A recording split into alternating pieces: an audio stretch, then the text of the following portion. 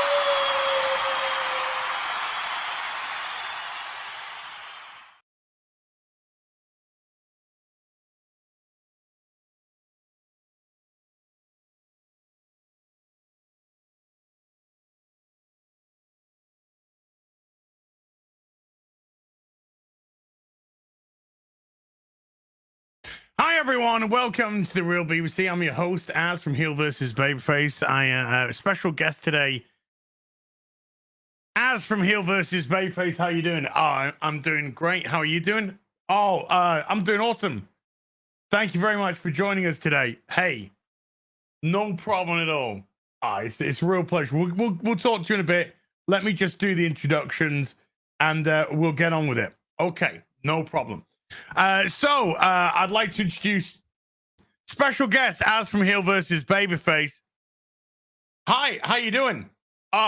Again, I'm still good. So YouTube has been like nearly 11 years for you now. How has that been? A decade of YouTube. Well, I gotta say, it's had its ups, it's had its downs, it's had its sides, it's had its rights and lefts. But all in all, it's been a pleasure. Thank you very much indeed for being today's special guest, Az from Heel vs. Babyface. Thank you. It's a pleasure. Do I just go now? Yes.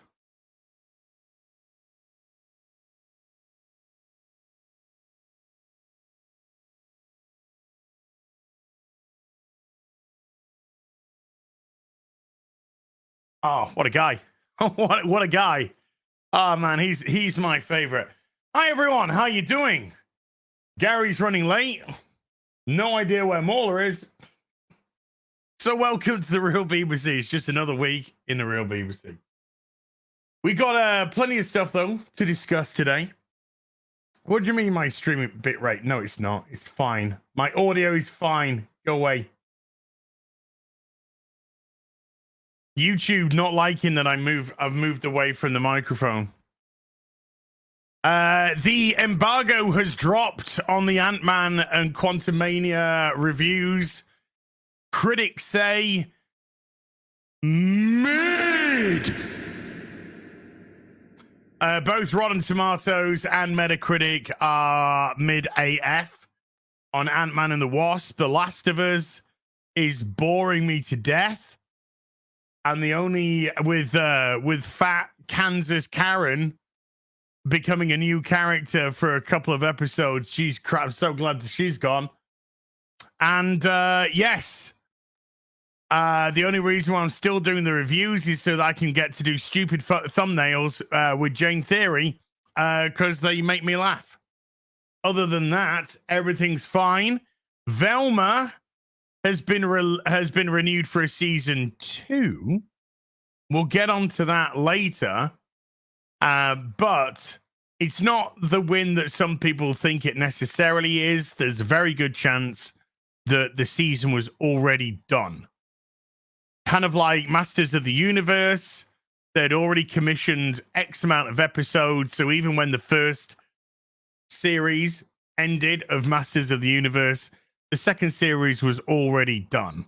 So that's probably what it's going to be like with Velma as well. But the fact that they're still going to release them is in itself funny. Other than that, regular stuff, you know. Got this back from the framers. Look at that. The page, the original page of artwork that Graham Nolan sent to us. Absolutely incredible. This is page, I think it's page 11. Yeah, page 11 from Detective Comics 701. This is the original. There's only one of these on the whole planet. And Graham Nolan, beautiful, beautiful, beautiful man with a beautiful soul, sent it through. So I sent it away for framing. And I think the framework looks absolutely incredible. Non-reflective UV glass as well. Not that it's going to go anywhere near sunlight. But I remember, honest to God, this ain't even bullshit. I remember picking up and reading Detective Comics 701 because it was during the Legacy storyline where Ra's al Ghul had decided to give up on Batman as his heir and instead go with Bane. And as you can probably guess, some shenanigans ensued along the way. But that's absolutely absolutely fantastic. No one cares about Velma. I'm going to go into a couple of super chats while the other guys either wake up or come in. But I'm liking this one from Mikey Gusler. So Jade Light with a €2 says, any recommendations for good Superman and Spider-Man MJ comics? When Gary gets here, he'll be your guy for the Spider-Man. Superman, good Superman comics. I mean, the starter, if you want something a little bit more modern, the start of the Rebirth in Action Comics was fantastic. I would highly, highly recommend that. Anything by Brett Breeding, Dan Jurgens, anything by them.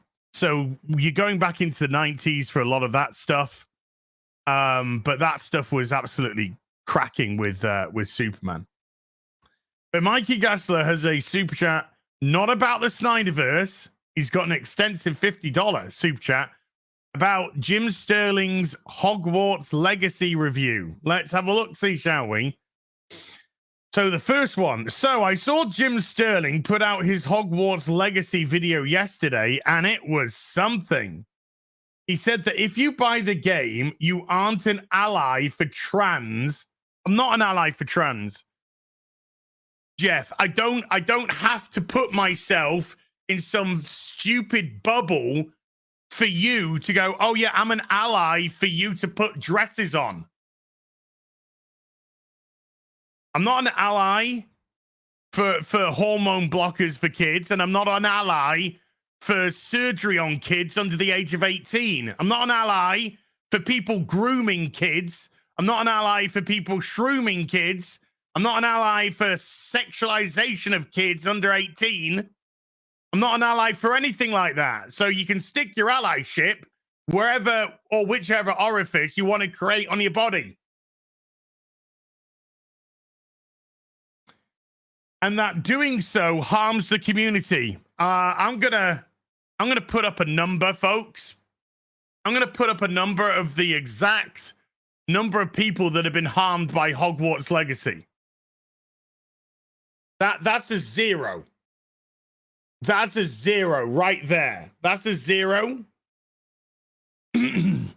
Nobody has been harmed because of Hogwarts Legacy. And if you think people have been harmed, provide some proof, provide some evidence. People TikToking, crying, saying, wah, wah, wah, wah. People are buying Hogwarts Legacy. I can't shroom kids.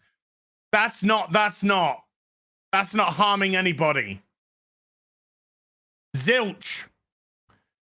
I know it's a few weeks, but Amazing Atheist put out a video attacking Critical Drinker. Well, Amazing Atheist needs some clout because he ain't got anything anymore. So, yeah, a lot of people, we like to talk truth to power. Like when we go after something, we go after a corporation, we go after Disney, We go after Marvel. We go after Warner. We go after a company that has and holds the IP that we love and is abusing the IP.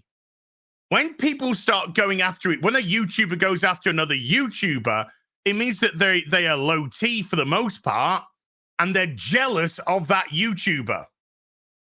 And Critical Drinker has exploded, because he puts out incredibly well thought out, well put together videos that really dissect and get to the nitty gritty of what he's trying to explain. He's very succinct, and he does it in a very funny guise. He does it as his drunken Critical Drinker persona. And he's excellent, and he's deserved every single solitary bit of success. And when people who have had some success are now completely fallen by the wayside because they've either now antithetical to the ideals that they used to hold, or more likely hypocritical to the ideals that they once held, then they tend to get very resentful of people who are doing very well indeed, and they create the ankle biter. And I think things like that are just pure mitigated jealousy and envy, because Drinker's doing amazing. Drinker's doing his YouTube, which has exploded. He's a published author of multiple novels. The Jack Drake series, multiple novels. He's also crowdfunded successfully to get those into a short movie. So for the first time, get his character onto the small screen. This guy is a walking model of success. And knowing the Drinker as a friend in private, he's one of the nicest men I've ever met in my life. He's very humble. He's very family orientated. He's a really good guy. And people see that and it eats them up, because they see qualities in those people that they wish that they had, and they don't. They don't, because they've either betrayed all those ideals or they no longer hold those ideals. It gets them mad. So when you get ankle biters creating these videos, all that says is, this is our next target, because this is the next success. And this is the guy who I wish I was. This is where I wish my position on the ladder would be, but it isn't. So how many subscribers does Amazing Atheist have? Around 1 million. Same as Jeff Sterling, although Jim Sterling. Jeff Sterling is a great football pundit. And how, do their viewership, or especially with Amazing Atheist, how's their viewership hold up to that? Not very well. He gets like, I don't know, 30,000, 40,000 a video. That's like my territory. And I've got like 300,000 subscribers. And that's like my territory on a video that didn't really perform too well. Normally I'll be like 40 to 60. So it's jealousy. It's pure jealousy and envy. I wish I was like this guy. I wish I had this person's success. Fuck him. Absolutely F him. He's a far-right grifter that placates to a group of idiots, and that's talentless. Really. Far-right. Remember, folks, far-right means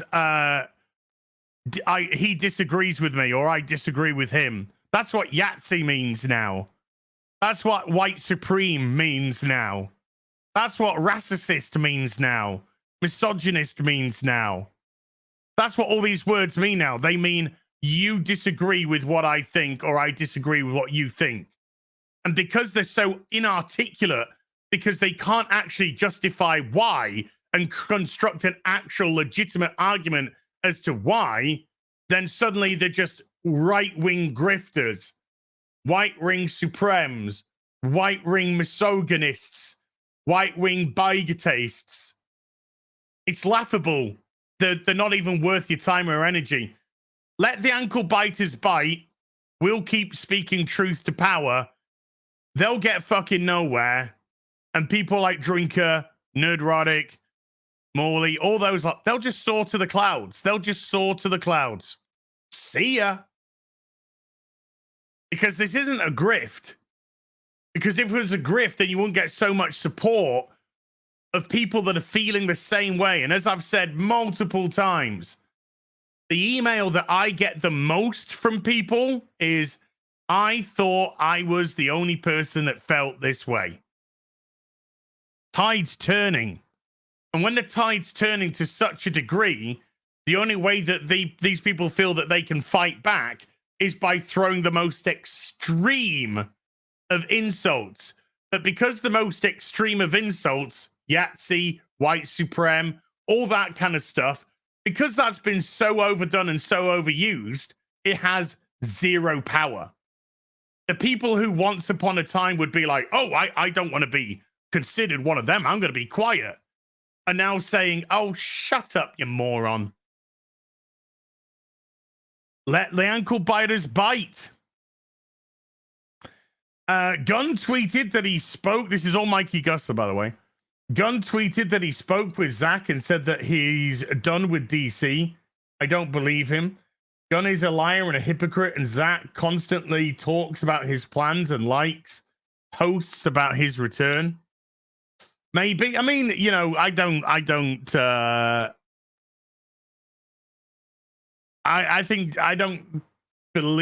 think James Gunn is genuine at all. I think he's saying the things that he thought people wanted to hear at the beginning, which, you know, was like, okay, this sounds positive. But now when he's released his slate, I think he's just exposed himself for, this is the James Gunn universe and I'm only catering to myself. So yeah, I don't hold much hope about it. I believe Gunn tweeted this out because he's scared that people want his universe and not his. He's already trashed the whole licensing to Netflix trend. He knows no one is hyped for his films. Well, honestly, legitimately, chat, this is an opportunity for you to come in. Based off what Gunn said and announced, the Authority, Booster Gold, MauLer, so his missus can get a job. Stuff like that. Are you honestly, legitimately excited? Not like, oh, you know, it's all right. Are you like, oh, are you actually excited for that? I'm not. I didn't really hear too much there.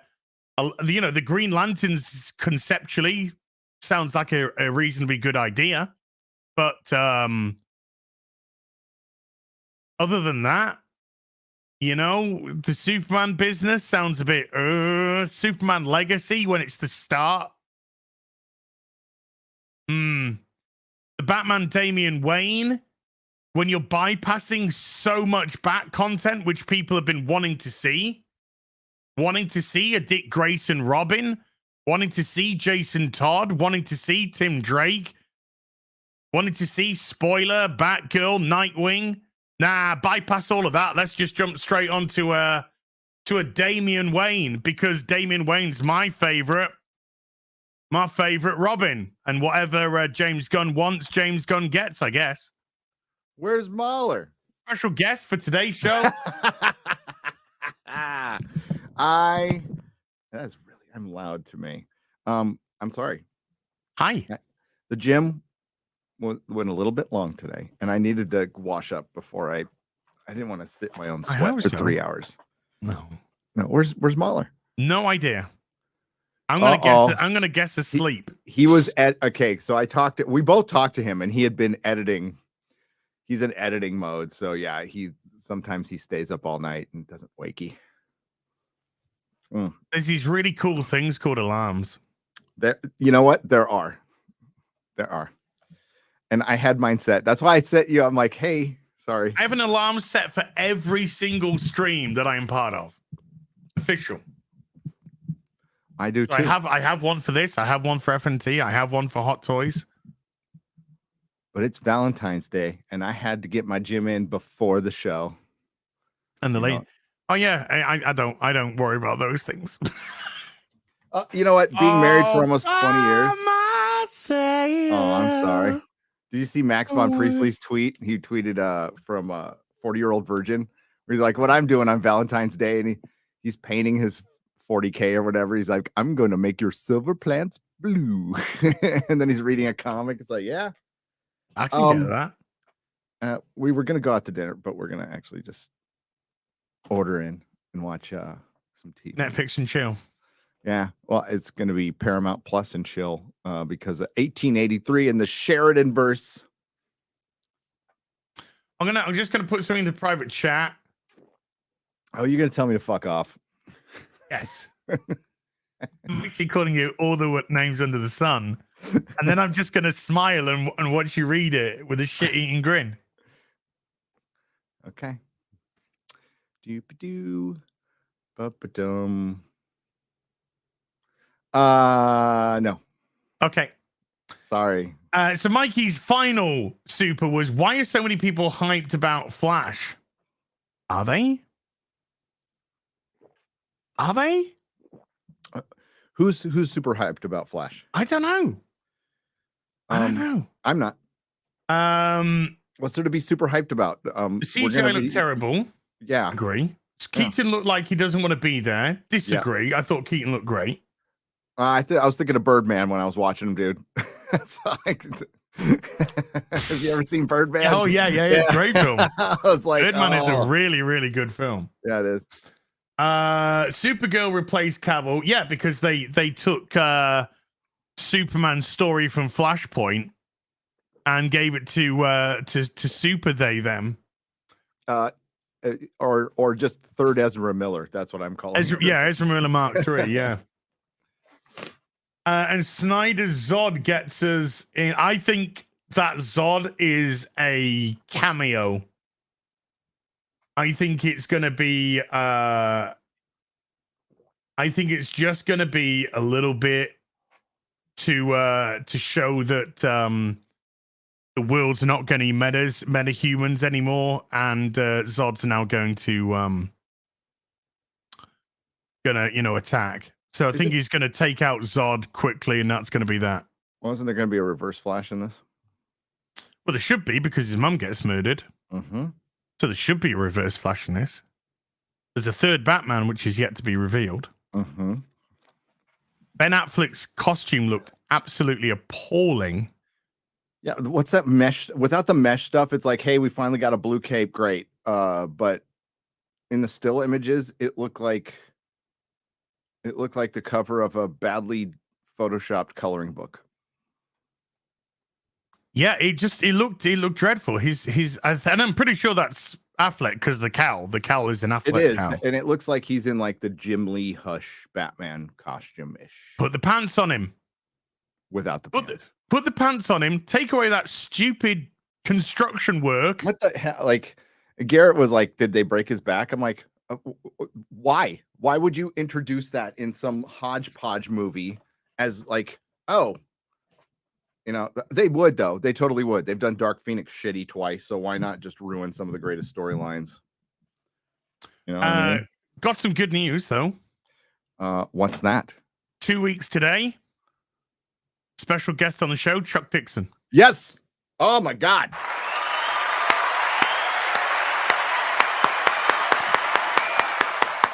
Legend. February 28th, Chuck Dixon is going to be joining us as a guest for the show. Legendary DC writer, legendary writer, period, but legendary DC writer, took care of Batman, Robin, Nightwing, Catwoman, Azrael, Robin, I think I said Robin, maybe Robin twice, because he's so damn good. And Dixon Nolan, I've always stressed, is my dream team when it's come to writing and artwork. Have you you have this, right? Devil's Advocate. I don't think I do. You need to get it. I don't think I do. It's Dixon and Nolan. It's one of the best Joker stories there is. I do have this Dixon Nolan, which is Bane Conquest. That's awesome. I haven't read that in years, but it's awesome. I got it out to read. Yeah, I pulled that out to read because they were both tweeting about it. And I'm like, hey, I have that. Well, of course, it was recently Bane's 30th. Yeah. So yeah, Mikey, thank you for that array of different Have you seen this? Have you seen different this? things. This is purple Stack leather. Deck, the greatest Joker stories ever told, expanded edition, hardback. It is leather, purple leather. Nice. Found. Yeah. Good stuff. Nice. Good stuff. I do have some of the McFarlane figures. Good actually. I've collected his like quite a fair bit of the Batman, Robins, Nightwing, Batwoman's, Terry Metalis, Batwoman of the future as well. Terry Metalis. Oh yeah.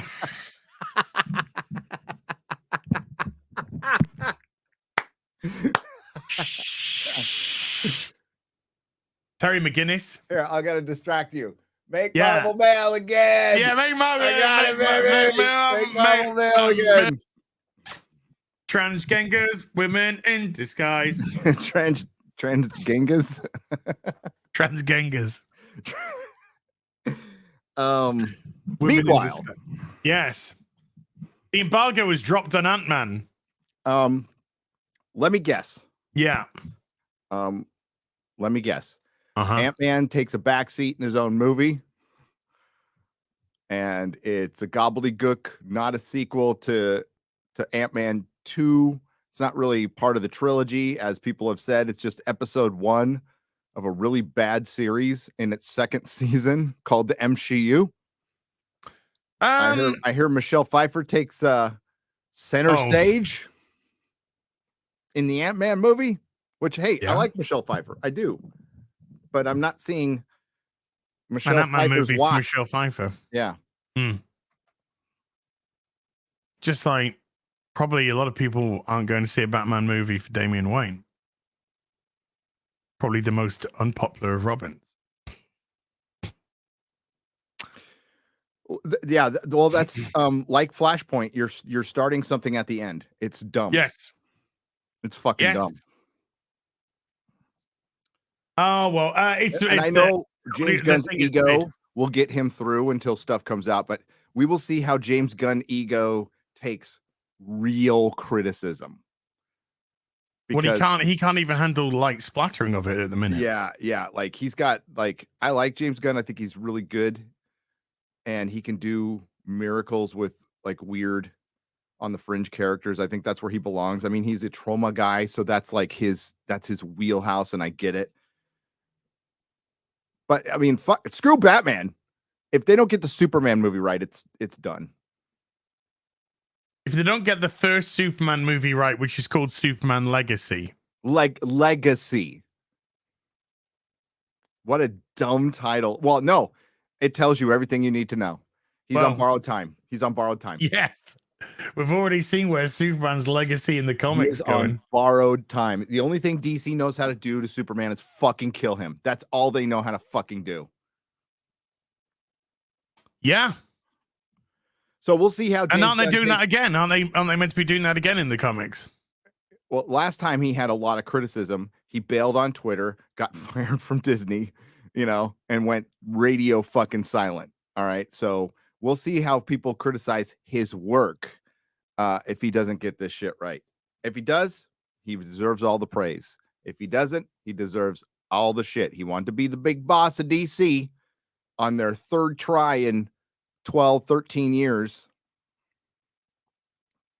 And Clark's going to hand over the torch to his gay son. That's what it's called, Legacy. Wait and see. Absolutely, Yellow Flash. Absolutely. I even said that in my video. It opens the doors for modernity.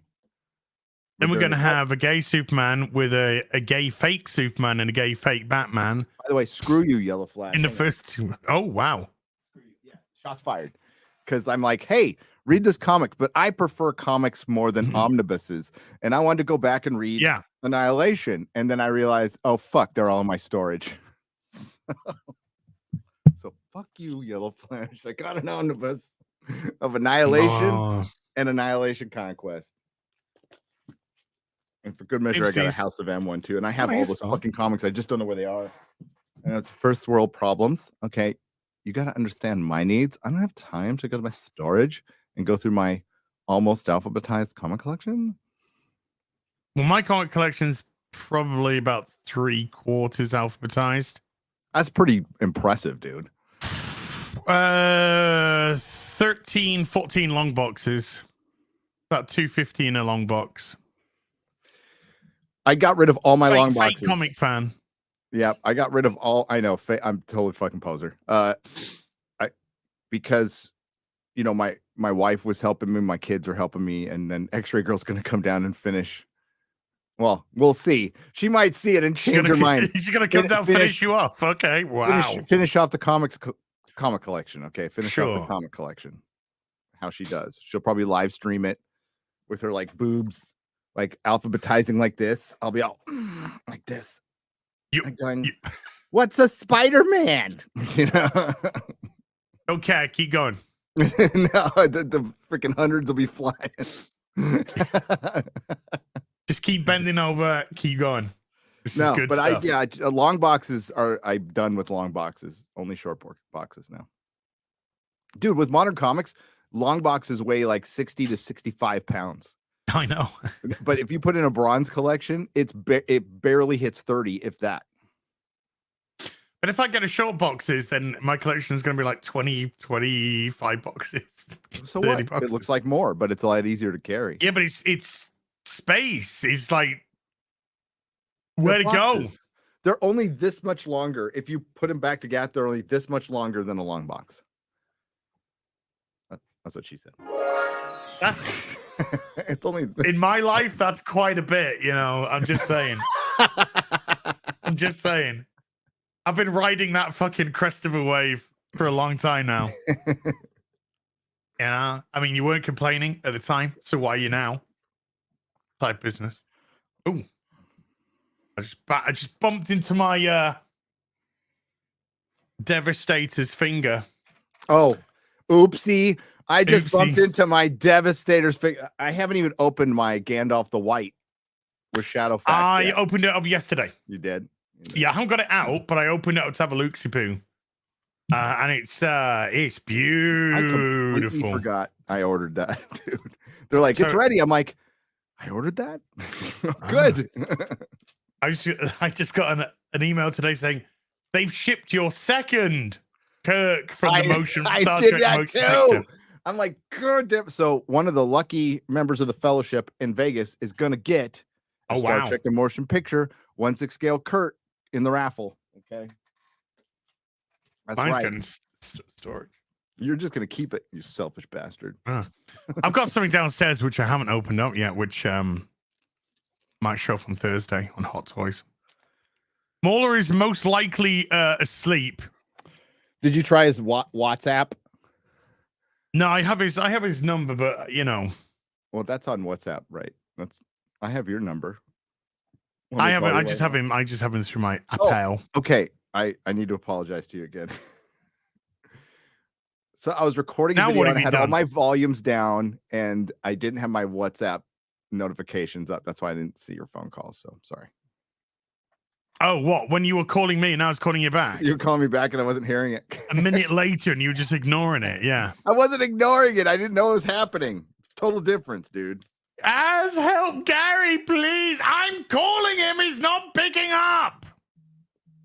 See that character right in the middle for the Infinity Gauntlet? Who's that? That'd be Adam Warlock. That's Adam Warlock. Kind of important to the story. Who's that? Let's introduce him after him. He's turning up in Guardians 3 for the end of Guardians. Okay. Oopsies. Yeah. Oopsie doopsie poos. Let's have a look at some of these reviews from Ant-Man and the Wasp. Oh God, yeah. The only review I've gotten is from Chris Gore when I asked him last night, how was it? And he said, yeah, I just couldn't care. I'm like, does it set up other stuff in the MCU? And he's all, I don't care. He's all, I just don't care. Like, I couldn't be bothered with this movie. I completely forgot it by the time I walked out. Wow. That sounds like me watching The Last of Us. I just zoned out for a lot of this. Bro, I haven't even picked up the last 2 episodes. Like I haven't felt the need to like after that third episode. I'm like, I'll get around to it eventually. I've got better things to do, like watch the rest of Velma or make a big video about communism in Hollywood. You know, Grace Randolph says some really great stuff, especially in the first half from Rod, Pfeiffer, and Majors. But then the film totally falls apart, crushed under the weight of being asked to do too much for the franchise. It did make me want to buy Ant-Man books. No, it didn't. No, it didn't. You used to work for Marvel. How do you not have some Ant-Man books already, Grace? And number two, how is that a positive review? It's just, that's a 6 out of 10. It falls apart in the end. 6 out of 10. Fresh. Here, look at this cover. This will make you feel better. Even IGN do 7 out of 10. That's beautiful. Even IGN do 7 out of 10 for it's shit. I know. But Rotten Tomatoes just 6 out of 10 for it's fresh. That's fine. Shouldn't fresh be over like 7 out of 10 at least? Let's get here's another 6 out of 10. Fresh. Where the film falters, Jonathan Majors is there to lift up one of a genuinely fantastic performance as Kang. The next great Marvel villain has arrived and somehow surpasses the hype. 6 out of 10. Do you notice something, Gary? Yeah. Do you notice that the reviews aren't matching the scores? I am seeing a pattern here. Wow, okay, so brimming with imagination. Go on. Word on the street was Marvel knew they had a big, like, apathetic dud on their hands that will be completely forgotten out of the first week. Somebody said in chat, 1 out of 10, a masterpiece. Yes. I mean, that's pretty much how a Rotten Tomatoes review works now. Sorry, we got to look at this cover again real quick. Okay. This is the finale of Infinity Gauntlet. But that's Death. That's Nebula. Oh, it's Nebula. Oh, wow. It's Nebula strangling him. Okay. And then there's this guy like right here. Who's that right there? That's Adam Warlock. That's Adam Warlock. Who's this guy right here? Silver Surfer? Kind of important to these stories. Oh, kind Silver Surfer. Okay. But they're now being introduced after Infinity Gauntlet, which could have been your way. And this goes into Ant-Man. This could have been your way to introduce cosmic characters, right? Just briefly, because Thanos wiping out half the fucking known universe would get Galactus's attention, would get the Celestials' attention, would get everybody's fucking attention, right? And you could have just, picked it through. But instead, they wanted to fuck around with Cap and his girlfriend and getting old and look like Joe Biden at the fucking end and killing fucking Tony Stark. That, like, can we just say it now? The MCU is nothing without Tony Stark as Iron Man, Steve Rogers as Captain America, and I'll even say Peter Parker as Spider-Man. The MCU is fucking nothing without these things. Yeah. And the same goes for the comics. That's why they always had to bring them back. Because all these comics they're introducing now, all these characters, Shang-Chi had a nice long run, and then they canceled it, but they can't adapt Shang-Chi because it's racist, So Ant-Man never had a long run, has never been a popular, as I would argue, Wasp is a more popular, no, she is. It's objectively true. Wasp is a more popular character than Ant-Man and has been over the full length of the Marvel Universe. Ant-Man's disappeared. He's changed his name 3 times. He's never had a full comic, but Wasp has always been part of the Avengers. So, yeah, they have no direction. And the other thing I heard about this movie is it's totally, it's the universe unfolds as it should. As I make this big video, and apparently they're pushing a lot of socialism and communism in this fucking movie. And it's not very subtle. And guess what? California. It's the first Marvel movie allowed back in China since what a surprise. Endgame. What a shock. Now this shocks me. While brimming with imagination thanks to environmental quantum designs. Okay. Quantumania doesn't escape feeling like a layover between major franchise destinations. 6 out of 10. This is getting funny. Like it's all falling apart for Marvel. This I'm is trying the to worst read the piece of positive. shit. I'm trying to read the positive ones, dude. I'm reading I know. I'm This is the reading the worst piece of fresh shit. reviews. I vomited and fell asleep all at the same time. Yeah, yes. 9 out of 10. 9 out of 10. I shot my son watching this movie out of because I didn't want him to see any more. 9 out of 10. Marvel, with all their resources, have made a film set in a universe where time and space are not as we know them, yet have ended up with something that looks surreal but feels shackled. Mind-bending it is not, but that doesn't mean it's not fun. 6 out of 10. Oh my God. What's the percentage on this, by the way, before we even like do you Rotten Tomatoes has it at critics is about 64%. Oh, this is really like 40% critics, isn't it? And well, this is all. I mean, if you were to get an average score, this will probably be somewhere in the region of 5, 6 out of 10 by the looks of it. But Metacritic have it currently at 52 with critics. Which is a little better, but I mean, well, no, it's worse because Rotten Tomatoes is 64 fresh. No, 5.2 is less than 64. Yeah. 50%. So it's not a little better, it's worse. So yeah, I think it'll drop over time. People are less afraid, some of us walked so the critics can continue their shill run and then try to revise history in 5 years by going, I always knew the MCU was shit. It's like now we said this was going to happen. We said this was going to fucking happen. It is happening now. I'm not going to take some victory lap, but the fans can. I'll take a victory lap. Yeah, all you guys in the chat can, because you were fucking right. You were right. Pat yourselves on the back. You took a lot of shit. You stood your ground. Good for you. I salute you. In Quantumania, sprightly pacing and light-hearted humor have succumbed to the turgid seriousness that plagues so much of the comic book canon. 3 out of 10. That is meant to be a poopy one. That is a poopy one. But that sounded just like the 6 out of 10. How much different did it sound like a couple of those 6 out of 10? It sounds exactly like one of the 6 out of 10s, yes. I'm seeing a lot of consistency in the reviews, just not in the outcome. Just not the scores, yes. Yeah. Strictly on its own terms, Ant-Man and the Wasp, Quantumania isn't much. 4 out of 10. Look, there's a great one. If you ignore, Gary, if you have to start, if you ignore the convoluted plot, not sadly a rarity in the increasingly complex Marvel Cinematic Universe, not complex. You'll have a blast with these characters. 8 out of 10. Oh my God! If you ignore characterization, plot, story, pushing some communism, and the MCU, you might like the post-credits scene. 10 out of 10. If you ignore that the plot's garbage, it's an 8 out of 10. The effects are shit. The acting is worse. And the editor is Helen Keller. Oh. It'd be great. Yes. All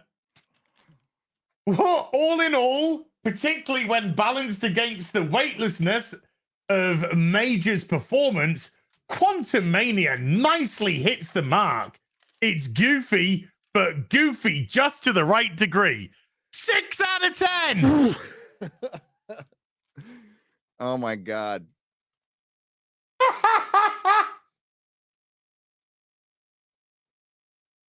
I would have thought, reading that review, I would have been like, oh, that's an 8. That's an 8 out of 10. No, 6.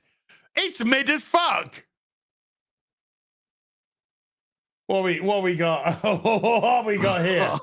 How is it 2.5 out of 4? What the fuck? Well, that's a 6 out of 10, basically. Yeah. Major thankfully rights the ship every time he pops up with his deliciously disconcerting presence. Oh my God, there is that overpraise of black actors because they're black. That is the bigotry of low expectations. And he might be great, but just say, but we know what it is. We know exactly like everything's, but Jonathan Majors. Oh my God, it's like, oh my God. There's a black man in this movie. Oh my we're god. gonna just praise him. Okay, it's like it's the bigotry of low expectations. Yeah, just like with The Last of Us yesterday. Your reaction will probably be determined by what you want out of the movie. 6 out of 10. Sorry, soft bigotry of low expectations. So basically, I'm not even going to. Well, I mean, we could go through the full review, but he's essentially saying, "Look, fucking make of it as what you will. Just make of it as what you will." Okay. I don't care. That's lovely. I don't care. He says, "I don't care." No, well, look at the Marvel slate this year. It is Guardians, which will probably be pretty good. It'll probably be a pretty good movie, standalone. It's not going to really be part of Phase 5. And then you have this in the Marvels. And the fucking Marvel. And like, would you be surprised at all at some point that you hear that the Marvels gets put on Disney Plus? Like, after 45 days. Oh, it will be on 45 days. It's still going to go into theaters, but dude, like, like Marvel, it's like a decision you made when you were really fucking high on drugs and you woke and you sobered up and you're like, oh shit. I got to leave the movie. I said yes to when she proposed to me. I said yes to when she proposed to me. And it's like, parents have already paid for the wedding and you're kind of, we can't go back on this, can we? I'm walking to the altar and I really want to turn around. I really want to just turn around. Derek, just hold the thought for 2 seconds. I need a keto shit. Oh boy, that's really what everybody wanted to hear, right? Sorry. Ant-Man and Wasp: Quantumania. It's 52 Metascore. It's gonna go down. It's gonna go down. Based on what I've heard. I'm trying not to hear too much because I like to form my own opinions in my reviews. But you could have guessed on this one. It was pretty easy to guess. The advance tickets are not selling well at all. Word on the street is Marvel knew this was a turd. The old cut might have been better, and they noted this thing to death. Kevin Feige is losing control because he doesn't know what he's doing. They're breaking new ground here, kind of, like making a cinematic universe and stuff. But instead of staying lean and mean, which they, okay, fine, 3 movies a year, okay. But in 2 years, we've gotten over a dozen things. Well, of 17, I believe the number is. Between 15 and 17. I can't remember. I could be wrong, but it's a lot. It's a lot more than what it should be is 10. I'd say max you do 3 movies, 2 series. But they're trying to hit things. This is where like, listen, I like capitalism, but I'm not a big fan of the stock market. I don't fucking fuck with it at all. I don't mess with it. I believe in tangibles. But this is where, everything has to be like up at the end of the quarter, and the stockholders need to be, fuck the stockholders, make the paying customer happy. And then the stockholders will be happy, you fucking retards. They don't know that. And that's why corporate America, like when it gets super big and it turns into its own microcosm of like this, like weird commie structure that I just fucking hate. I just don't like. I'm a mom and pop guy. Okay. I liked it when George Lucas ran Star Wars. I like it when, I can't believe I'm saying it, Rick Berman ran Star Trek. I used to rip that guy all the time. And after I saw Star Trek Discovery Season 2, I made a formal apology. He's never met me. He's never heard of me, but I just said, Rick Berman, I am sorry. I was wrong. I was so wrong. Your stuff was actually really good. I didn't know how good I had it. I was ungrateful, and I am humbly sorry. Hope he heard it. Because I said some bad shit about him back in the day. But yeah, that's what I prefer. The cowardly corporations have run this risk-averse assessment, deciding that to avoid being called racist at all costs, we'll let the activists in and control us and call our customers whatever the fuck they want, and we'll just do nothing. We'll just sit back and do nothing because we don't really watch this shit anyway. We just, fuck our secretaries and go golf and like we don't give a crap about this. We'll just shit it out, pulverize it, destroy it, walk away to fuck up the next thing. That's most of the executives. It's the middle management that's activists. And they're still getting jobs. They're still getting jobs because Hollywood is so out of touch, so behind. It's where trends go to die. But Hollywood is the trend that will die now.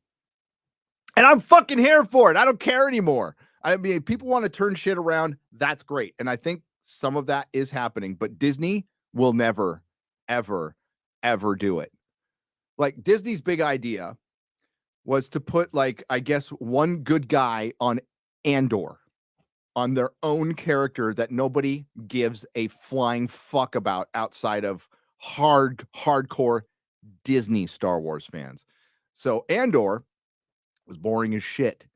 But you see it, and we can't expect perfection, but you see that maybe they're making an effort with Doctor Who.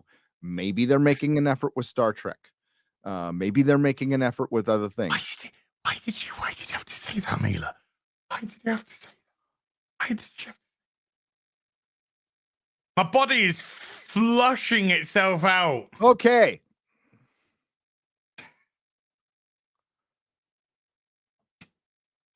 Why would you call me out like that? Why, MauLer? What did... Dude, Mila's savage. I know. See her in the Discord. Did I wash my hands? No, sorry. There we go. Did it. That's why Mila fits right in. Yeah. Met her in Texas, in Tejas, Dallas, Texas, at the meetup. That was fun. Yeah, look at this. I mean, this drops very quickly from 80, 80, 80, 80, 4 80s, straight into the 70s, straight into the 60s. It's a lot more in the yellow and red than there is in the green. He's got dysentery now, says the chat. I have. It's only day 2 of keto, and all I've done in the last 2 days is just go for 2 years, died of dysentery. It's such a good line. God. Okay, I don't need to hear more about I'm going to kick you up from your own fucking live stream, dude. Wow, you can't do that. I am the king. All right, where was I? How did you do that? How did you do that? What can I say? Yeah, this is not good. And no, you've had treats. You're not getting any more treats. You can do kisses to me all you want. Ryan Lowry's usually, these are usual shills. Like Uproxx is shit. Okay, well, let's see. Screen Crush, shit. Uproxx, shit. Variety gave USA Today, shit. Film, don't know. Variety, shit. Mostly shit. Screen Daily, don't really know.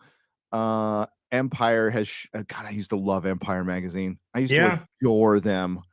IndieWire, shit. CNN, garbage shit. Shit on garbage. Burning shit on garbage. That's a derailed train dropping chemicals. Third chapter is a pile of dirt. Chicago Tribune shit. New York Post. They're okay once in a while. They get based once in a while. BBC gave it a 4. Ooh. Rolling Stone. Garbage should be fucking ended after what they did. They should be fucking ended. They shouldn't even exist anymore. No, we'll cut up people on our front cover. 4. Seattle Times. Seattle. I'm tired. Wow. It's going downhill from here. Washington Post. 37. Well, they were far too busy trying to write articles taking down Elon and giving Taylor Lorenz money to be bothered with movies. Jeff Bezos might be selling them too, because they're a big fucking money pit, like the rest of the mainstream media and the. It's just a bunch of activists. It's not journalists. It's activists. Oh yeah, most of that's going to be gone in a couple of years. And let's go through a few more super dupers. Did you see that 1 out of 10 Hogwarts Legacy review? I was going to do a video, and I thought, I'll just rather stream it and have fun with the audience instead, which we've been doing. It's a fantastic game. It is so far. I saw. Well, I was forced to see what you were doing because people were watching because people were. It was a member stream, but you were playing for 10 minutes with a bloody frozen screen. Okay, so what's the difference? Why did my game capture not capture it until the game started? I don't know. Internal capture card? Do you have an internal capture card? Well, do you know what that means? Yes, I do, and I'm not sure on my Dell, but my Meta PCs that is now set up thanks to Quarter Asian Son. He's such a good boy. I'm so proud of him. Who's working on my website, by the way. Nice. Helped me put it together, and it's I'm ready to power it up after this live stream, and maybe later tonight after Mrs. Nerdrotic's gone to bed, I'll probably stream some Hogwarts Legacy in the middle of the night. In the middle of the night. Well, I wouldn't want to step on any of your streams that go 10 hours long. So good. And the name of the stream will be Gary Potter and the Chamber of Bigots. Okay? Oh. Wait, I need my rim shot. Take a 610 with a $5 says that Proud Family skit is like a Scooby-Doo villain who took their own mask off.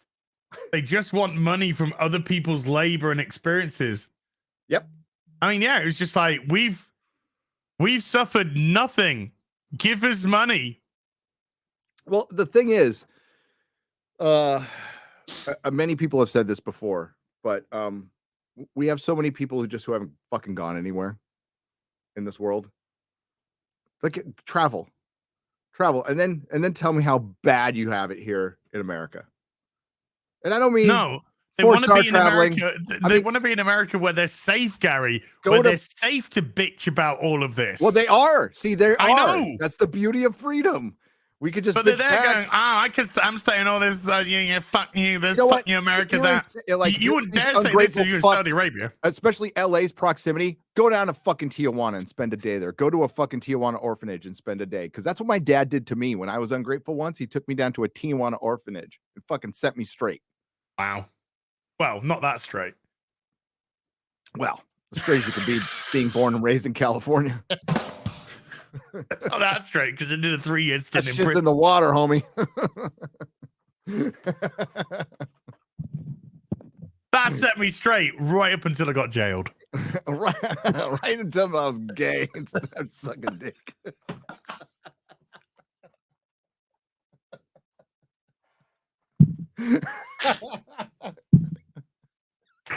Oh no, it sounds like Milo Yiannopoulos. Black Tiger 001 with a 20 Canadian says, I just found out I'm being laid off. What? That already sucks.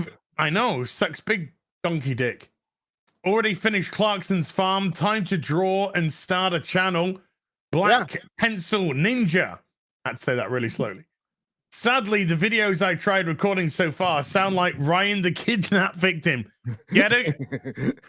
If you do have a little bit of cash, do invest like $100 or so in something like a Blue Yeti. Yeah. Audio is so important. You don't need to show your picture. Yeah, they will turn off your fucking video if your audio quality is dog shit, but they won't necessarily turn it off if you don't have a camera on. So you got to get your audio right. Just invest like $100 or so into a Blue Yeti, like a mid-tier but good microphone. Increase your audio exponentially. Absolutely, 100% correct. Altraz S299 with a $10 says, good morning and hail, seniors. Or senores, I should say. Not seniors, but we are seniors. We're senior senores. Senors, not even senores. I think that's females. Senor. You're my senora. I don't do Mexican. I don't do Spanish. I'm British. We do English and we expect everybody to do English back. Were you like the senores? Look, a British person will land on an alien planet and go, I say, just speak English. Baz is confused again. That's what the chat says.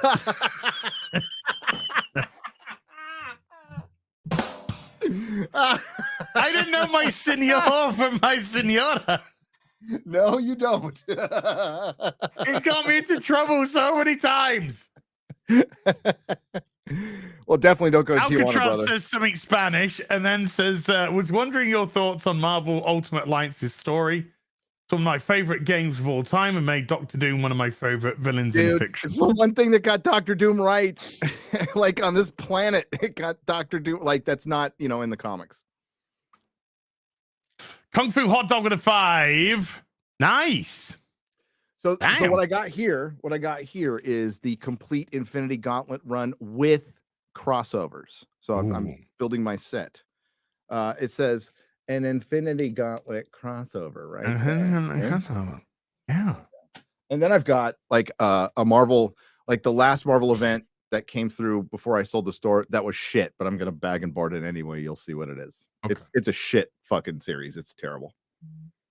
So Kung Fu Hot Dog with a £5 says, good evening, men of culture. Did you notice at the end of the Flash trailer how Supergirl dude does a sonic boom just like Iron Man did in 2008? Yeah, but that's off of Man of Steel too, because Man of Steel did that. Yeah, Man of Steel did that as well. So it's just all, copying each other's homework.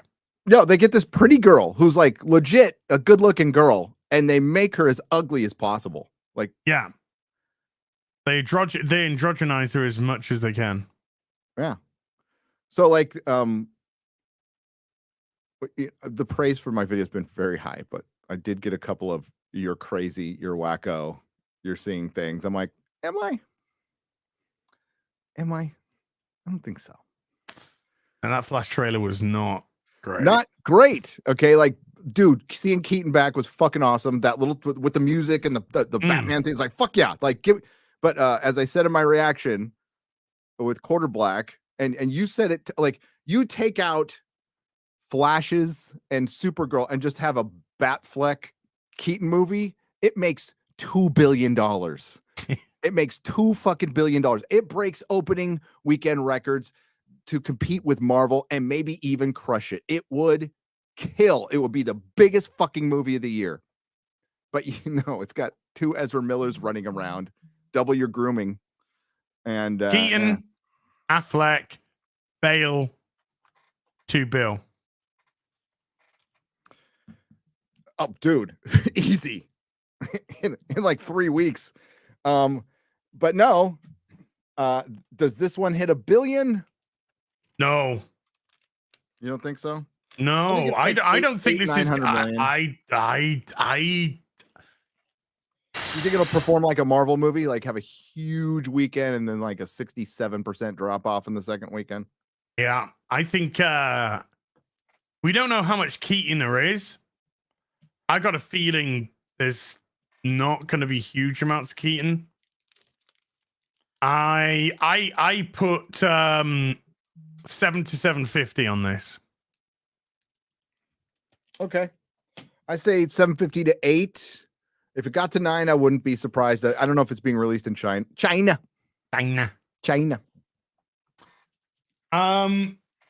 Striker X24, MauLer, who isn't here.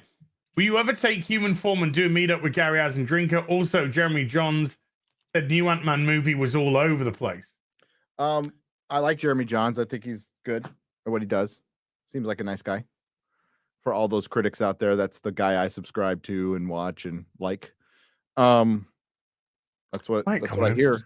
MauLer, I'll speak for him. He will sometime.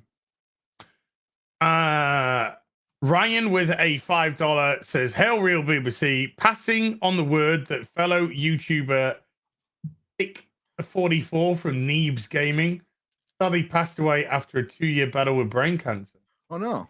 No, it's not. I don't know who they are, but that's fuck cancer. Yeah, that sucks. Sorry to hear that. Especially brain cancer. That's a nasty one. Fuck. Not that there's any kind of nice cancer. No, there isn't. Samuel Shafiq with a 20 Canadian says, shortly after MauLer joined the show, you and Gary sent him a bunch of comics with the intent of discussing those stories, but I hope to that plan. P.S.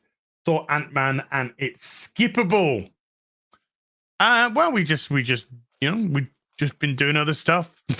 That's all. We'll circle back to that. Yeah. We're sort of slanting a bit more of a comic focus Right on when the we did show that, now. like that's kind of my fault too, because like I moved in the middle of that. So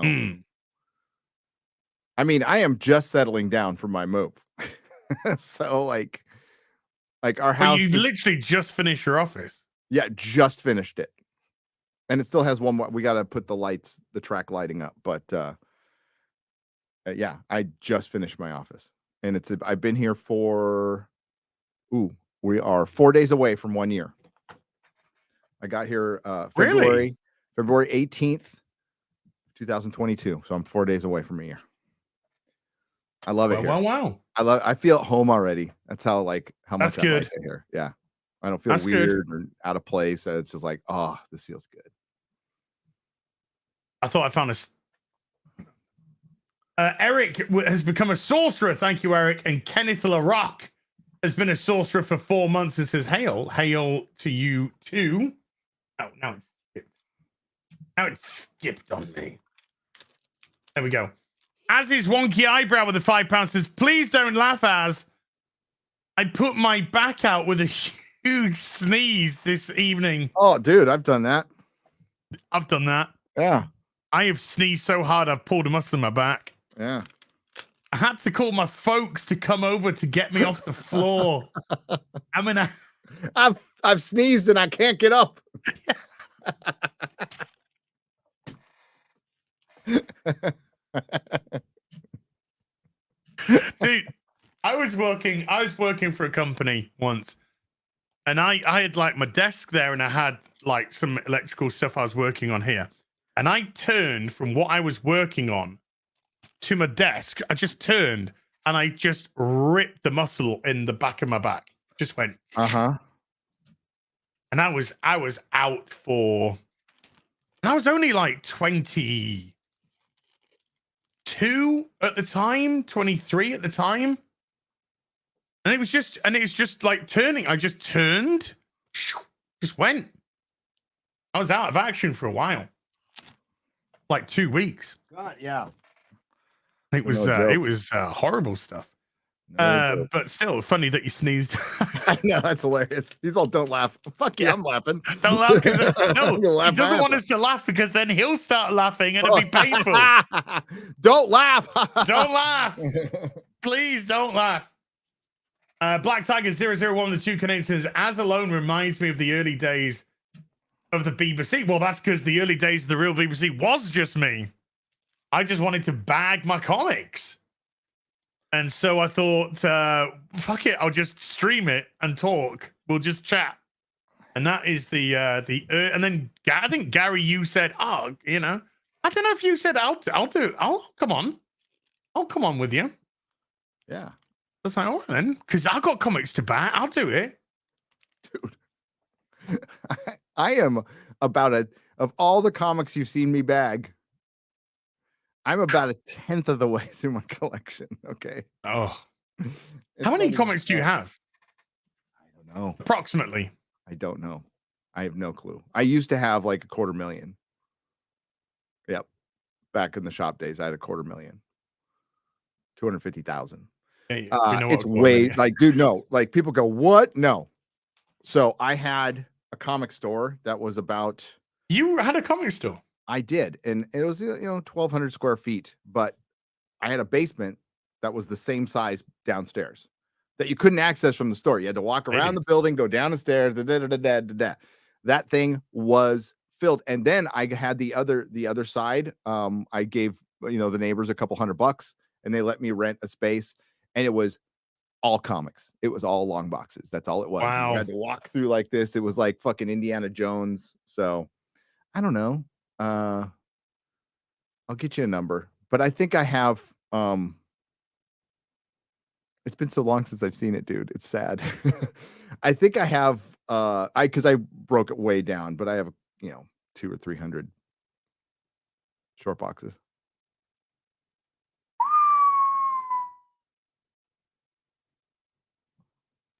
Yeah, there's still comics in San Francisco. in a storage facility in San Francisco. So we haven't entirely moved away from San Francisco. We still have to get a pod to throw all the shit in the pod. I see you holding on to California, like, you know. No, dude, I don't want to go back to San Francisco. Like that, it's been like every time Melissa and I plan it, we're like, I don't want to go. I went back once to San Francisco, and I don't plan to ever, like, Melissa and my son can go do that. Actually, my son can go do that. He can finish it off. All it is loading a pod, putting it on a truck, and then bringing it here. But I go back to San Diego because my mom's there. So I got to visit my mom. Yeah. Once every, and she's very elderly. She's 81 and not in good health. Yeah. Hey, mine's 79. Yeah, but mine's not very healthy. My mom's not very healthy. So I'm just trying to get my mom time in while I can. 81, dude. Still a good knock. Yep. She looked great.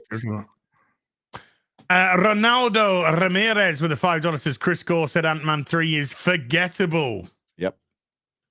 That's what he said. Magna North with a $10 says Velma season 2 is like Bladderstone 2.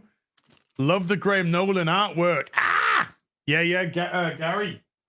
I showed off my yeah, mine has not been framed yet. That looks fucking dope. Looks dope. Oh yeah. And I think Nolan is like very apparel. Like they're he similar. has a very unique style. I like Nolan's Joker. Jim Aparo is so unique as an artist. He really is. Well, that's kind of like he drew like comics from the 40s almost. The Jim Aparo. Yeah. But that's my memory. Like the Aparo Joker is like my memory of the Joker when I was a kid. Brian Boland, he he took his inspiration from that Aparo Joker. I think the Aparo Joker is the definitive Joker. It's definitive Joker. I agree, but I think Nolan like really captures that with his Joker and stuff. Yeah. He elongates the jaw. Really gets that laugh out. I don't know if he means to do that, but that's the way I interpret it. Well, he's going to be on FNT soon, so we'll find out when we ask him when he's on the FNT. I think so. I think he said in a stream with us once that he did that. Neil Adams is phenomenal. Neil Adams is the GOAT. R.I.P. Neil Adams, man. Oh, dude, that was a big. Oh, look at that blow to take. Is that Moondragon? Look at that hot bald chick. Yeah, that's what I'm talking about. Oh, I thought it's Eliza Blue. It's Eliza Blue. Being trafficked. She's being trafficked by Quasar. Space trafficked. And Thanos. Oh my God. No. I'm a Thanos. She's better looking than Eliza Blue. Traffic jam survivor. Boobies. Ari Gato with a $20 says, all hail the pimp wizard. Better believe it. He doesn't need no stinking guest to run the real BBC. Cheers to starting on time for once. I always start on time on here. Well, pretty much. Unless Gary's talking and just, What? Oh, shit. Okay. All right, fine. You know who holds up FNT half the time? It's story time with Az, or it's either Jeremy telling us about another fucking channel he's created, or Az telling us about some shit, or he took a shower, or what his cat did. Like that. Like no, this no, you are lying. I've taken responsibility long enough. You are lying. Oh, I'm not lying. It's Gary talking about going and get coffee. No, if I'm late, it's because I'm going to get coffee. Oh, I had to go get my coffee. Oh, I can't have my coffee. So anyway, instead of starting, today I went to the gym and then I went and got another coffee. The gym took a little longer than I thought. Okay. I wish I could say that. Gym took exactly as long as I needed it to be. And then I left. Some Daddy weird guy. chill. Daddy chill. Some weird guy with a $2 says, "Bring back the guests. I liked him better." These are all supers. These are all. Well, the guest was me, Gary. So I got to take some ego from that, I guess. Eric with a $5 says, "Velma is worse than a date in September 20 odd years ago." Ouch. Samuel Shafiq with a 5 Canadian says, "Jim Sterling, nice rack." Gesture Roanoke with a $2. As you ever seen Can't Pay Will Take It Away? No. Can't Pay Will Take It Away. What's that? Is that like some sort of repossession show? By the way, to address the chat, I was listening to Film Threat for like 2 minutes while I was getting out of the gym, and I heard Chris Gore. And listen, Elric of Melniboné is hard to say. It is. I butchered it too, but he butchered it in a way I can't even repeat it. I don't even know. He's like, I don't even. But somebody like made a great suggestion of having Robert Eggers do an Elric movie. I'm like, fuck yeah. And Chris is like, Elric of Machu Picchu or something. Whatever the fuck he said. I'm like, oh dude, you fucking butchered that, buddy. That was worse than I ever did. But dude, if I heard that, I'd be all, fuck yeah, take my money. Let's do that right now. All right, sorry, go on.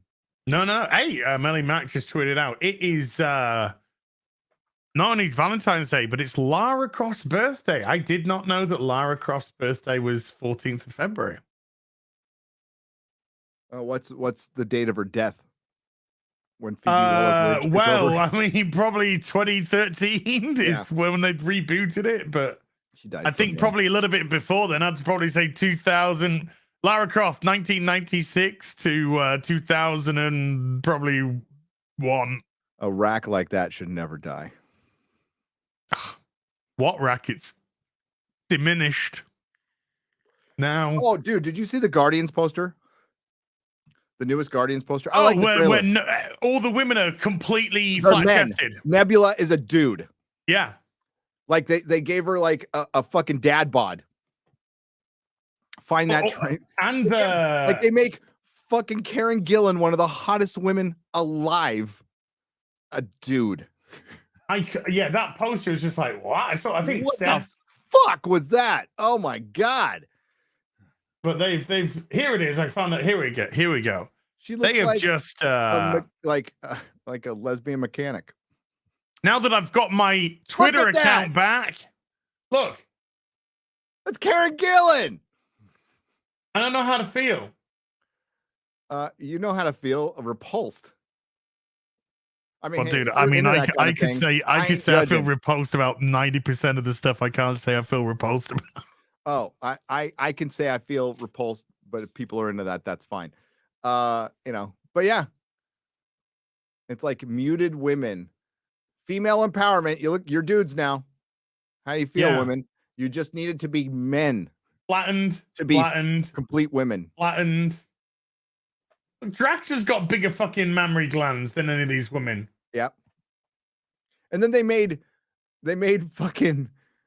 Star-Lord skinny, and he's not fucking skinny. He's not like this at all. No, he's jacked up from Terminal List, and he still is. Yeah. Because he's doing Terminal List season 2. You see his workout? Yeah. That's like, I don't see Brie Larson's working out too. And I just, she's working out them feet. God damn. That woman, they're getting bigger and bigger. That woman needs to like soak her toes at Fukushima.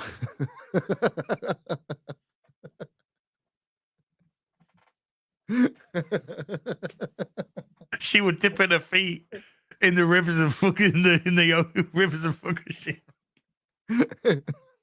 Her toes are just going. Just eating up all the biomass on her fucking between her toes. And androgynes of the galaxy. I know, right? Like that is terrible. What the fuck is that? I need to put that on. It's not good. It is not good. Like women, they don't want women to be women anymore. That's. I mean, I'm being serious. I'm not even pissing around here. They don't want. They don't. They don't want women to be women. They want women to be to be bound or sliced off. Jeez, Hollywood is fucking weird, man. It is fucking weird. It's like there's no balance. That's the whole, hopefully that's the point I'm trying to make in my videos is like, we don't want the pendulum swinging the other way all the way. We want some balance. Speaking of swinging, I don't understand this. I wasn't really speaking of that kind of swinging. I don't understand. I don't get it. I don't get it. Some of the Valentine's cards, like I don't get it. The Fauci one that says "I'll make your heart stop." I don't get it. I don't get it. Well, I don't understand. David on point. Jason Platten with the $5 hey. Oh, and the Argonaut. Jason and the Argonauts. With the $5 says, I get my Hogwarts Legacy game mailed to me today. Any advice for someone starting the game for the first time? Jason, I knew nothing about Harry Potter, and I just go with it. Trust me that you will discover what you want to do. But there's no special advice I want to give. I want you to experience and you'll discover the magic real soon, man. You'll discover the magic real soon. Just enjoy yourself, mate. Enjoy yourself. Great, really, really good game.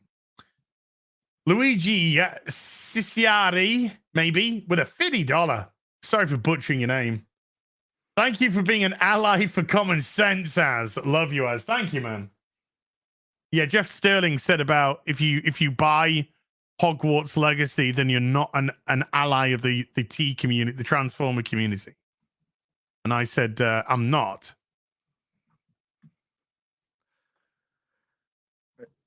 You're not a what? An ally of the Transformer community. I will have all the compassion under the sun for somebody who's genuinely got body dysmorphia and feels trapped in the wrong body. I'll have all the sympathy under the sun for them, but I'm not going to be some ally for a group of fucking petulant children who are into the latest trend, who are exploiting a group of people so that they can claim victimization and also protection at the same time, while being supported by big business and government, and trying to censor and curtail anything and demand that people call them certain names and address them in certain manners.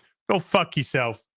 You want some respect? Earn your fucking respect. You're just a bunch of petulant fucking children. And Jim Sterling, I don't know what's happened to that guy, but I don't think he was genuine from the start. That's just that. That is just that. That's isn't that the thing? So was Jim Sterling good in the beginning, or? Well, he was pro consumer, or at least presented himself as pro consumer. He's pro consumer presenting. I thought it was pretty good. And then yeah.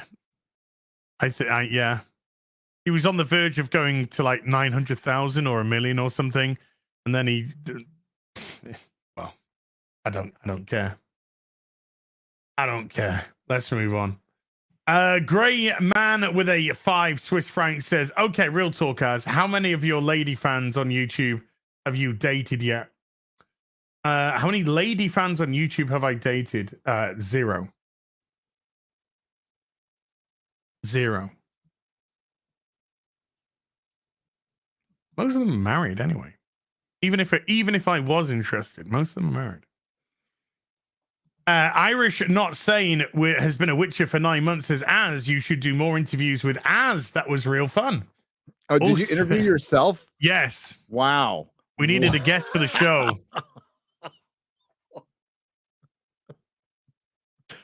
Hi, Az. Did it last 38 seconds? Well, a little bit more actually. Maybe the same. Irish Not Sane has been a Witcher for 9 months. Oh, there we have that one.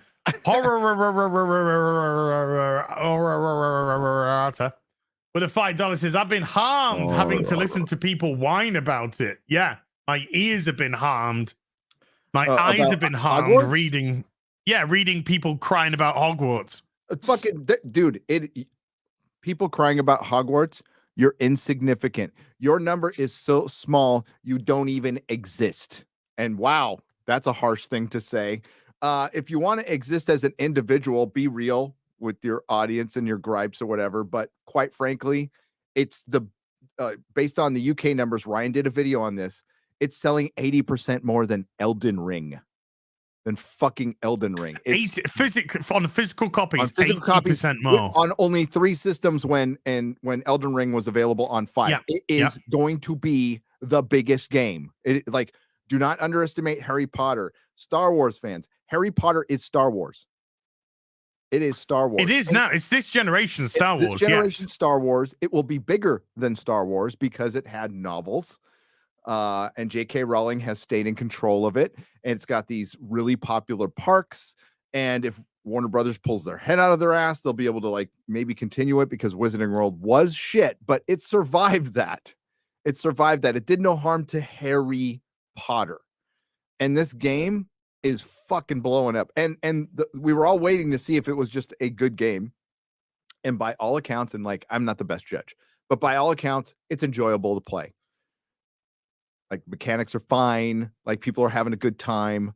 And once we get past the owning of the 0.0000004% who are actually upset about this, you have Harry Potter fans who are going to buy this and continue to buy it. And it's going to make new Harry Potter fans. Fuck Az is watching the movies now.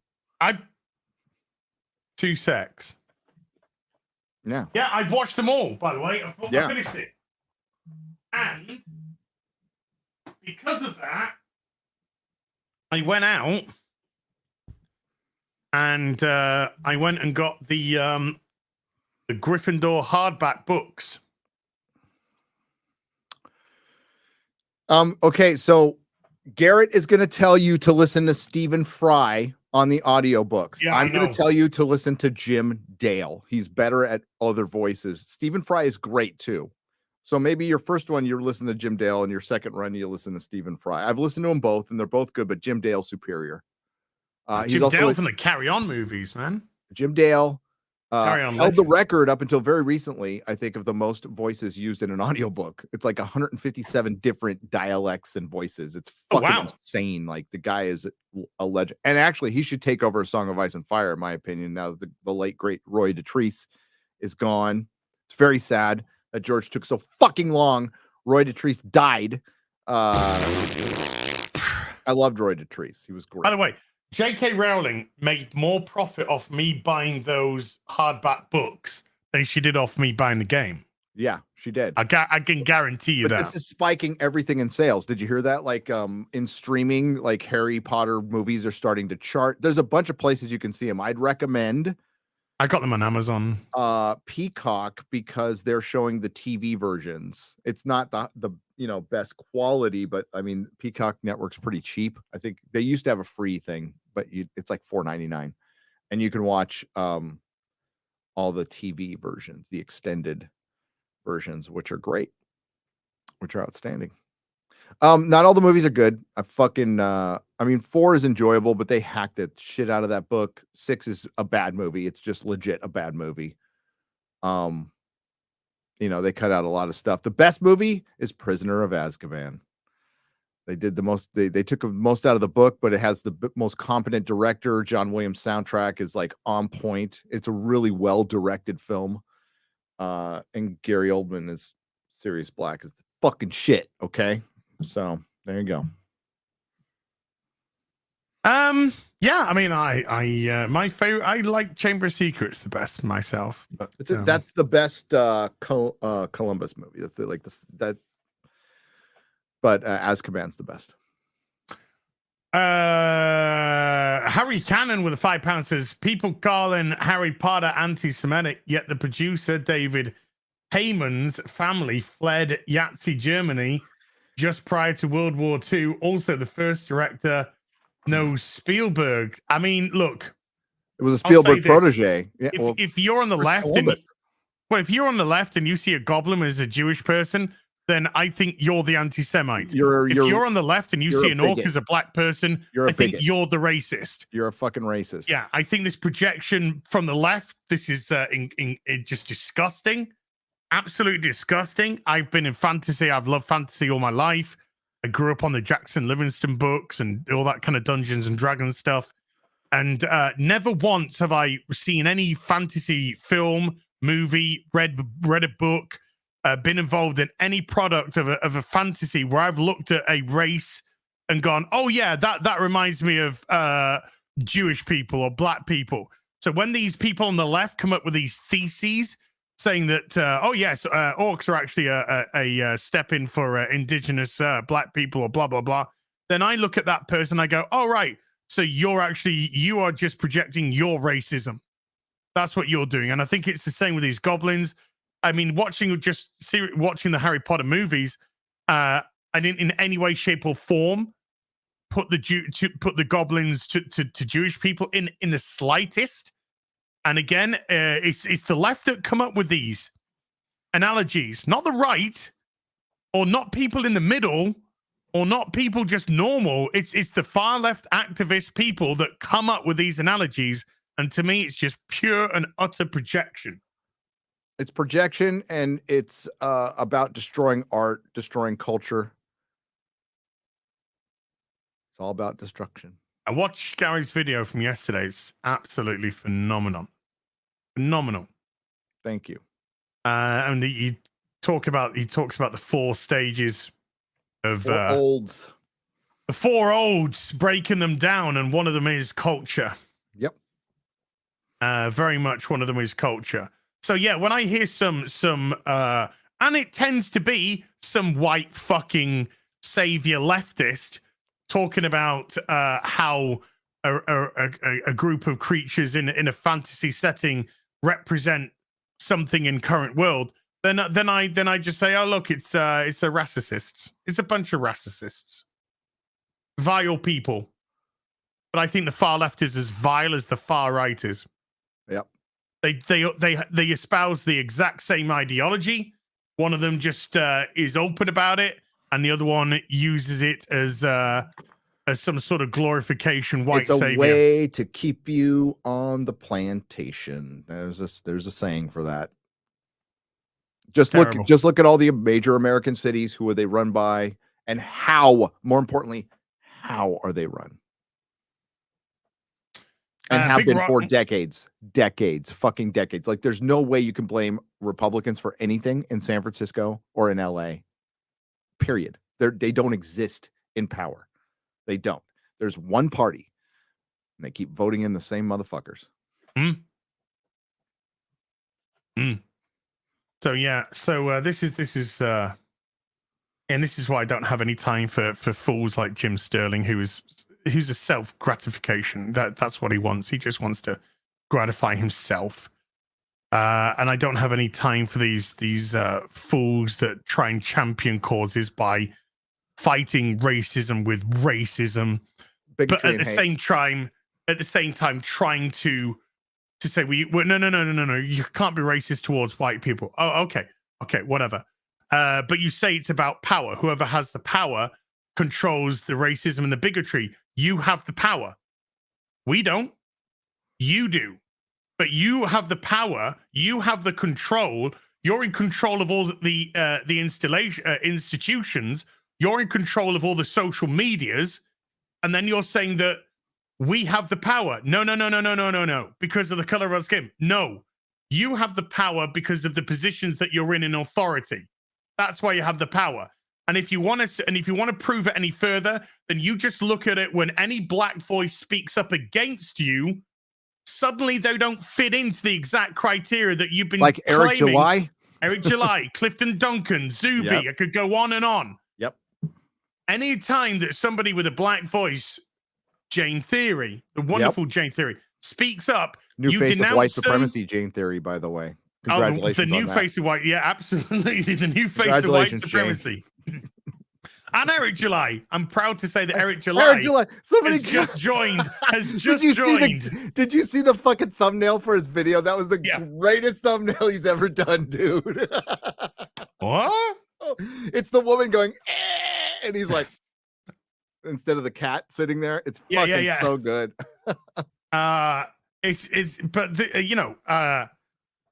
So it's not about, it's nothing. It's always about power and who wields it and who controls it, and they control the power, and they can say whatever they want and they can do whatever they want because there's no repercussions for them. There's none.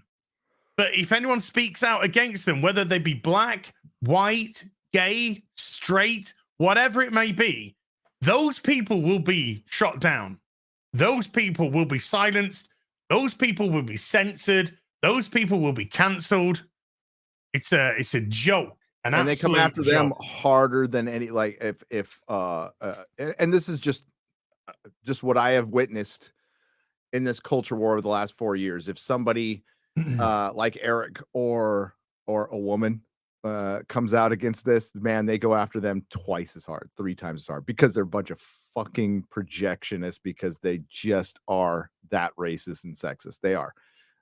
And it's about individuality, by the way, and not seeing people as voting blocks or communities or segments of society that we can weaponize to oil the machine, which is exactly what all of this is. And it always has been. We've always said it's bigger than Marvel Comics, it's bigger than DC Comics, it's bigger than Star Wars, it's bigger than Star Trek. There's something much bigger going on. We just try to keep it in pop culture because that's what Az and I know. You know, I'm not going to break down the geopolitical whatever with fucking Ukraine and Russia. Like, you won't catch me doing that because I don't fucking know. But if it's happening here, and it's happening here in pop culture, it's happening in big tech, it's happening with our government, it's happening in our schools. The same shit. It's like the same shit. I've just picked out one segment. That's all.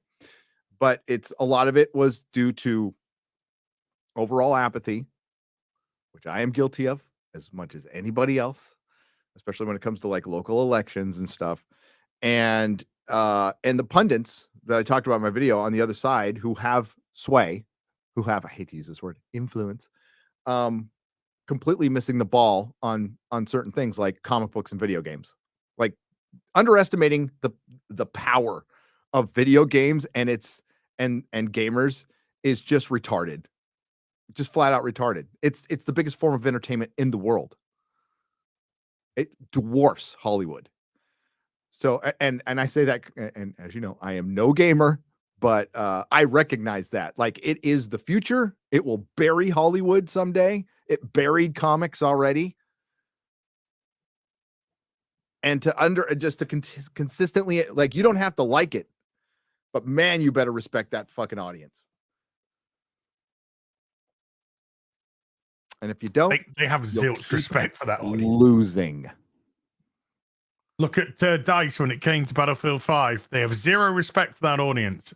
Yep. They will gaslight you to the day is long. But they want your money. But they're big mad. They're big mad that they don't get it because you won't. They're going to the ideology. Remember, how many times did we hear just a couple? They stopped saying this you notice as they've stopped saying this, but how many times did we hear, we're going to create conversations or tell you the story you need to hear? Yeah. That's Druckmann bullshit right there. Oh, how's Last of Us doing? I know we talked about it earlier, but I just lost all interest in it. And dude, I live in San Francisco, and gay stories are not new to me, and they're not groundbreaking. And I'm like, I'm not going to overpraise it. It was just boring to me. I didn't play the game, so I know nothing about these characters. And I was watching it every week, and I just stopped. It's like a well-made thing. It's not captivating. It feels a lot like Andor to me. Like people are going to like this, but I'm not into it. I'm just not. Yeah, I mean, I mean, my angle, my position is as somebody who's played the game multiple times. Really loved the first game. Seeing what they're doing to change the story in the TV show is they're essentially trying to Last of Us Part 2, The Last of Us. So I'm now calling it The Last of Us Part 2, Part 1. That's my new name for it. That's so good. Oh, well done. Because that's exactly what they're doing. They brought in a new fat Karen, this fat woman. Oh, is she a girl boss? Who's girl bossing all the men. Oh, yeah. And apart from one man, all the lieutenants are all middle-aged fucking Karens. The actress, got nothing against the actress, but you know, when you're 15 years deep into an apocalypse, she's eating well. You know, she's eating real good. She must be on the steak and fucking chips every night. And then the actress is talking about on Twitter how her character's so clever and intellectual and been able to manipulate this and that and the other. And yet, when you watch the show, she's a fucking idiot. She's an over-emotional fool. So there are examples in this world, real live examples, I wish there weren't, of an apocalypse. Yemen. You see how people get treated in Yemen. Oh, yeah, right? Yeah. It is all warlords, girls, and Mali too. Girls can't go to school. They're enslaved. It is fucking horrible. So this is wish fulfillment apocalypse. This is the woke apocalypse. Yeah. Kansas is an intersectional dream. Seattle is a trans utopia, and the apocalypse is a gay utopia. That's Cuckman's idea of an apocalypse. It's a woke apocalypse. I'm not joking when I say it'd be prison rules, dude. The strongest, not the smartest, the strongest. Women in cages. Yeah, it'd be terrible. Sure, there might be one little matriarchy somewhere, but for the most part, it'd be pretty freaking horrible. And I'm over this shit. I'm so over the nihilistic post-apocalyptic. It's been fucking done to death in the 70s. It was done to death, and it's been done to death now. So yeah, that's just. She's so stupid. She kills a doctor. Because who needs a doctor in a post-apocalypse, man? She kills a doctor because he won't. Not. Yeah. She kills their doctor as well. She kills the doctor that's been part of the group because he won't give up where somebody she wants to capture. So instead of just keeping him imprisoned or whatever, she actually goes and shoots him. And she shoots him because they bring back a couple of dead bodies who she thinks the guy's killed. So she makes an emotional decision because she's an emotional Karen. She doesn't make a logical decision. She doesn't make a clever decision. She doesn't make a pragmatic decision. She makes an over-emotional decision. And then she makes another over-emotional decision that gets everyone killed, including herself at the end. She was a terrible, terrible leader that in reality, the guy who was her lieutenant would have just fucking butted her over the head or shot her in the head, dragged her out in the street, thrown her out into the fucking wild and gone, fuck you. And we've already had. I'm the boss now. We've already had girl bosses like that. Was that Joel's ex in the beginning? Well, in the game, they hint that there has been a relationship between them. Okay, who was the leader of the El Resistance in the first episode? Like, did they just know each other? You talk about Marlene, the Fireflies, Marlene. Yeah. That's the same actress from the actual game as well. Okay. But Marlene's in charge of the Fireflies. That was a girl boss. Then there was another girl boss. You know, it's like, mix it up. And what's been happening, what we see in a lot of stuff is there will be a dude boss and he'll usually be incompetent or a piece of shit. And then the girl boss, there's been a lot of female leaders of La Resistance. Yeah, we've got Marlene in charge of the Fireflies. We had Tess in charge of Joel in this version, and then we have Kansas Karen in charge of Kansas. So the three. Go on. Oh, I was just gonna say I have a count of all the girl bosses from the MCU that I've been kind of holding off. I keep meaning to put it in my Marvel videos and it just hits the cutting room floor. I will put it in the Ant-Man review. I will put my list of girl bosses. It's ridiculous. It's fucking ridiculous. And I contrast it with male leaders. And you just see how stupid it is. You know, it's like if it was 50-50, fine. It's not even close. It's 2-1. And then they're going off to meet Tommy now. And Tommy's part of a commune, Gary. And they refer to themselves as communists.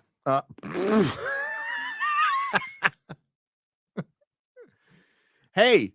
Still to come on The Last of Us. There's a hive mind. You know, it's communism. And I'm actually rooting for them. It's the zombies. Yeah. Go zombies. That's a hive mind, all right. Oh, zombies. Kill them all.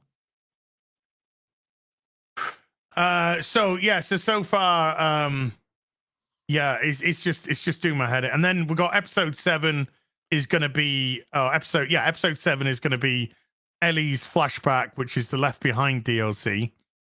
That's gonna be that. So we get Gay Story Part 2. In night, and then Bella Ramsey said anyone who's not watching the Last of Us is missing out on great gay stories and good trans characters. That's what she said. With Riley, yes, Riley's going to be in episode 7 in the flashback with Ellie. Okay, the one thing we can say. Oh, I better not. Okay, I'll keep it to I statements. I've watched 2 TV shows that I liked. Mm-hmm. One of them's 1883. I think it's solid. Sam Elliott's fucking the man. He's good. I like Westerns. Is the first Yellowstone thing I've taken on was seeing 1883. Watched the first 4 episodes. Thought it was excellent. It's not the greatest thing I've ever seen. It's pretty grim, but that's what it was back in the 1800s. It really does give you that feel of, you know, if you pickpocket somebody, you will be hanged. You will get scalped. I think it's it shows how horrible everybody was to everybody, including the indigenous people who really aren't. They traveled here through the ice corridor 12,000 years ago. So they were here first. Wouldn't really call it indigenous though. And they were horrible to each other. And I thought it was pretty well done. They have a female lead that's fantastic. She looks like a younger, more sane Jennifer Lawrence, and her narration it's beautiful. It's like really well done. So, and she's a great character because she's a woman. She's a fucking woman. She acts like a woman and does like a young woman stuff in this like harsh environment. And it's really, really well done. And the other show I liked. That's cool. Well, that's the end of the show, everyone. So thank you so much indeed. MauLer, is there anything you'd like to plug before we go? Oh my god! Hello. Oh, I'm so sorry. I slept in. My bad. I was up all night doing. You were editing. Next editing thing, yeah. And I put an alarm on and everything, but I woke up and I was like, "What the fuck?" It didn't go off. Yeah. But my bad. Alarm. I'm so sorry. I'm here. Let's talk about what we talking about. Women? Was that women? Yeah, women. They smell good. Oh yeah, sure. They smell okay. Good. They're pretty. I like their hair. I want to start. Yeah. Okay. Yeah. You sound like Joe Biden. I just want to smell you. Come over here. Have any ice cream? We're being invaded by UFOs. That's awesome. By UFOs, we mean I had that on my bingo card. Don't look at all these train derailments with the toxic waste on them. Well, I had it on my bingo card. UFO invasion. Are you talking about? Sorry, was it that show, Gary? I watched an episode of that. Funny enough, my dad was over at my house. We watched the ancient apocalypse. Ancient Apocalypse. Sorry, my brain is still kicking in. Yeah. I watched the one with I think it was episode 1, I guess. Yeah. So, what's the idea with that show? Is like there's something more to all this stuff, I guess, right? Is that the idea? Yeah. What that is it's a kind of a beginner's look at Graham Hancock's work over 3 decades. And to sum it up briefly, Atlantis is based on something real. Not saying it's spaceships and crystals. No, there was an advanced civilization that was probably like as advanced as maybe Rome was, but 10,000 years ago, a seafaring advanced civilization that was advanced in different ways that could make giant megalithic structures that we cannot make today. We cannot lift these rocks, like these giant stones that were cut out. We don't know how they fucking did it. And there's uniformity around the world in this, in like how they're made. And that's his whole theory. It's a theory. He doesn't say he's got the answers, but it's fascinating. And there's tons of evidence, and it's all based on a giant cataclysm that we are just starting to learn about that happened at the end of that. Because the Ice Age ended abruptly and then restarted abruptly and then ended abruptly 1,000 years later. So something had to do that. And wobbling of the earth doesn't do that. It's usually a cataclysm of some kind. So, and there's scars across the earth, and the epicenter was America, North America. And so, when you say Atlantis, you mean like, so it got like buried into the ocean, so to speak, I guess. Yes. And Randall Carlson has gone over how it could happen. Like scientifically, it could happen. I won't bore a lot of people with it, but there was 2 miles of ice over North America for 50,000 years. It covered all of Canada, New York. It went down into Montana, just from West Coast to East Coast. There was a little corridor at one time, but all that ice, it's heavy, so it depresses the ground.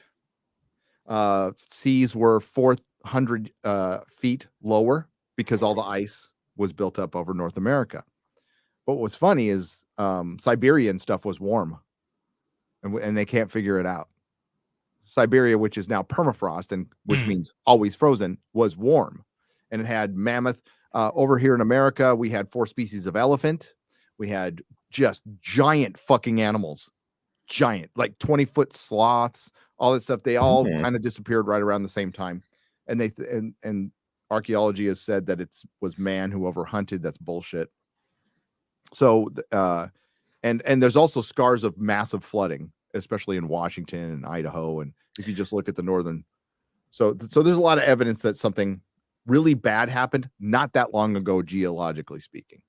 One of the things you mentioned, I was just out of curiosity, I don't mean to set us on here forever. I'm just curious. You said one of the things that, like, some of the things might not even possible for us today. Do you mean because of like the way things were cut or the weight of some of these buildings? Or whatever? So in Baalbek, I think it's called the Stone of the Pregnant Woman. I could be wrong. In Baalbek, those are the biggest carved stones on Earth. There might be one bigger at the Wailing Wall, which used to be the Temple of Solomon in Israel, but we're not sure because we can't see the whole thing. But these things are like 1,000 tons. We don't have a crane today that can lift 1,000 tons. We don't. Doesn't exist. But they managed to do it. And they managed to not only cut these things, they managed to drag them and then place them on top of other rocks. It's like, huh? And it would take, like, you couldn't do it. You just couldn't do it. So the biggest thing is the only way we know about Atlantis is a Greek philosopher named Plato, who learned it from his ancestors, who learned it from the Egyptians. And they give a very specific date, 9,600 years, which, if we add the time now, is 11,000, 12,000 years ago. That's when the cataclysm happened. So Atlantis went down right when the cataclysm happened. The timing lines up. So something happened to a civilization that was probably like a mother. So like Egypt is probably an offshoot of this civilization, because like early kingdom, there's 3 kingdoms of Egypt, but they made the best shit first. So it doesn't make sense. Like, they degraded over time. Instead of making the best shit later, they were making the best shit first. And the same goes with Göbekli Tepe, which goes back to the 12,000 years. I'm trying to do this fast.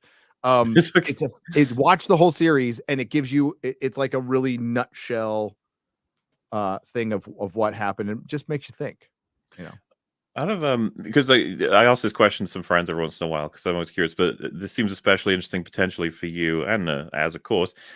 if you had the potential to travel to one point in time, past or future, by any amount of time, what are you choosing? Where I you want to see going? how they built the pyramids. Hmm. I could risk becoming a slave, but I want to see how they built those fuckers, because there's no way it was just a bunch of slaves and ramps that would have to be a 1/4 mile long of dirt. I'll go back a week in time so I can find my remote control for the TV. I always end up. I'm like, I'm too tempted to go to the future. I just want to see. I want to see how it all ends up. No. I know, but it'll be Spoiler. cool. I Don't worry, to I'll think what go. this future is going to be like right now. I'll go find out the lottery numbers and come back, and you guys will be set, okay? But I just want to say it'd be cool as well if I go like, I don't even know how far in the future I'd want to go, right? Because if you went like 10,000, it'd be kind of pointless because you wouldn't be able to do anything with information. So if you went like 100, maybe even 10, you'd be able to like 10 years. Yeah, just 10 years, and you could find out a lot about how everything changes and make use of that, I guess. That's like the pragmatic thing. If I wanted just to be amazed by like information, the past is very tempting. But of course, if I went like 100,000 into the future, I'd get my answers on what happens to humanity. Well, yeah, we'd be a bunch of jellyfish floating around, and yeah, there would. Imagine I did it, and we're like pretty much exactly the same. We didn't get very far. You went 10 years in the future, it's just like a normal day now. Yeah, 10,000 years will probably be civilization has fallen and risen again.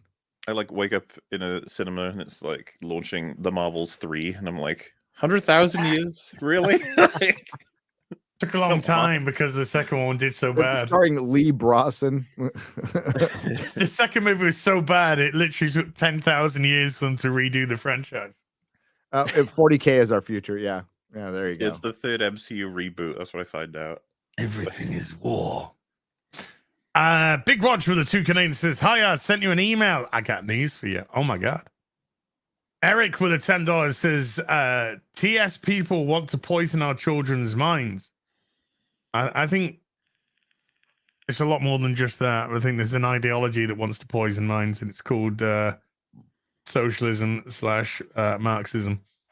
Royal Raptor with a $2 says, hype for the Az show. And Saturn Light has been a sorcerer for months and says, hey, I've been loving your channel for a good while now. Don't listen to them haters. Haters gonna hate. Who's hating on you? I don't know. Haterson. I don't care. Yeah. Clearly it's a good use of their time if they are. Andrew Clark with a $5 says, PSA, Stitch must think you do drag because he pronounced your name Eels versus Babyface. Funny though, Stitch hates being called Stitch. I've no idea who PSA Stitch isn't that from Adam and Stitch. Adam and Adam. Oh. I always say Adam and Stitch. They're called Stitch and Adam. It's just, which one sounds more like the show to you guys? Adam and Stitch or Stitch and Adam? Adam and Stitch. Adam and Stitch. Yeah, me, Rags, some other people, we've all said like it just feels so much more natural to say Adam and Stitch. I'm sorry. Adam friended. Yeah. Yeah, they debate people. Yes, they do. They do. Debate me, bruh. I find that just a waste of time. Well, debate. I mean, kind of all the debate episodes of EFAB, I think, are like the least favorite from the audience. So it's like, yeah, we'll just carry on breaking. Like that one that, I mean, Eric likes playing with his food. That's his. Hey, Eric's good at it, right? That's fine. Really good at it. But like, if I had that guy on that he had on, it'd be like 10 minutes, and I'd just be like, just fuck off. You're a fucking idiot. Just fuck off. You know, it's a waste of time. I don't want to get through to him, and I'm not going to get through to him because he doesn't want to listen. He just wants to ankle bite. People like that just want to ankle bite. You'll never get through to them. No, never. It's a waste of time. Let them waste their time. And yeah, this is what they wanted. They wanted the attention. Yeah. They want the clout. That's it. They want the clout. No, especially when the guy admitted he's like, I'm a moderate reader of comic books. So it's like, and you're moderate talking to Eric. What the fuck is a moderate reader? He doesn't read fucking comic books. And I never hear like what's so good about, like, just have the opposing opinion.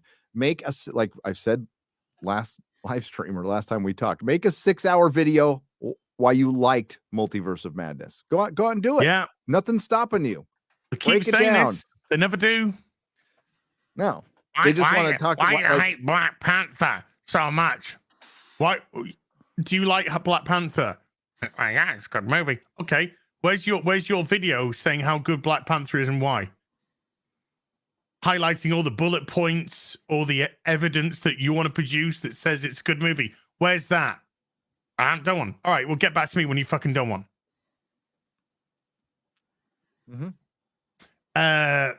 Hostman Socrates with $2 says, what's the best storylines with Ra's al Ghul? Denny O'Neil, Neil Adams. Yes. Absolutely. That's where you want to be Batman looking for Begins. that. Were you guys annoyed when they called him Ra's al Ghul? I mean, you know, I've been listening to Ra's al Ghul from Batman the Animated Series, and that's by people who, you know, were really involved with the comics. So when I heard Ra's al Ghul, I was like, it's Ra's al Ghul. Well, I called him Roz because that's how I read it in the comic books, but I read a lot of things wrong. So yeah, but when you got like Deanie and whatnot, yep, who are actually you know, and they say no, it's pronounced Ra's al Ghul, then that's where you take it from there. Well, it's like they're all the Racist Shang-Chi cool. now. It's like, no, every kid was calling it Shang-Chi. Everybody was calling it Shang-Chi. That's I won't say right or what I wrong. called it, but I might be calling it something else. The instead. comic Shang-Chi is fucking great. Absolutely great. Good stuff. But why is it racist? Or why is it perceived as racist now? Because Fu Manchu isn't Fu Manchu from the East anyway? So why is Fu Manchu? But So why is Fu Manchu Fu racist? Manchu is considered, because that's from the pulps, and they don't really have the rights to that. But that was considered. Everything's considered racist now, even though it was just it was Bruce Lee the comic. That's what it was. So being a different race is racist. Gotcha. Magnum Norse with a $10 says the King Grifter Tim had the nerve to call people grifters. It's called projection. Again, projection. I'm so out on that now. I don't even care. I want Brittany to have her Twitter back. I do, but That's as far as I know, he's can't come believe around on it because he found out channels are going down. The only part that confuses me about that is I was like, wasn't that the whole complaint? that was the whole complaint. I thought he turned back on the chat again. Oh, did he?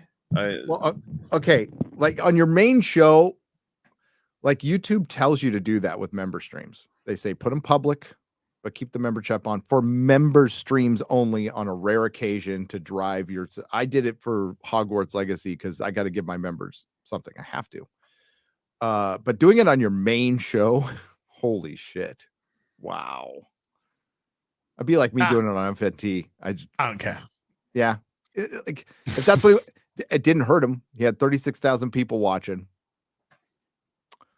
So I guess it depends. I wouldn't do it. The Beast gifted 5 memberships to the stream. Thank you, The Beast. And Eric with a $5 says James Gunn is a woke boomer. Animal Wood Best has become a member at the Bard level, and Martino Schmone. Yeah, let's not forget James Gunn wasn't very sympathetic to Gina Carano. No. Even though he got canceled. Martino Simone with the 10 Swiss francs says, hello, Az. Live long and prosper. You too. You too.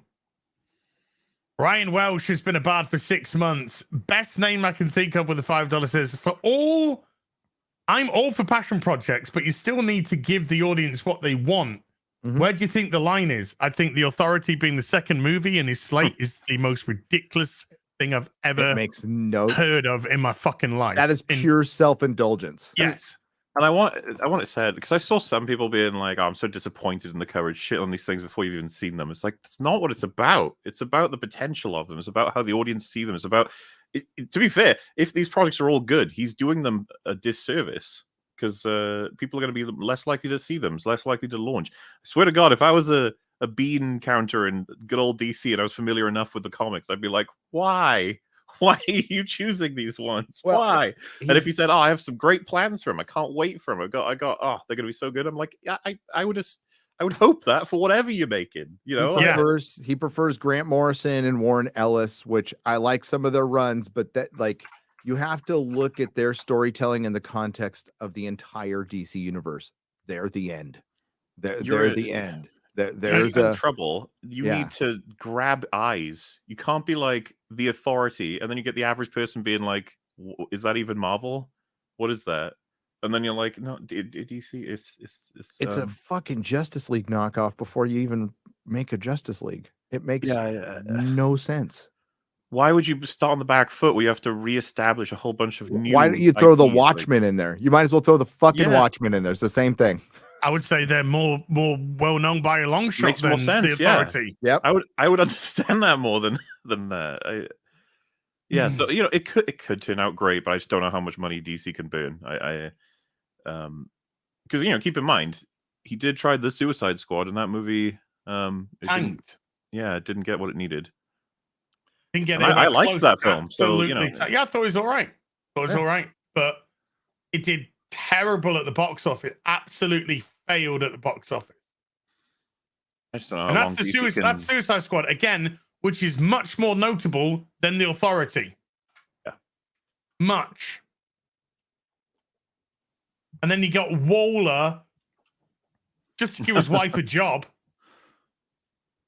And you got Booster Gold, who look, you know, I know who Booster Gold is. Gary knows who Booster Gold is. Your average normie isn't going to have a fucking clue who Booster Gold is.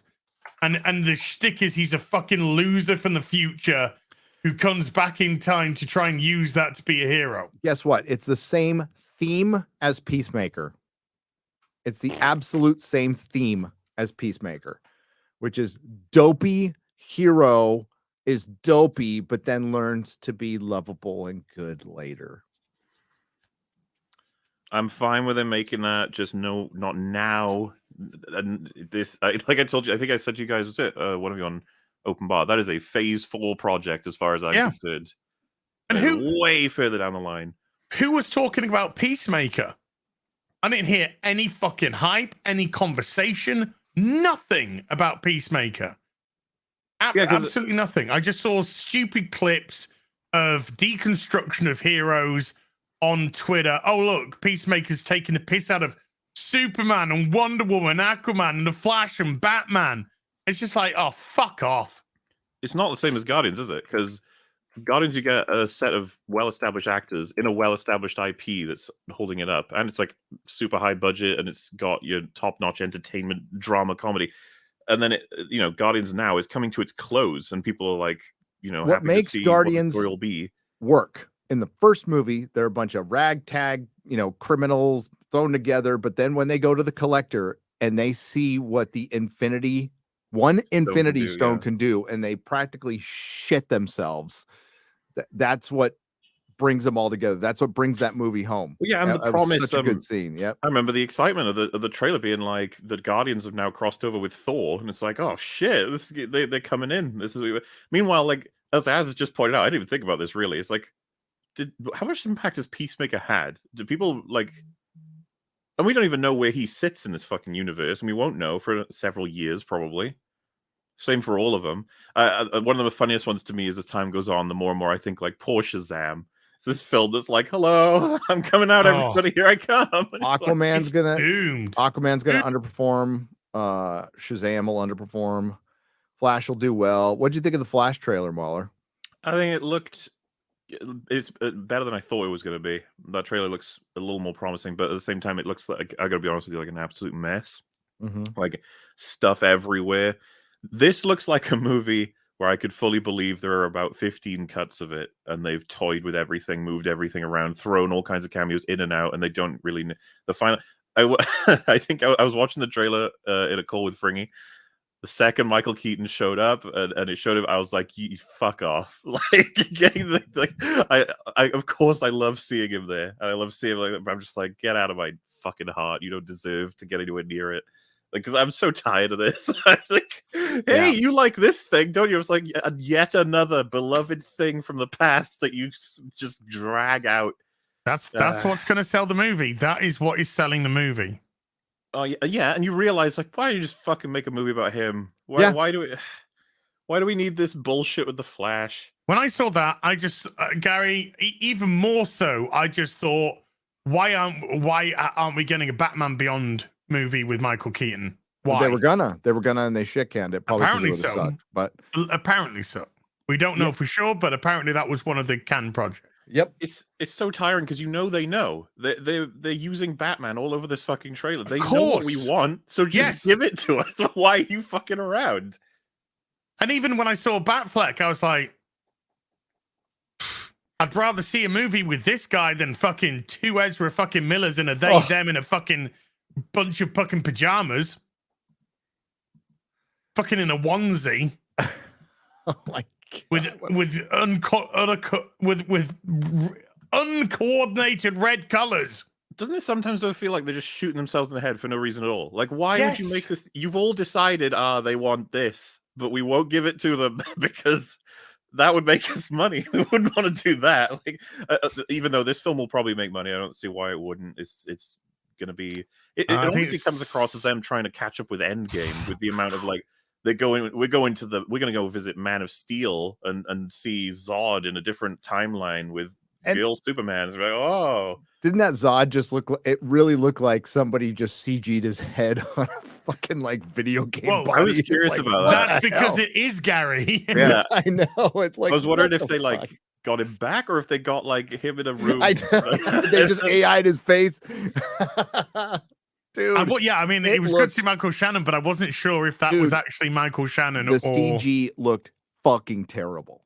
Like rough. Yeah, a couple bits with Batman that I was like, ooh. Oh no, Garrett said it best. It looked like Matrix. What was the second one again? Matrix Reloaded, is it? Reloaded, yeah. Matrix Reloaded. It looked like Matrix Reloaded, especially with Super them flying around looking like a piece like Gumby punching another fucking Gumby punching Pokey. You know, it's like.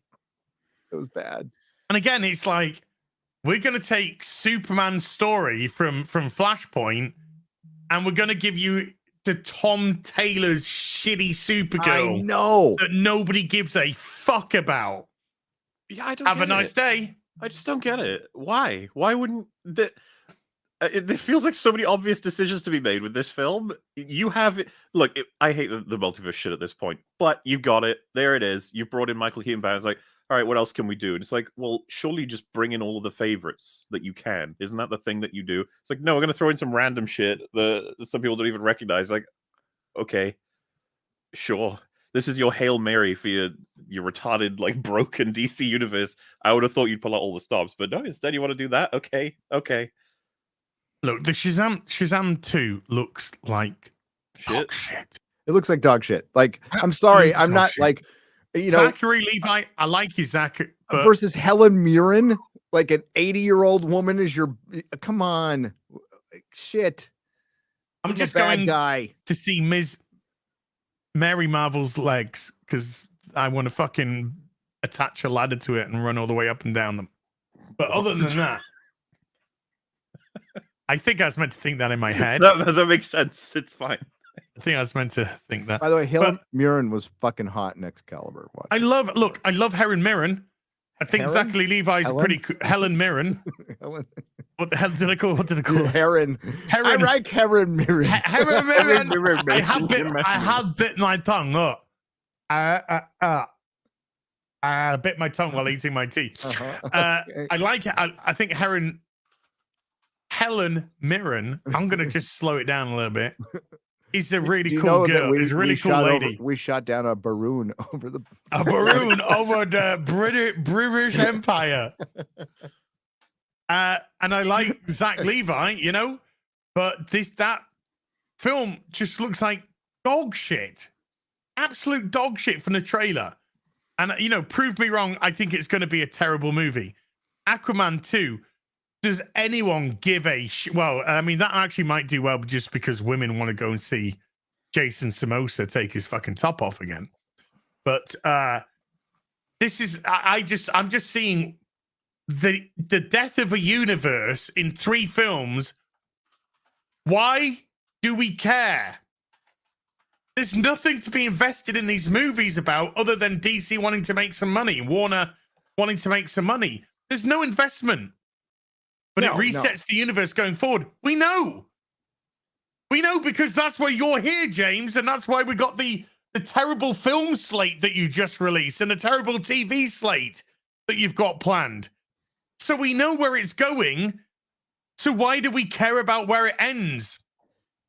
Because it's been dead for years now. But it's got Michael Keaton. It's never been alive. Like, hey, you and I, we like the Snyder Cut. We liked it. Yeah. I've watched it recently. I still like it for what it is. We're not talking to you right now, Mom. Yeah.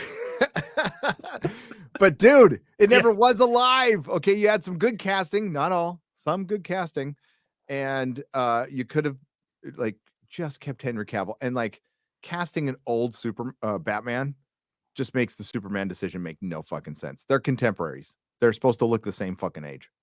Period. End of story.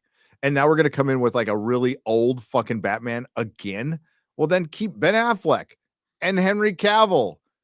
And don't make a 10-year plan. Make a fucking 5-year plan, or as we said at the beginning, just make one good Superman movie. That's all I'd really focus on is one good Superman movie. Fuck everything Superman. else. The end of Superman.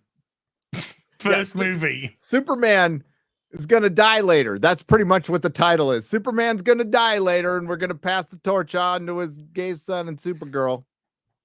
Oh, I'm sorry. Legacy. Can we stop passing the torch? I'm bored. Will somebody put the fucking torch out? Yeah, because somebody just put the torch away. Yeah. And can we actually have some time with these characters in their prime? Yeah, I want to be like, have a lazy Superman bastard. prime, Carry that torch for a little fucking longer, okay? Yep. Yeah. I'm trying to give it away. I want to see Batman with Dick Grayson as Robin doing fucking shit. I want to see Dick Grayson's Robin turn into Nightwing. Yeah. And I want to see Jason Todd take over the mantle. I want to see Jason Todd get killed by the hands of the Joker. How's that? And That's Tim a great Drake ending. become the third Robin. That's a great ending to like your I don't know, 3rd or 4th season of television, right? Because Batman should be a TV show. We've said this Detective from the TV beginning. show. It should be called, it should just be called Detective Comics. Fuck it. And like that's, and make a Batman TV show. It would be, you don't have to, he doesn't have to be fighting anybody galactic or anything. But find that like, don't ground him too much. Batman's the opposite of grounded. Like that's the one thing Tim Burton got right was Gotham. Gotham's a character. Gotham is not on this world. You know, the DC universe is not the world outside your window like Marvel. It's a fantasy universe. Yeah. And you can do a lot of fun things with that, making Gotham this like giant megalopolis that's Art Deco, and fuck, it would be rad. They just won't do it. You know, there's this thing called Batman the Animated Series. That is your template. Yeah. Just do that. That's all you need to do. It's a little cartoon. You might like it. Little cartoon. Yeah.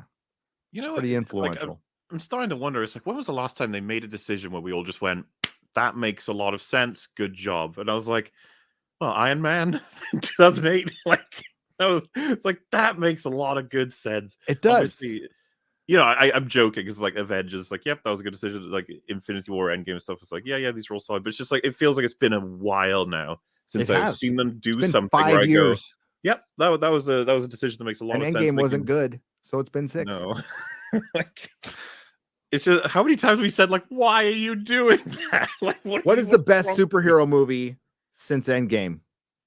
Since Endgame. No, wait, Joker's before, isn't it? No, Joker was 2019. Let's say since Infinity War, because Endgame wasn't good. But I mean, Joker would be in there. Yep, Joker. Well, No Way Home, would you count that? What was that? I prefer Joker to a No Way Home. Oh, it's same, but I'm guessing these are to be counted. No Way Home was probably the only like really good out of the big 2. The Batman would be live action, by the way. Well, Batman is my 7.5 is more like a 7. 6.5 now for the Batman. Hey, that's still over average, right? Or half. Yeah. So since It's Infinity War, it's a good 2-hour movie that goes on for 2 hours 45 minutes. what have I enjoyed? The Snyder Cut, The Suicide Squad. I think Spider-Man No Way Home's the best out of all of them, but it's still a gimmick. It's a good gimmick. I enjoyed it. I will enjoy it again. Thought it was fun. It was great to see Toby and Andrew Garfield get like a nice redemption arc. I thought everything about that was cool, but it's still a gimmick. So what have we done original since Infinity War? That's just, and I know a lot of people will say Invincible, but that's animated, so we're gonna say live action. I mean, you cannot go right. Batman is better. Batman the animated series had Batman near perfect because they did have him as grounded. Because Batman is a detective. He's the dark detective. That's what he is. No, but like what I mean by grounded, like Nolan and what they did in the Batman, like just making everything scientifically make sense as much as they possibly could. There's a difference between grounded and I think a difference between real world. No, well, that's not how I meant it. They mean it like they keep wanting to make Batman fucking real world, and he's not. He's just not. Batman shouldn't deal Batman with the animated threats. series. Batman shouldn't be dealing with Batman the animated series lives like does not exist on this world, and that's good. It shouldn't. But Batman's strengths are when he's a detective. Batman's strength is where he's following clues, finding criminals, whether the criminal be a grassroots criminal or whether that criminal turn out to be a Penguin, a Poison Ivy, a Joker, a Two-Face. But don't overuse those characters either. A lot of Batman has been we're in the 80s and stuff. A lot of Batman was dealing with the mob, and stuff like that. And Batman was very strong when he was dealing with the mob, and that's why I think the Nolan films really hit well because they really try to incorporate that aspect of the mob into that world, and also have your larger than life characters on top of that. If you break it down as a TV show, then you want him just catching some murderers. You want him catching murderers, some the mob, thieves. Political corruption, Illuminati kind of shit. Exactly. Yeah, yes, absolutely. Yes, Court of Owls kind of stuff. What I was just about to say. Then you can incorporate the Court of Owls into that, and that kind of cements all around it. That's what you should be doing with Batman. But I don't know. We're going from Batman of 1 year now to Batman of fucking 10 years. But I still want like a Joker that fell into a vat of acid and came out and is this unknown like entity that we don't know anything and never will. By the way, no name, no origin, nothing. He just comes on the scene, almost like. The way I've always imagined it, and the way they did imagine it for the longest time, is he basically came into existence soon as Batman did. He was a balance to the universe, like he was the yin to Batman's yang or whatever. He's the antithesis of Batman. Yep, he's Batman's order, Batman's justice, morality. Joker is the antithesis of that. He's chaos. He's destruction. He's an idea. He is. It is. The Joker is an ideal. He's essentially a personified ideal. You could argue that with a lot of his characters. Two-Face is the duality of man. It's the darkness of man. It's the light of man. And Two-Face is very much an incorporation of those. But with Two-Face, it takes obviously to the nth degree where it separates the light from the dark instead of everything that makes us human. So we get the extreme decisions with Two-Face. I don't mean to interrupt your wonderful cooking. I just meant that I was making fun of the Suicide Squad with Jared Leto's Joker because they breached the one rule. You're not supposed to say what the audience is supposed to say. No. When it's like one of the writing advice: never have your character analyze themselves in real time. That's cringe. That's what we say. That is cringe, especially when he's been on screen for 5 minutes in that movie. Well, that's why like Nolan. Really, that's what he did so well, and so did Heath. We don't know where that guy Oh, came dude, from. yeah. I mean, we all remember that. Shook everybody's perception of Joker once again. It was like, holy shit, this guy did it. He's Joker now. Well, yeah, because that was pretty close to like the mystery that he was in the comic books, and remains so. It's a fascinating bit of fiction, right, to look at, because you're like, gosh, so many people have taken Joker and made it their own thing, and everyone's loved the performances. Then there's Jared Leto, and you're like, oh, okay, well, not everyone. That's okay. It happens, because a lot, would you say Jack Nicholson's is like heavily unfaithful, but really enjoyable? Jack Nicholson's Joker was great. Oh, I love it. I think it's great. Yeah, we know who the Joker is. The Joker is now an established character called Jack Napier. Okay. I get that. They did actually start to incorporate that into the animated series aspect of the Joker as well. But they did the whole they did Axis Chemicals, should be an Ace Chemicals, but whatever. Yeah. They should have done they did the Ace Chemicals storyline, at least, with that, and got the proper dyed skin. But his actual portrayal of the Joker, I thought was one of the best that we've seen. It was absolutely brilliant. It was a really chaotic, fun, but at the same time horrific character, which is what the Joker's meant to be. Much. Well, you do realize Jack Nicholson was fan casting too. Like everybody, I think we talked about it before. That everybody right, said Jack Nicholson should be the Joker. Like everybody, like it was just a no brainer back then. It was. The amount of like actual clown things he incorporated as well in the like the flower or the buzzing hand, or dude, the fucking extended revolver. That shit always gets me. That's all from the comics. Yeah, we just stupid shit. Bob, gun. Poor Bob. Gonna need a moment or two alone, boys. But yeah, it's a very, very enjoyable performance. Highly enjoyable.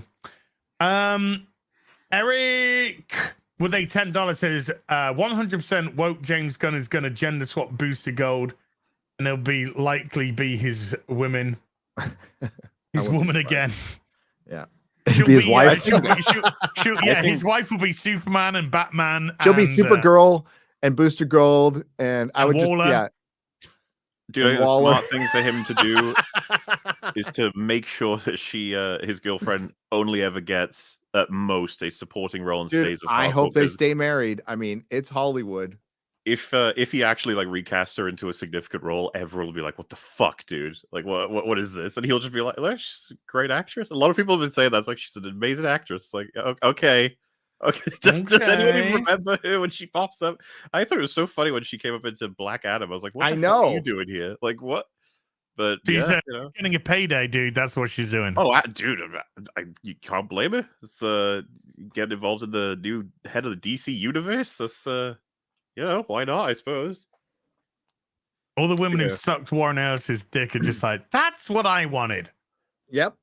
That's what I was after. Damn it. Beach Love with the €2 says, Gary, I loved your last video. It was great. It was phenomenal. Thank you. It was absolutely phenomenal. Thank you. Aid Robertson, I haven't watched it yet.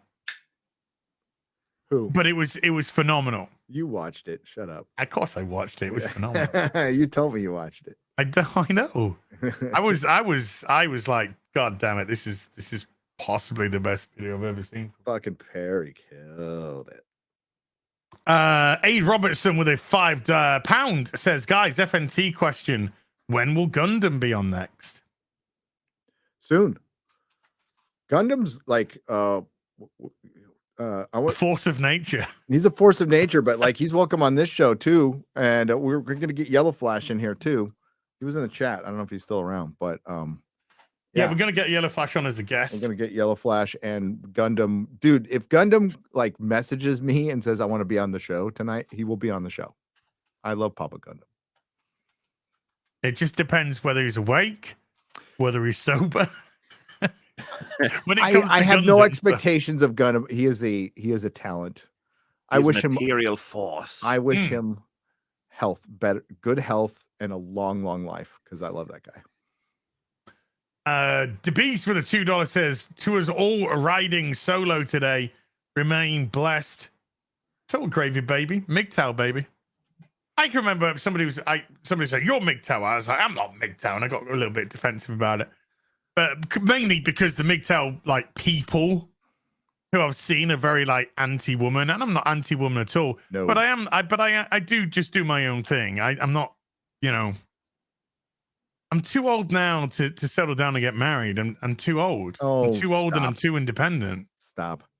Yeah, independent. Well, yeah, I've had my own space for too long. You know, to suddenly start to share that with another person. I don't know if that would work. You say that, and then you meet the right person. That's all. So you're saying you wouldn't marry me? What the fuck?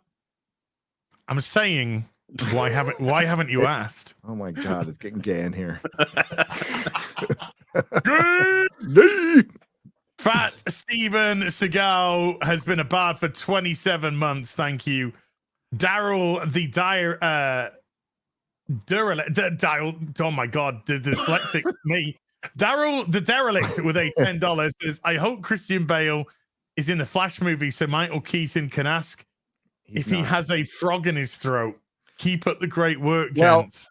Okay, so Grace Randolph came up with that rumor, and I think what was dismissed by James Gunn was, is it going to be the future Batman? So if you see like George Clooney pop up at the end, I wouldn't be surprised. Henry Cavill was supposed to be at the end of the film. Somebody actually witnessed it.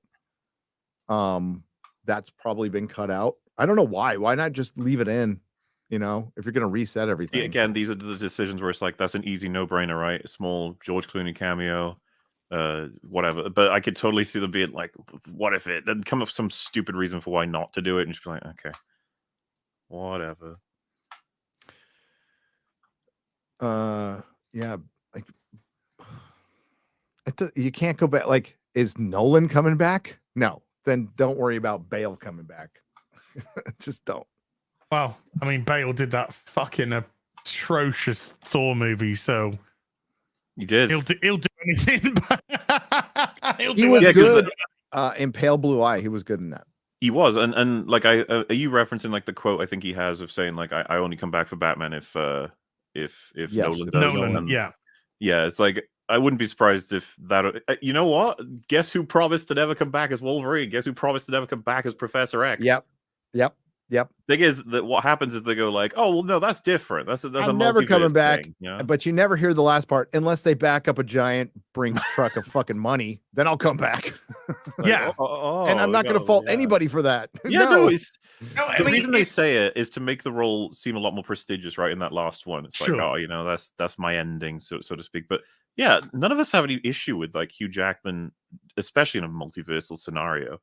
It's just funny, like using it as a reason why you shouldn't expect to see Bale. It's like, guys, that's not stopping him if he wants to.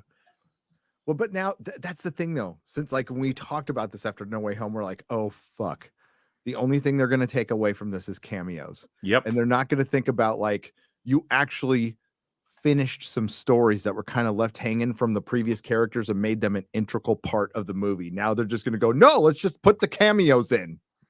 Yeah. So that's what we're going to get. And we're already hearing it. Professor X coming back for Deadpool. The fact that it's taken them this long, like the Deadpool movies did really fucking well.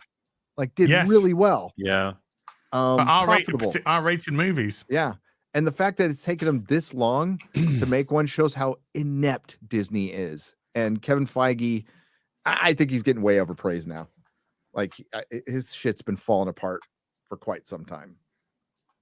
And we're going to have 2 dud Marvel movies this year. That's pretty much guaranteed. I would be very surprised. Speaking of which, the Marvels was good. Ant-Man and the Wasp: Quantumania has become the second MCU film to receive a rotten rating. I don't even know which one's the first one. Thor. I thought it was Eternals. Oh, it's no. I would believe Thor before Eternals. Was it Thor? Maybe. I think the first Thor movie. The Eternals the Eternals was hated. World. Sorry, Thor Dark World. Oh, I thought you were going to say Love and Thunder. Did no, the critics did not like the Eternals. They did not. What about Love and Thunder? Let's have a look. I could have sworn everyone shouted on Love and Thunder. Oh, Thor: The Dark World is a fresh 66. Let's have a look at the Eternals. Eternals is. I'm telling you. So what do I have to watch for you to watch the Eternals? Arcane, right? If you know what, that's actually a deal I would make with you. If but that doesn't mean I'm going to review it. Like, No, we could talk about it on a live stream though. sure, if you want to, yeah. Okay. I mean, that's a Eternals, review. 47%. There Is you that go. Rotten. Oh, it was Eternals. Okay. It is a giant piece of shit. How the fuck did Love and Thunder not get a rotten? Damn. I think it's 50. It's like 61 Or or 11, because Marvel's Z's is the besties and the Thor's Z's and it's a 64. That's pretty low. You know, but Love a and Thunder, 77 audience rating apparently. Love and Thunder is going to be like the second Wonder Woman, where if they give Taika another chance, they'll be like, "Hey, I think Taika's done. He's done. I kind of hope he is. He done. Dude, I don't want him to make Star Wars. I'm hoping that's going to fall apart. Oh no, too. I do want him to make Star Wars. No. I want it like with Daisy Ridley. With Daisy Ridley, yes. Yes. Make it happen. Give him a trilogy. I get him to have Ryan Johnson as a co-director. Oh.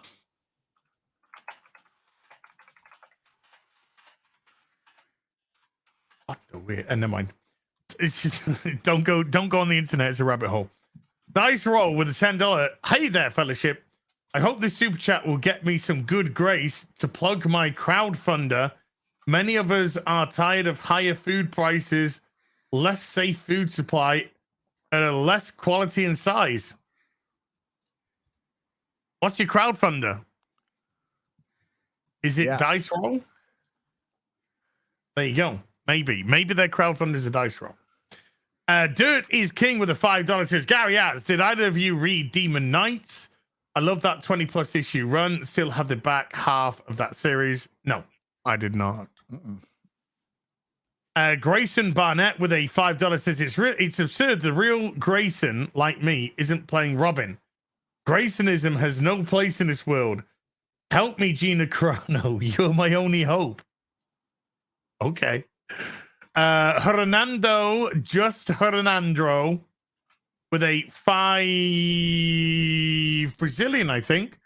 Dear sirs, with 3 Batmen, 2 Ezras, and 1 diverse alternate Supergirl, what's the probability Gunn will also give us Ta-Nehisi Coates Superman?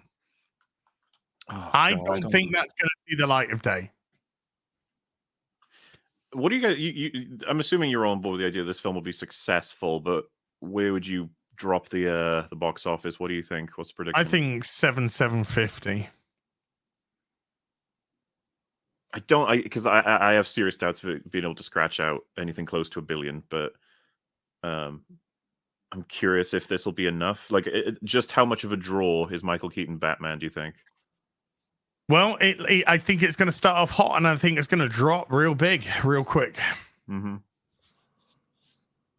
700 million to 800 million. That sounds about I think where I would probably throw a guess as well. What about you, Gary? People are asking in the chat what I was doing. I was listening to Sean Penn being a fucking idiot. I had my mute button on. What do I think Flash will do? Yeah, box office. 750 to 800. Mm-hmm. All right, well. All based mostly on the first week. And it depends if it goes to China or not. If it doesn't go to China. And see, if it did, for whatever crazy reason, make over $1 billion, that would actually just confirm. It's like, so what are you doing with Michael Keaton Batman while he's still alive? You know? Like, I think it might actually be bad for them. That's actually an interesting thing. If Aquaman and Shazam were to make loads of money, doesn't that just, like, Shazam won't, but if it did, wouldn't that just be like, oh, fuck, now what are we supposed to do? Like, are we supposed to... But I would say, okay, let's just say for argument's sake, the Flash movie does 1.4 billion. And everyone is raving about Michael Keaton. What the fuck do you do then? Mm-hmm. Because you're about to say, oh, thank you, Michael. We got rid of Batgirl, the movie, so we've cut you off of that. This was your swan song. See ya. You've just done 1.4 billion. The execs are going to be like, we need a Michael Keaton Batman film. Remember when the Joker was made as a standalone movie, but it made $1.1 billion? Now and it it's was got an a sequel. R-rated movie. Now it's got a sequel. That's a musical. Because it did too much money for them to say, we can't leave it like this. Nope. Well, It's they done can as just go. 1.1 billion. We'll do an Ezra Miller, Elseworlds. Yeah, a Batman Beyond Elseworlds. I'll take that. Anything away from Gunn's universes sounds good to me right now. I'll take all the Elseworld stuff.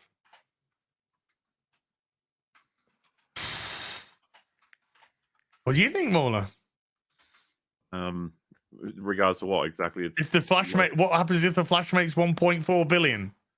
They're gonna have to once again have a big old meeting about what they're doing with Ezra Miller, because they probably still don't know how much they want to rely on a person that goes fucking crazy randomly. And then they're probably gonna. I don't see why they didn't just do a fucking Michael Keaton Batman movie, but they're probably gonna, because Michael Keaton. I'm pretty sure he doesn't care about any of this stuff, right? But he'll do it because he likes money, like most people do. So he's like, if they wanted him to, he probably would do a Batman movie, right? Yeah, if they paid him what he wanted. So it really comes down to, if this film was successful, they need to realize what made it successful. And by the way, I don't know that it would be Michael Keaton Batman that would make it successful. That would be my assumption. You just got to fucking get involved in what everybody's talking about. What's social media sharing? What is everyone talking about? If it is Michael Keaton Batman, it's like, maybe we should make a film with him. And as you guys have said about 1 million times over, there is a perfect story right there. Just do it. Right there. It's so funny how you could be like, oh, I can't use Michael Keaton, he's too old. And it's like, there are old Batman stories that are waiting to be told. Like, it's right. The man has been getting stories about all portions of his life for like 100 million years. Just there's plenty to use. So yeah, you'd want that to be the outcome. But for all we know, they'd be like, oh, so we need to make a Flash 2 where we have even more cameos. Yeah. That's what we need to do. 6 Ezra Millers. Ah! Oh, God. 6 Ezra Millers. Oh, no. I don't know what. Odin's Men, the channel has been demonetized. Well, that was a matter of time. Odin's Man is awesome. Did he just say it? He just shared that Sean Penn thing. Yeah, he just tweeted out 5 minutes ago, your channel is no longer eligible to monetize. And he just put, it's been fun. Go to Rumble. Well, I think that guy works a day job. Yeah. Oh, yeah. He said, I've made my money. I'm doing this for funsies. Yep. But damn, son. He's been hardcore, man. That guy is hardcore. Yeah. Oh, that's sad. Dice Roll with another $10 says, sorry, it won't let me plug my links. Yeah, you can't publish links. Show them feet. No. Gary Show, great beard. Indiegogo, Adam and Mary Farms. There you go. On Indiegogo, look up Adam and Mary Farms. Andrew Clark with a $5 says, did you know there's a global setting for YouTube notifications? Since turning it on, I get all my notifications, even when they don't show my sub feed. Huh. Jason Starr, I didn't know. Jason Starr with a $10 says, don't forget about the Superman comic that came out last year. Well, none of us read it. That had Superman, some general, effing Superman. Yes, they had Superman getting done up the wrong un. So there was. Oh, go on. Go on. You finish. Well, it was like it was like an Elseworld story, I believe, where Superman had been captured and they had like kryptonited him. And a general was shoving things in his pooper scooper. Mm-hmm. Well, it was supposed to be a wrap up of an older issue of an older issue.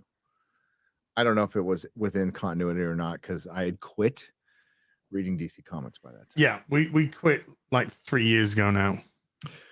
Real quick on the UFO, I guess there was a Senate briefing today. One of the senators ended it by saying, "Lock your doors." What? And because of the aliens? Mike Lee, after today's classified briefing, we still have essentially no idea what the objects are, how many others there might be, or whether they present the kind of threat that warranted the scrambling of fighter jets and firing missiles. Yeah. Weird. It's weird. Oh, hey. Sorry. So finally, My wife's here. the aliens. Happy Valentine's Day. Oh, Hi, This is Melissa. Nerdrotic. Happy Valentine's say Day. hi. Hi. You just arrived in time for the alien invasion. Yeah. Yay.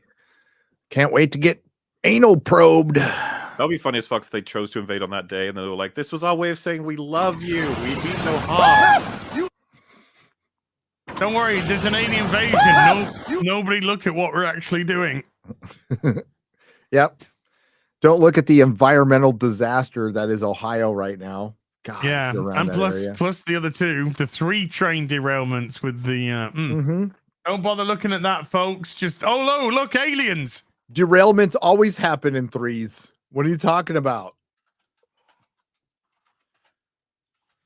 And food processing plants always burn up in 100s. Dude, they always blow up in their thousands. In the always. thousands. Yeah, it's what the hell? Biggest food, the biggest food producers, they always just, for no reason whatsoever, burst into flames in their thousands. Come on.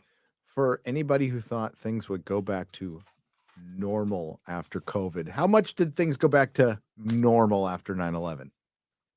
Well, I think that's why we're in one of the reasons why we're in the position we're in today. Well, yeah. I sat down. I had a little chat with my kids.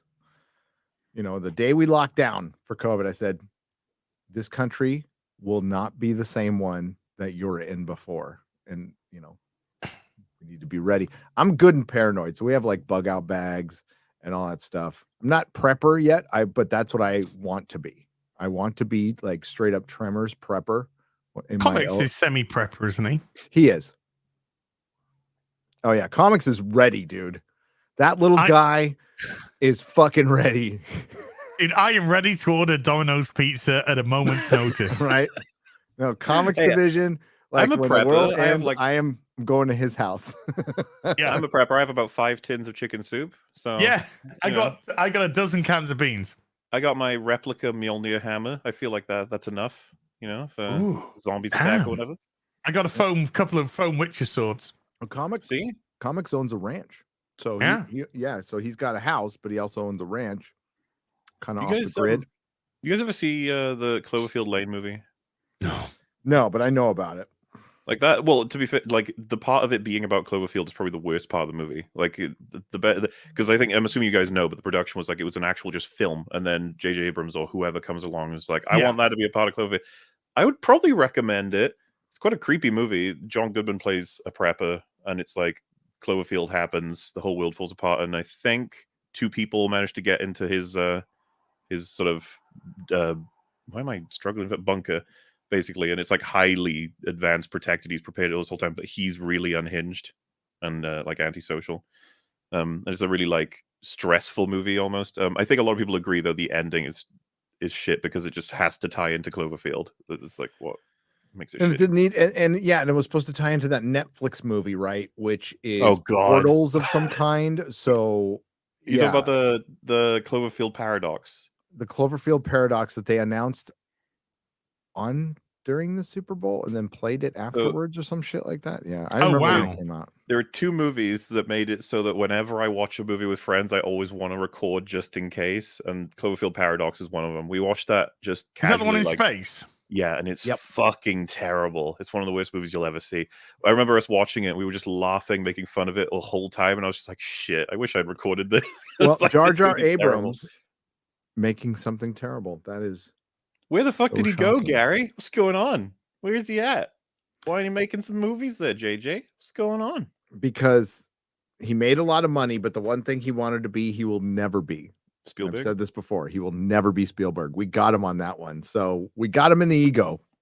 Well, it's so funny, right? Because like the longer I think that he spends not making anything, the longer everyone's like, man, you made Rise of Skywalker. It's so bad. Like he's going to come back and probably try to direct Star Trek 4. Now, I know Star Trek 4 has got a director right now, but you watch. And Robert Meyer Burnett has said that, and I completely agree because he's so out of the game right now. He died an ego death, Andy, and that's where we fucking got him. That's where we all got him. We just, I think the guy's a charlatan. He's everything bad. And quite frankly, the one thing that just put me over the edge is when he said no more white comfort while the country was burning down. I will never forgive him for that. That is something I will never let anybody forget. I will bring it up every 10 videos or so just to keep it out there that motherfucker came out and fanned the flames of division while the country was burning and said, JJ, and said his organization. Yeah. It's JJ. While his fucking wife was politically maneuvering using Me Too to usurp power. It's always about power. Yep. It's got nothing to do with the color of your skin. It's got nothing to do with your sexual orientation. It's about power. It's about control. It always will be. Always. Good part is a lot of people couldn't stand him in Hollywood and they were afraid because he was pretty powerful. He still is, but now they're less afraid because he's less powerful. The best name I could think of with the $5. I was really hoping to see Wonder Woman before Mira in the movie. Not gonna lie. Well, this is the Flash movie is a stolen Flashpoint. It's Flashpoint in. Well, it's not even in name only, but they're taking elements from Flashpoint. One of the elements they're not taking is the war between Wonder Woman and Aquaman. I think about I give credit to any kind of adaptation or version of Flashpoint paradox type stuff that is strong and everything, but like it just seems like at the core it's just an excuse to make crazy shit happen, right? Like that's what it always is. It's a way to cheat story. It's a way to not build up your characters. The one thing DC, they did it in one movie, Man of Steel.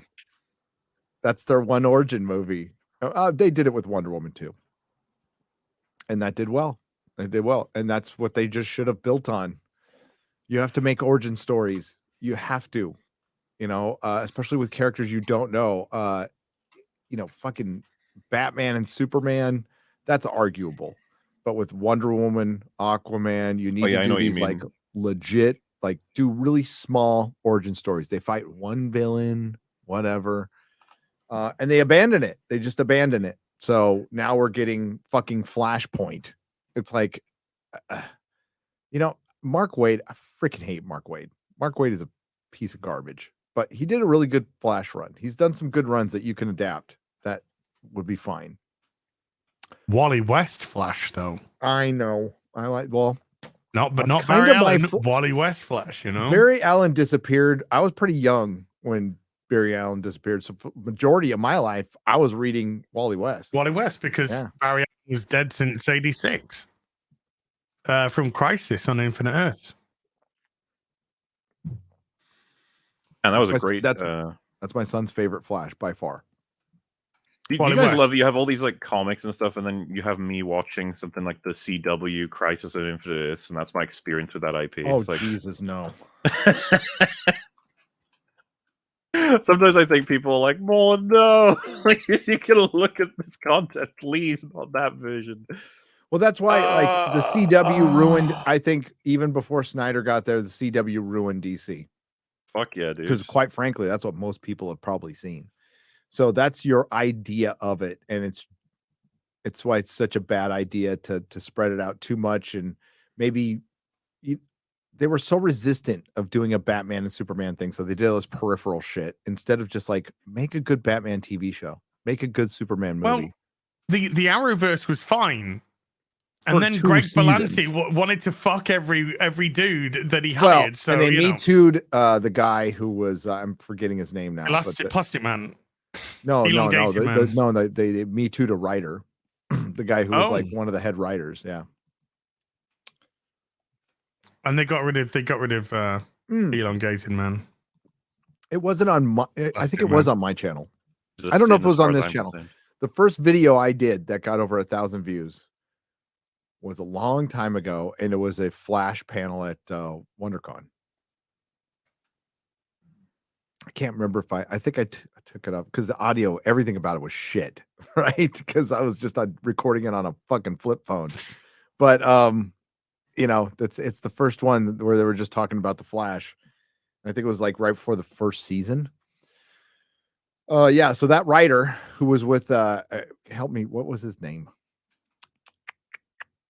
I can't remember his name, but they Me Too'd him out of there because he probably had sex with an actress.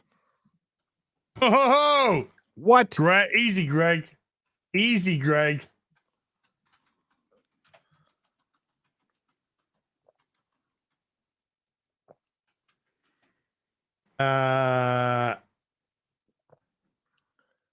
Is it Guggenheim? I think it's Guggenheim. Don't scare. That sounds like a made-up name. Andrew Kreisberg?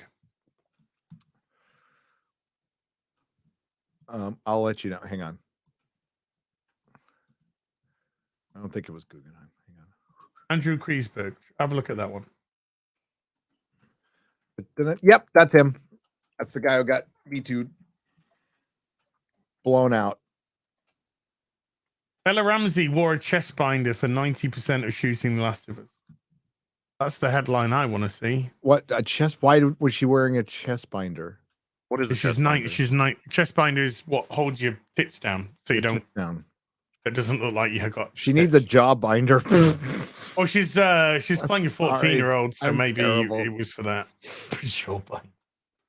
I'm playing a terrible. 14. I don't know. That's a kind of a. She's got a very strong jaw. That young lady. John Carter with a $10 says, not to ruin the mood, but F's in the chat for Tony, aka Thick 44 from the channel Neebs Gaming, who lost their battle against cancer. We lost a great creator today. Long live the Wyvern King. Again, I don't know. I don't know who they are, but obviously terrible that fuck cancer. The Gord King with the $2 says your impression of Ms. Randolph was racist. Racist. Amenti with a $5 says can't spell ignorant without IGN. Classic. True. Wit Gravitus has been a bard for 16 months, and Mystic Neon has with the $2 says Transformers. That's a chicks. I think that chick's a guy. Now. Deep Pan with a £10 says, Halo, when you do your UK trip, you need to visit a pub called The Grapes in Limehouse. Owned by Sir Ian McKellum, he sometimes visits, and the Gandalf stuff is on the display behind the bar. What's it called? The Limehouse. Where is it? The Grapes. Sorry, it's called The Grapes in Limehouse. I ain't got a fucking clue. Maxim M with a £2 says, we still haven't dealt with this celestial half-born. Don't worry about it. Don't worry about it. It's just chilling out in the ocean. Don't worry about it. Funny Doey with a $5 says, let Xi Jinping take your belongings and dictate your movement. Miles Morales on The Good Ones 2024. One of the good ones, apparently. Oh. Miles Morales is a commie. Okay. Shake from the Hunger Team gifted 5 memberships. Thank you, Shake. Best name I can think of with a $2 said it had strong villain of color. 9 out of 10.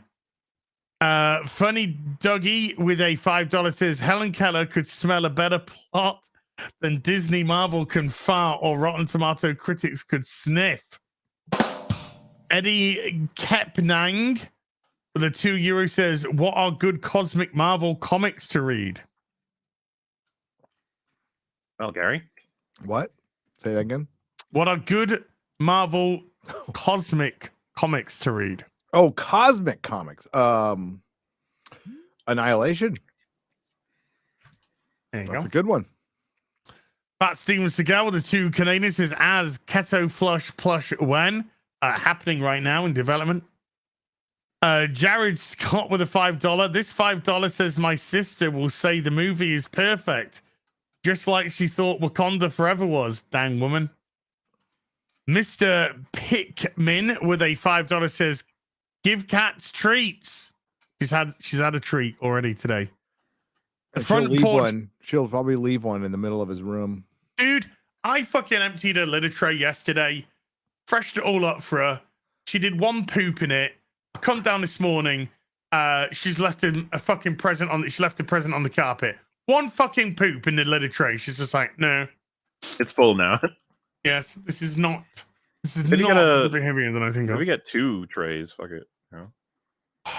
Yeah, then there'll be more presents everywhere, probably. Did you guys watch the Guardians trailer? Yeah. Just kind of meh, huh? Yeah. I was kind of quiet after it. I just said, man, I hope the film's good. I don't know. Mm-hmm. Just hope it's good. Nebula looks like a dude. I don't know. Yeah, what happened to her makeup? She looks different. I'm not sure what's going on. No, did you see the picture I shared earlier? It's on Twitter, dude, of the poster. They have her looking like a fucking Midwest mechanic. Like, also Groot looks weird as hell. This is yeah. I'm not liking that. I thought the Groot thing was just for the Christmas special, and they just needed less money to do it. And it was kind of a guy in a suit. And I'm like, yeah, it literally looks like a guy in a fucking costume. It does. It looks a little. Yeah. No, Karen Gillan, one of the hottest women alive. Not in this show. The front porch conservative with the $5 says, as congrats on a number of days without energy drink, soda pop, and alcohol. Congrats, man. Keep it up. The real BBC's great. Thanks for what you do. Thank you. Cheers. In Not My Mom with the $5 says, Gary to Az on his own live stream. There can be only one. Bloodshot with when I kicked you from your live stream. When I got kicked from my own live stream. Bloodshot with a $5. Gary, how do you stick your fingers on the wall? There has to be some perks to having, a couple more subscribers. That's all. I'm able to kick people from their own live streams. I try not to abuse my power, though. I'm gonna wait till I hit 1 million. Really try not to abuse my power. Everyone's got to watch Ant-Man this week for Friday Night Tights. Harry, I know that feel as a host, forcing people. I've delivered that awful news to so many people. I don't feel bad about it. You want to know why? Because Az can make a fucking video and get thousands of views because people want to see his reaction to Ant-Man. So don't come crying to me like I have to watch Ant-Man. Then I'm going to make a video. Honestly, seriously, Gary, I'm so apathetic to this Marvel shit. I don't even know if I can be bothered to make. I don't understand how you can watch Naomi and not be bothered about. Because Naomi's 20 minutes long. Motherfuckers watching MILF Matter like, MILF Matter. Shut the fuck up. It's cringe goodness. It might be some cringe in that, man. You don't know. These are just boring. I've seen it a million fucking times. They've got the same exact beats, the same shitty jokes, the same fucking intersectional feminism. I'm sick of it. There is something coming out that we will cover. There is something coming out that we will both cover this week. Yeah. Picard's coming out Friday. I will be doing a Picard review. Rickard review. I want to see. I love Robert Meyer Burnett. I do too. Robert has been singing its praises. He's not the only one. Robert was very. Robert has been banned on Twitter by Paramount. So because of his and Gary. Because well, of his I mean, it's understandable. On, with me, it's I get it. With Robert, yeah, but not with Robert. It. Robert's criticisms were nicely presented, but they still banned it. So I'm going to give Picard season 3 a try, and we'll see what happens. And I called Alex Kurtzman the abortion of the cinematic cast Antichrist that is Jar Jar Abrams. So but you're not wrong. You're not wrong. I'm not wrong. But I mean, you're not wrong. We'll see. We'll see. So yeah, I will be doing a Picard review of season 3, episode 1 Friday before Friday Night Tights. I will not, but I might just get familiar with it. Who knows? Dave Cullen does like it, and that's another guy I try. Listen, Robert's like some shit, okay? Robert likes Shang-Chi. He called it an absolute triumph. I completely disagree with him on that, all right? Robert's like some shit, and Robert probably thinks I have some really shit takes. But I love Robert. I would hang out. I have hung out with him. I would break bread with that guy. I'd have a cup of coffee with him. I'd buy him a drink. He's a good dude, he said something last night, which was like, he's just a, he's like he's like an endless well of wisdom when it comes to fandom. He's a creative who understands fandom, which is a rare thing. He's also got the Christopher Lee factor. He can just talk, and you can just get a little bit spellbound. So what he said, what our sphere, like our entire sphere, from John Campea to Jeremy Johns to us to MauLer to Drinker, he described it perfectly last night on the podcast. Podcast guys are good guys, by the way. They do my shirts. And he described it as a never-ending science fiction convention that's on 24 hours a day, 7 days a week. That's it. What he's essentially saying is this is what fandom always has been. Yes. Always will be. So any of those fucks out there who keep wanting to shut us down when we don't want to shut them down. I keep talking about me or how stupid my takes are or what. I don't care. That's part of fandom. But I have every right to be here as much as anybody else. I ain't gatekeeping anybody. As said a million times, we don't own these fucking franchises. We ain't gatekeeping anybody. We ain't keeping shit. Don't let me kill your enjoyment of anything. Like if you want to fucking like something, go like it. Dave Cullen said this in his interview. We are not the authority. Okay. We're just fans speaking our opinion. So I'm not going to have the hubris to tell you what you should and should not like. I am just giving you my opinion as is giving you his. But if you enjoy something, fucking enjoy it. Who cares? We're all fans here. Yeah. A little consistency. That's all. Like we share subs with Campea. We do. I give Campea I rib him a little bit because it's fun and it's funny. But I don't want anybody to unsub from him. Go enjoy him. Rob's on that show. Rob's the best part of that show. Rob is a wealth of knowledge, and dude, he is the Star Trek master without a doubt. And he has been as critical of Picard as I have. We fucking hate it. I don't like Strange New Worlds. Yeah, I don't like Strange. I don't like any of it. I don't like Prodigy. I don't like Lower Decks. I don't like Strange New Worlds. I think Star Trek Discovery is absolute shit. And Picard season 1 and 2 were the worst. They are the fucking worst because they do the most damage. They're the last Jedi of fucking Star Trek. But if he's coming out and he felt the same way, like the exact same way. So if him and Dave Cullen, are coming out and saying good things about it, you at least got to listen, But there's a conundrum here. Is what happens if you support this season? Does it help Kurtzman Trek? Yes, it does. But how is that different from supporting Jon Favreau over Kathleen Kennedy? Whoa. Spoilers. Yeah. It's not any fucking different. No. Because this is one thing I will say about what I know about season 3 is Kurtzman and Akiva Goldsman have got nothing to do with this. It's Terry they were doing their own project. So this is Terry Matalis, and Terry Matalis is a massive Star Trek fan, and he's essentially just been given free reign to do what he wants in the final season. So we'll see. But he's not coming. But he hasn't been picked up again. He's not coming back. But if it does well, here's what I suspect will happen. Right? If it does well, here's what I suspect will happen. Kurtzman will take all the credit and run off and make shitty fucking Star Trek. So you'll get the best case scenario is you get one good season that's a send off that you can just pretend only exists. And I'm saying this is the best. I don't fucking know right now. But you get one good season and you could just use your headcanon and say this is the only thing that exists.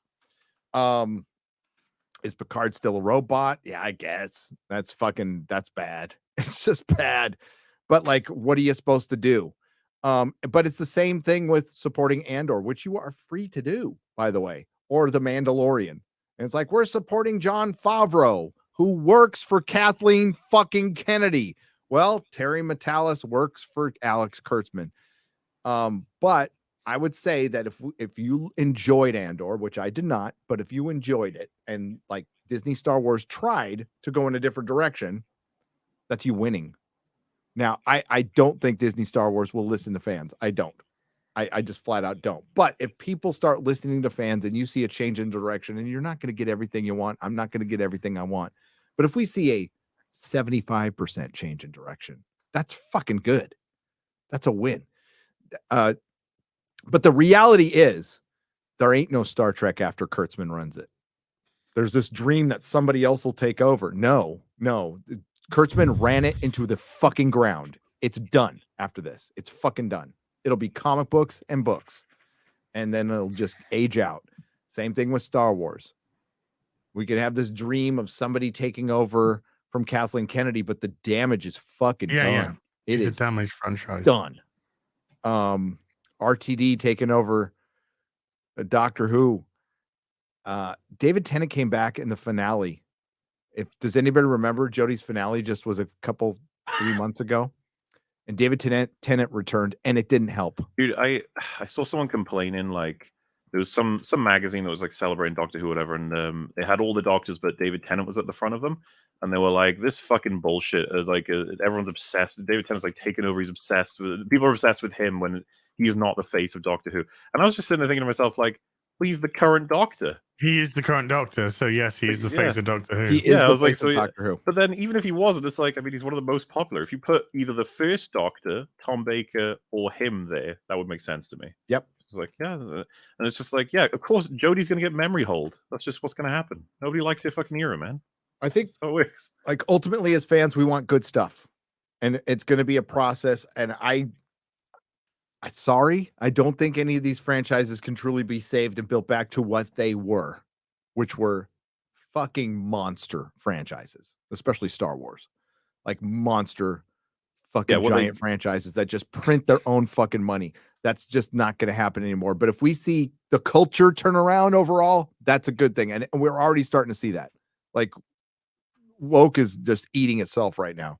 So that's the good news. That's the white pill in all this. And if some guy comes in and makes a watchable season of Star Trek, and I mean just fucking watchable, is a vast improvement on the utter garbage that we've gotten before, like disposable shit. Take it however you want. But if you're burned and you're like done, I get it. I totally get it. And I wouldn't like tell you or shame you or anything. I'd say, yeah, I get it. I do.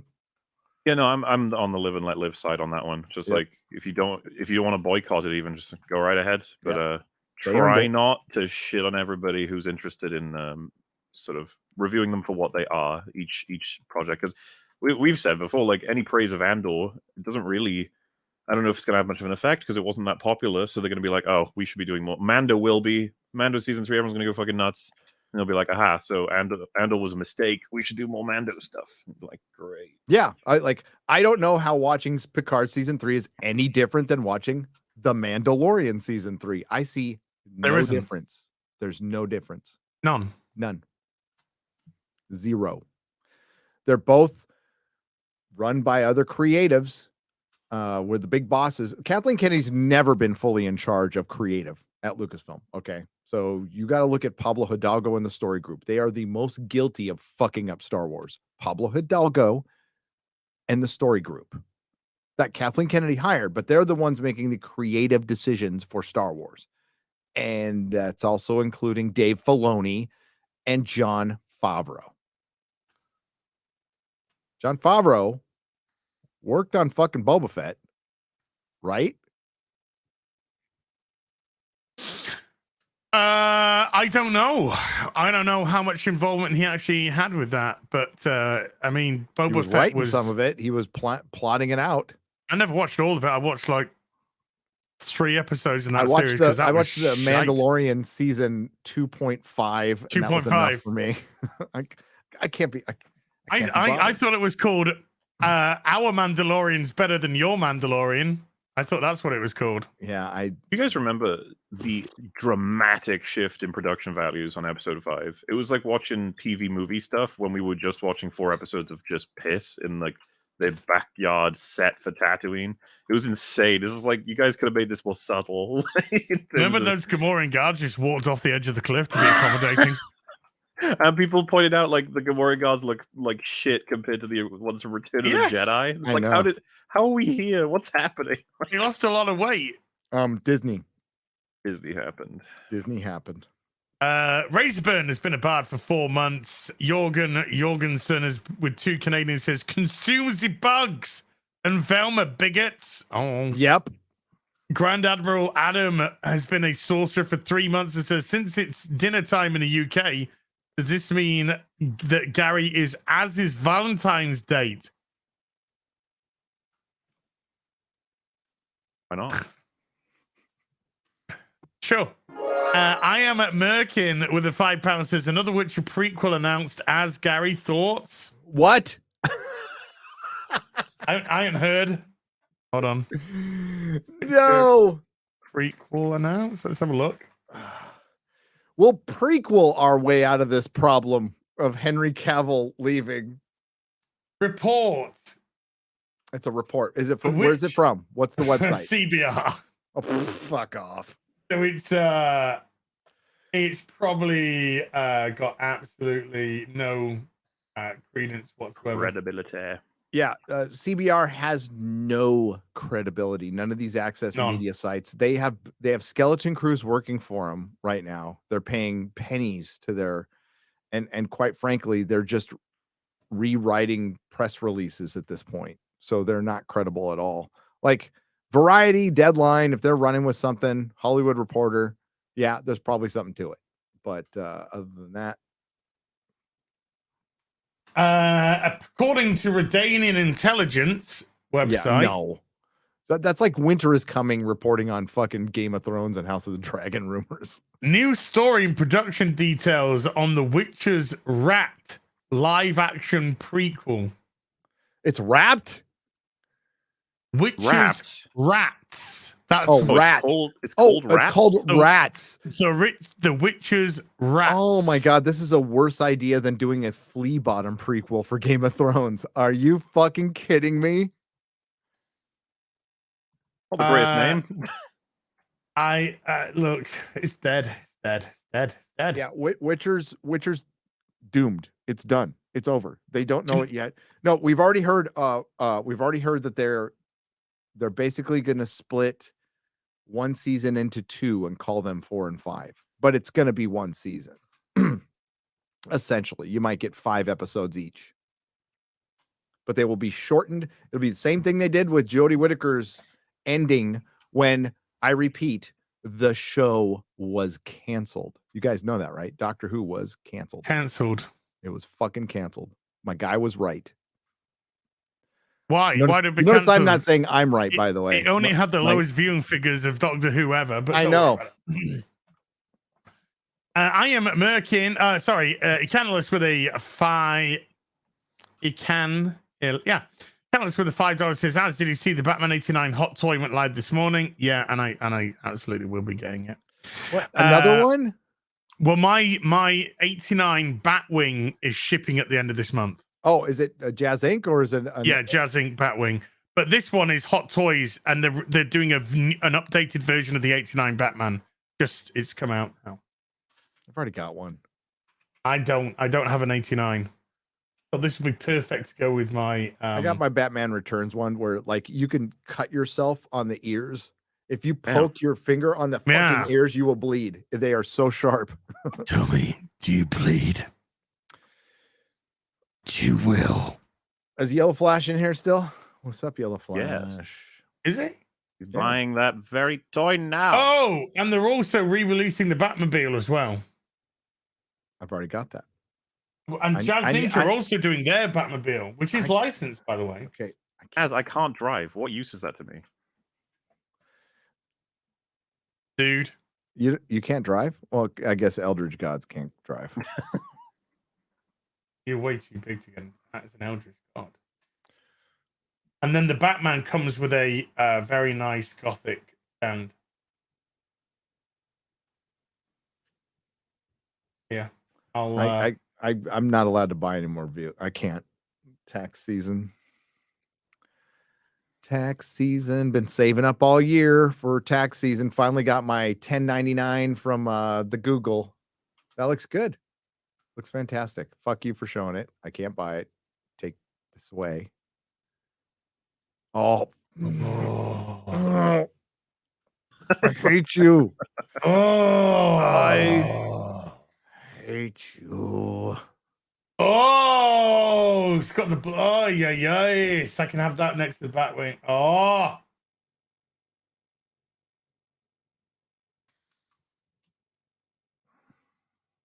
Fuck off.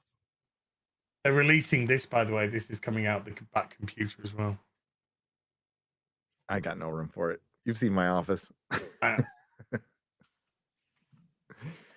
already have to put stuff on the floor. Like Spock and Kirk are on the floor next to Lore. Right next to Lore right now. This is the microphone. Wow.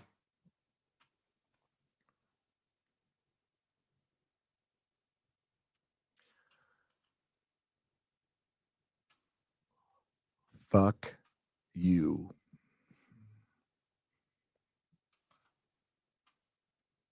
Big Look at that Doc. smug little fucking look on his face, on Az's face too. He just likes my distress. He does. Hey. Yeah, I do, but that's not important right now. Feelings mutual. So I ain't got no distress. Oh, really? I'm getting it. I start singing the crying game. It's a good song. It's a good song. It's a great song. Boy George. Wait. Backing vocals from Neil Tennant from Pet Shop Boys. Great tune. Dude, you are so gay. I am. You like the I'm like the gayest straight person you'll ever meet. No, that's being from the UK. Like I go to UK, it's like you see all these straight guys listening to the gayest stuff on the radio. It's like so there used to be a radio, like a wacky morning radio show that like I didn't make this up. There was a contest on the show I listened to in the morning. Is he gay or European? Yeah. I see, yeah. I've seen on Twitter, is it gay or British? Gay or British. I've seen that. Is it gay or British? But I like Pet Shop Boys. Well, that's just British. That is. It's gay. No, it's gay and British. Thank you. Back in the mid 2000s, you could listen to BBC One on Sirius. Sirius FM. Yeah. So I did it all the time. I loved it. It was like being in London, except without being stabbed by an immigrant.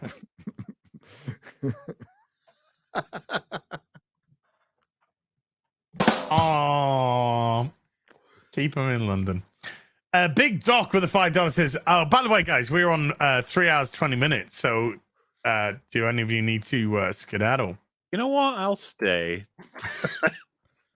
Well, I mean, aren't we all meeting for something anyway afterwards? Okay, so should we go for 4 and then end at 4? Whatever you want, baby. And I gotta check with the missus, like when she wants to have dinner, and because it's 3:22 p.m. Central Time here. So if we go to 4 hours, it'd be 4 p.m. I think that'd be okay. I think we'll be okay. I gotta check, but should we do I know cook. He's got to check with his wife. What a cook. Cuke. What a cuke. What a cuke. Or let's keep going. Or should we end at 3:30 and then I'll do a super chat square, which means I'll be doing a afternoon tea with us on Sunday. There you go. Whatever you want, love. Let's see. Big Doc for the $5 says, I have a box of comics I'm about to go through. How can I get you guys pick just in case you want some? Emails. You just go to the profile on our account, on our YouTube accounts. Our email addresses are all there. So feel free to email us through some imagery. A lot of them are Marvel from the 60s. Ooh. You can send all your dick pics to Az. I love Richard Grayson. Hey, that's my most underrated tweet of all time. When somebody tweeted out, rate your Robins from first to last. Tim likes Dick the best. Tim likes Dick I said Tim Drake thinks Dick is number 1. Yeah. He does now. When Bat and the Sun did their Nightwing versus Winter Soldier. Tim Pool did not retire from his channel. No. He's like working out. And the guy who does Nightwing's like just like ripped to fuck, like lean as fuck, ripped to fuck. And then he like takes a picture of him still topless and he sends it to Barbara Gordon and she opens it up and it just says dick pic and it's like Dick Grayson. I thought, now that is actually pretty Dick Grayson-y, actually, you know? Yep. Pretty Dick Grayson-y, that. I like that. I approve of that. Sparta Chris 540 Echo with the $5 says, wait, is Gary coming out of the closet? And yes, according to Doctor Who, everyone in space speaks English. So why can't anyone else learn it? That's because the TARDIS actually translates everything. TARDIS translates all the languages and come on. But it can only do it. It can only do it when the Doctor is conscious, apparently. Or at least when he's unconscious and recovering from a regeneration. Remember, because it didn't work. It didn't work in Christmas Invasion until he woke up. Until he woke up, then he started to understand. Yeah. Bashi Washi with the $5 says, one day I'll get your trans ass to Saudi Arabia and show you that it's normal over here, even better than California. Saudi Arabia? Well, Ryan really aligns with their views on women, so I think he'd like it over there. What, behind me? No, I don't know. Love you, Bashi. Bashi. I was kind of, I thought you were from Dubai. I'd go to Dubai. I would go to Dubai and Saudi. I would definitely go because the megaliths out there and some of the ancient structures would be awesome. I'd go. I was just gonna take the oil. And I'm sober, so I have nothing to worry about. Yeah, like I won't get arrested for like a vape pen or something like that, and get my hands chopped off or whatever goes on. But Infinity Creations with a $5. I just looked up the Flash trailer on DC YouTube account, and every other comment is saying this gives me chills. It's all obvious that they are bots. No, I mean, it's perfectly natural. Just like when all the critics came out of Shang-Chi and they all started saying Shang-Chi. And they all started saying, what was it? This, what was the line? And for Shang-Chi, Gary? An absolute triumph. And it was said by, like, I know Robert didn't say it. He did. But like everybody else was saying it. And I'm like, wow. But they all said absolute triumph. That is perfectly natural. Perfectly. Totally. Nate with a $5 says, quote, aside from my husband being assassinated, the play was great. Sorry. Mrs. Lincoln. Yes.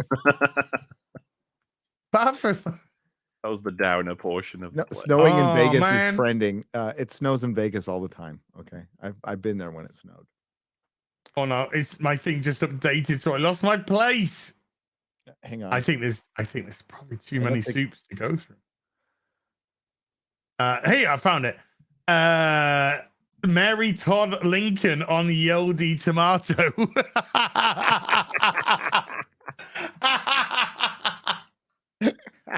Ye rotten tomato. Nassim. Guys. Yeah. Ant-Man and the Wasp: Quantumania critics score 56%. It's gone down during the stream. It's gone down during the stream. This is. Do you think this is like going to be the new norm for Marvel movies now? Yep. Kind of cool, I'd say. I think outside of Guardians. To be fair, as they've been dog shit for a while, it's just like the critics finally, because they take so long to be like, maybe we should start calling them shit. Because they're not. But it makes you wonder. It's like, what happened, guys? Are they not inviting you to stuff anymore? What's going on? Hey, the Dice Brigade. I'm reading my supers. So They started Phase 5 with the movie that's at 56% right now. That's the perfect start. Well, and that's the point we're at now. Like, I'm assuming this is the same for all three of us, but like, we're almost watching it to keep an eye on the industry / Marvel and Disney's health. It's not even because they don't treat it like a movie. I'm assuming you guys saw that tweet, right? That said, you have like Ant-Man's amazing. You have to treat it as the first episode of a long line of storyline of multiverse. Don't treat it like the end of a trilogy. It's like that's what it is. If you ignore the fact that it doesn't really have any characterization of beginning, middle, or ending, or first, second, or third act, it's fine. It's really sad that like Ant-Man's not being treated like it's Ant-Man. It's being used for other shit. Like I think a lot of people don't even realize this is the end of a trilogy. Like they're just like, well, it's just another fucking slot in the Marvel franchise, right? And it's like, no, this is supposed to be his story. But how many times though do we hear from the critics, the shill critics, the access media, whenever they come out with something, they say, "You guys won't believe the post-credit scene. You have to see the post-credit scene. You don't even know who shows up. You haven't even seen the movie, but get excited for next product." You know, embarrassing, and it sucks. Yes. It must have been so as a fan of storytelling, it fucking sucks. Yeah. You have to appreciate this movie is a part of a whole other set of movies that will likely maybe be good. No, it won't. Oh, it won't. All those movies are going to say the exact same fucking thing. I'm telling you, the day it's like perma fucking 100% beyond saving death is when we have an Avengers movie that they say, wait, it's setting some stuff up. Wait, that's the one that's setting some. Okay, you know, I know Galactus and Doom are in it, but it sent something else up, right? Nassim Shanbor with the 50 shekels says, Gary, game capture in OBS takes a few seconds to detect the game window, but if game window is not active, the detection won't work. So click inside the game and OBS game capture will work. Okay. Ian, so forth. I was just going to say, it can be a bit of a prick, all of that. It's not exclusively your fault, Gary, don't worry. I just excited for MauLer's unbridled meh for Ant-Man. Unbridled meh. Well, that's how it works for me. I'll watch the movie. If it's the right kind of movie for making me want to make a video, then it might happen. I'm already working on a different video though, so never mind, Karen. Ian so forth with a £25. Thank you, Ian. Says, great stream, guys. Loved everything about it. Wouldn't change a thing. 2 out of 10. That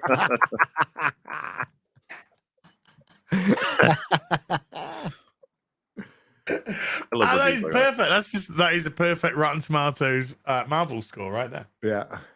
Yeah. Novella Princess with a $5 says, I feel bad for Sasha. She would have been better off staying on The Young and the Restless. Well, this I think is going to be her only outing. The Fixer has been a bard for 23 months. Vanessa Law has been a sorcerer for 34 months. Tatsusama has been a sorcerer for 23 months. Another 2-hour blast from Marvel's inexhaustible multicolored CG gunge hose. Wow. Who was that from? Robin Collin Daily Telegraph. Dude, I'm telling you. Oh my God, the Daily Telegraph. Referring to like their production as a big old sludge pipe, that's become so much more common now over the course of Phase 4. Like the respect for these films has gone so far down. People are barely even happy to call them movies anymore or stories. It's like, nah, we all know what this is. Vanessa says, where's your final part of the Final Fantasy VII playthrough, Yuka? It's there. It's there. Hold on, let me just go to my video. Final Fantasy VII. Part 32, final part, 1 hour 24 minutes long. Members only. That is a members only playthrough. Oh. But yeah, it's there. Part 32, Vanessa. I can see it. Ooh. It has no if you click except top for members. okay. It was set to Witcher and above. It's now set to. I've now set it to Sorcerer and above, so it will now show up for you. Thank you for saying. Thank you for that. Nice. If you go to top critics, if you click on the 56% and click top critics, it's actually 45%. Woo! 45. This is a stinker. Also, I will be right back. 1 sec. Okay. MauLer was never seen again. Yep. Slander. John, there you go, Vanessa. I put it onto I've got loads. I got fucking tons of content hidden behind a paywall, baby. Vanessa, it's now set to Sorcerer level and above, so you'll get it. You'll see it now. John Thomas with the $5 says, Gary, I remember a Thor comic where he and his Asgard companions were sailing the universe in a Viking longboat. Yeah. Yeah. Yellow Flash 2 with a $5 says, thoughts on a beautiful fan service in the new Mario Brothers trailer. Love that they used the magic from the music from the 80s Mario cartoon. I like the R.I.P. commercial. The plumbing commercial that they did was fun. Okay. Listen, I played Mario probably when Jeremy was sucking on his mama's titty in a thing called Donkey Kong. This game called Donkey Kong. Donkey Kong was great. I never played after that. Anything after that. Oh, holy nut futs with a $2 says, hail Gary, you're the best. Thank you, man. Our Fiverr with a $20 says, Gary, is Micronauts worth getting into? I found a wonky little bookstore near me that has a small comic section and some obscure stuff for cover price. I'm planning on going once a week and dropping $100. I want 80s and 90s stuff. The Micronauts goes way back, but it was a toy line, but it was a comic book. It was a toy line, yeah. And apparently they're in Ant-Man. There's some micro, because I think Hasbro owns them, and doesn't Disney own Hasbro now? Hasbro, yeah, Okay. maybe. Not sure on that. But they used to be Mego, weren't they? Can't remember. I'm big. Yeah. Janan Klassen, maybe, with the 2 Canadians says, hashtag stand with Gary. He doesn't hold up things. It's as. Aw, I don't get that. I don't. I don't understand. Yeah, I don't understand. Altraz S299 with a $5. What are you guys' thoughts on Joe Madureira and his dark Madrero? Madureira? Joe Madrero? And his Darksiders fantasy franchise. I know nothing on it. I don't whatsoever. know it. Yeah. I mean, Including I know his the art. games. I'm familiar with Joe Madrero's art. Knight of Solaire with a $20. Az and Gary, love you guys and everything you do. Battle Chasers, that's right. Just watch the first time. I think you're still asleep, MauLer. Just watch the first time you guys went on a stream together for the Timeless Children. You can immediately see that you two would be great friends. Hail the Fellowship. It's 3 years next month. Actually, Gary, sounds like fun to watch. Feels like I might 10. check that out. We answered a question like that on on the open bar. And I was like, what was the first stream we did, Gary? Game of Thrones. Would have been the document, whatever the fuck that episode was called. The long Yeah, night? so you were in my chat and people were like, dude, MauLer's in the chat. And about an hour later, I figured it out. Then I think me and Az, that'll be The Last of Us 2, is it? Yeah, I think so. But then we are like, I think one of our second or third thing was the big debate with Cecil Rags and is the there for that, Assassin's wasn't Blade. Yeah, that's good shit. That was good shit. But yeah, right around Game of Thrones and the Game of Thrones. I mean, it's really hard not to be like, man, these pieces of media, they brought us together. They did. They brought the Fellowship together. There's good stuff. Good came out of it. Good came out of it. No good came out of anything. Sorry, I'm just trying to buy my Batman. You're buying. Okay. You couldn't wait 5 minutes. Oh. I mean, it's a pre-order, dude. You're not going to see it for like a year and a half. That's irrelevant. I just want to make sure I secure it. Absolutely irrelevant. Yeah, my Batwing is shipping there. Got it. Thank you. We got to Erin that pipes for the $5. Says everyone else seems to start on time unless Gary's on the panel. Woo! That's bullshit. Wow. Mean. Jens Anderson of the Turai with a 20 Swedish says, "As please bring back I met this girl segment on Friday Night Tights." I know. No, I can't. Do you know why I can't? Because I got enough fucking shit with that fucking chick from fucking She-Hulk. I met this girl online. You sure it was a girl? Oh, fuck off. But I did meet this girl online. No Zaku Boy with a $50 says, "Who sees into the hearts of men and the undergarments of women? Peeping Tom. It's said to be a bloody Valentine when a terrorist threatens the city with a chemical bomb that could drive the whole city mad. Can Tom survive the visit of Anti-Flow?" Oh my God.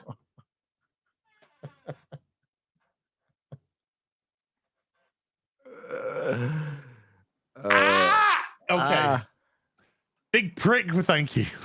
Big prick with a $2 says, "Either of you know of Vote Saxon 07 the murderer?"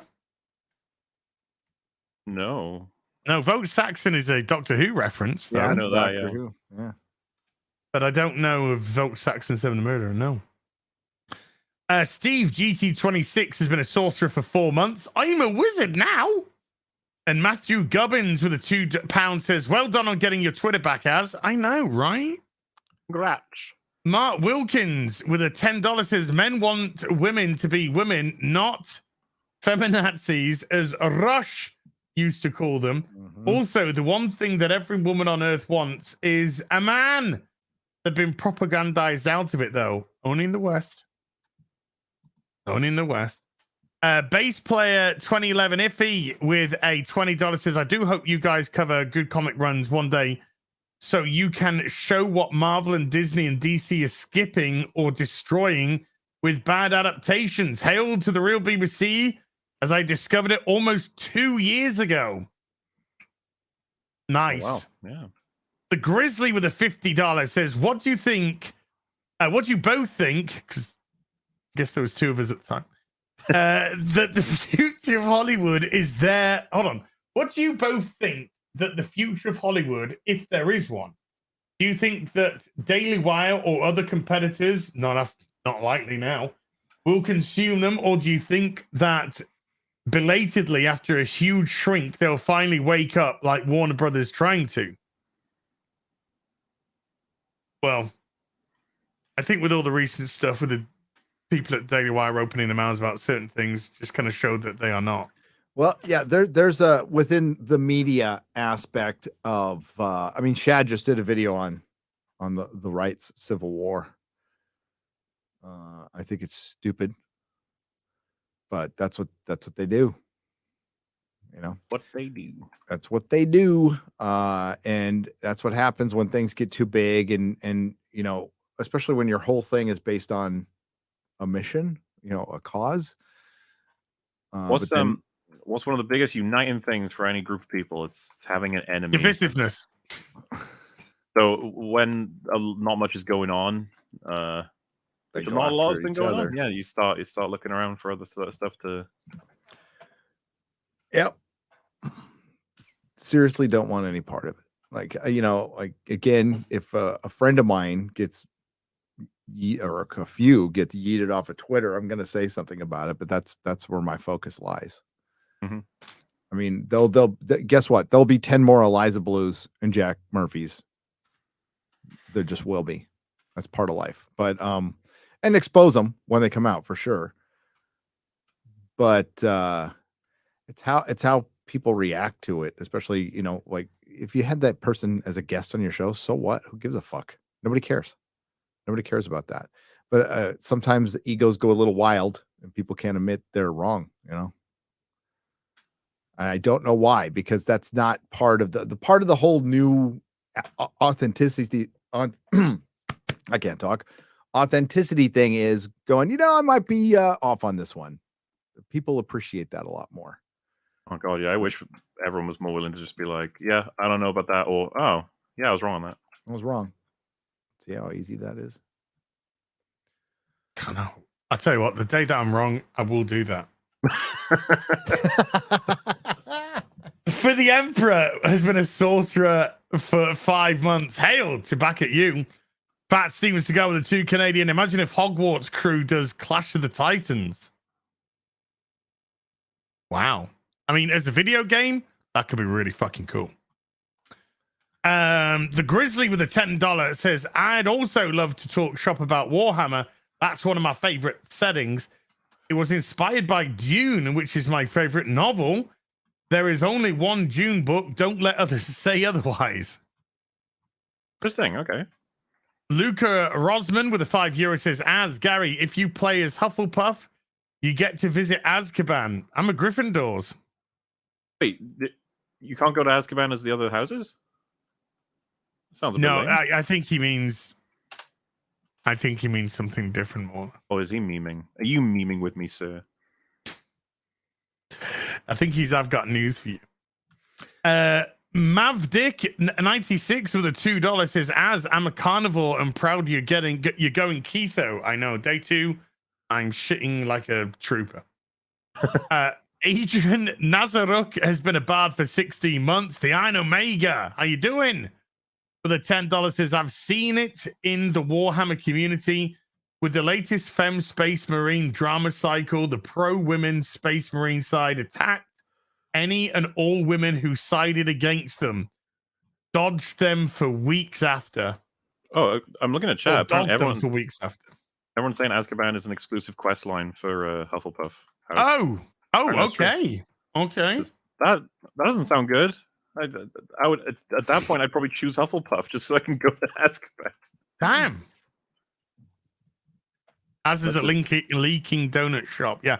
Oh, by the way, everyone who's been asking for MILF Manor, the next episode, there was no MILF Manor this week because the Sports Bowl Super Drip, Super Tinder Sauce out the rear end. So I'll never not be fucking amused that you're announcing that as like important information. I don't know why this makes me laugh so much, but it does. Hang on, let me share it with you. Let me make sure I'm not sharing my messages. No. Well, you're doing that. I'll go. Here it goes. Shirley Sob with a $20 says, since YouTube wants creators to do the stupid shorts, may I suggest that Az makes all of his 38-second long just for the sake of mockery? That could be. That's a good idea. The last motherfucker. That's great. You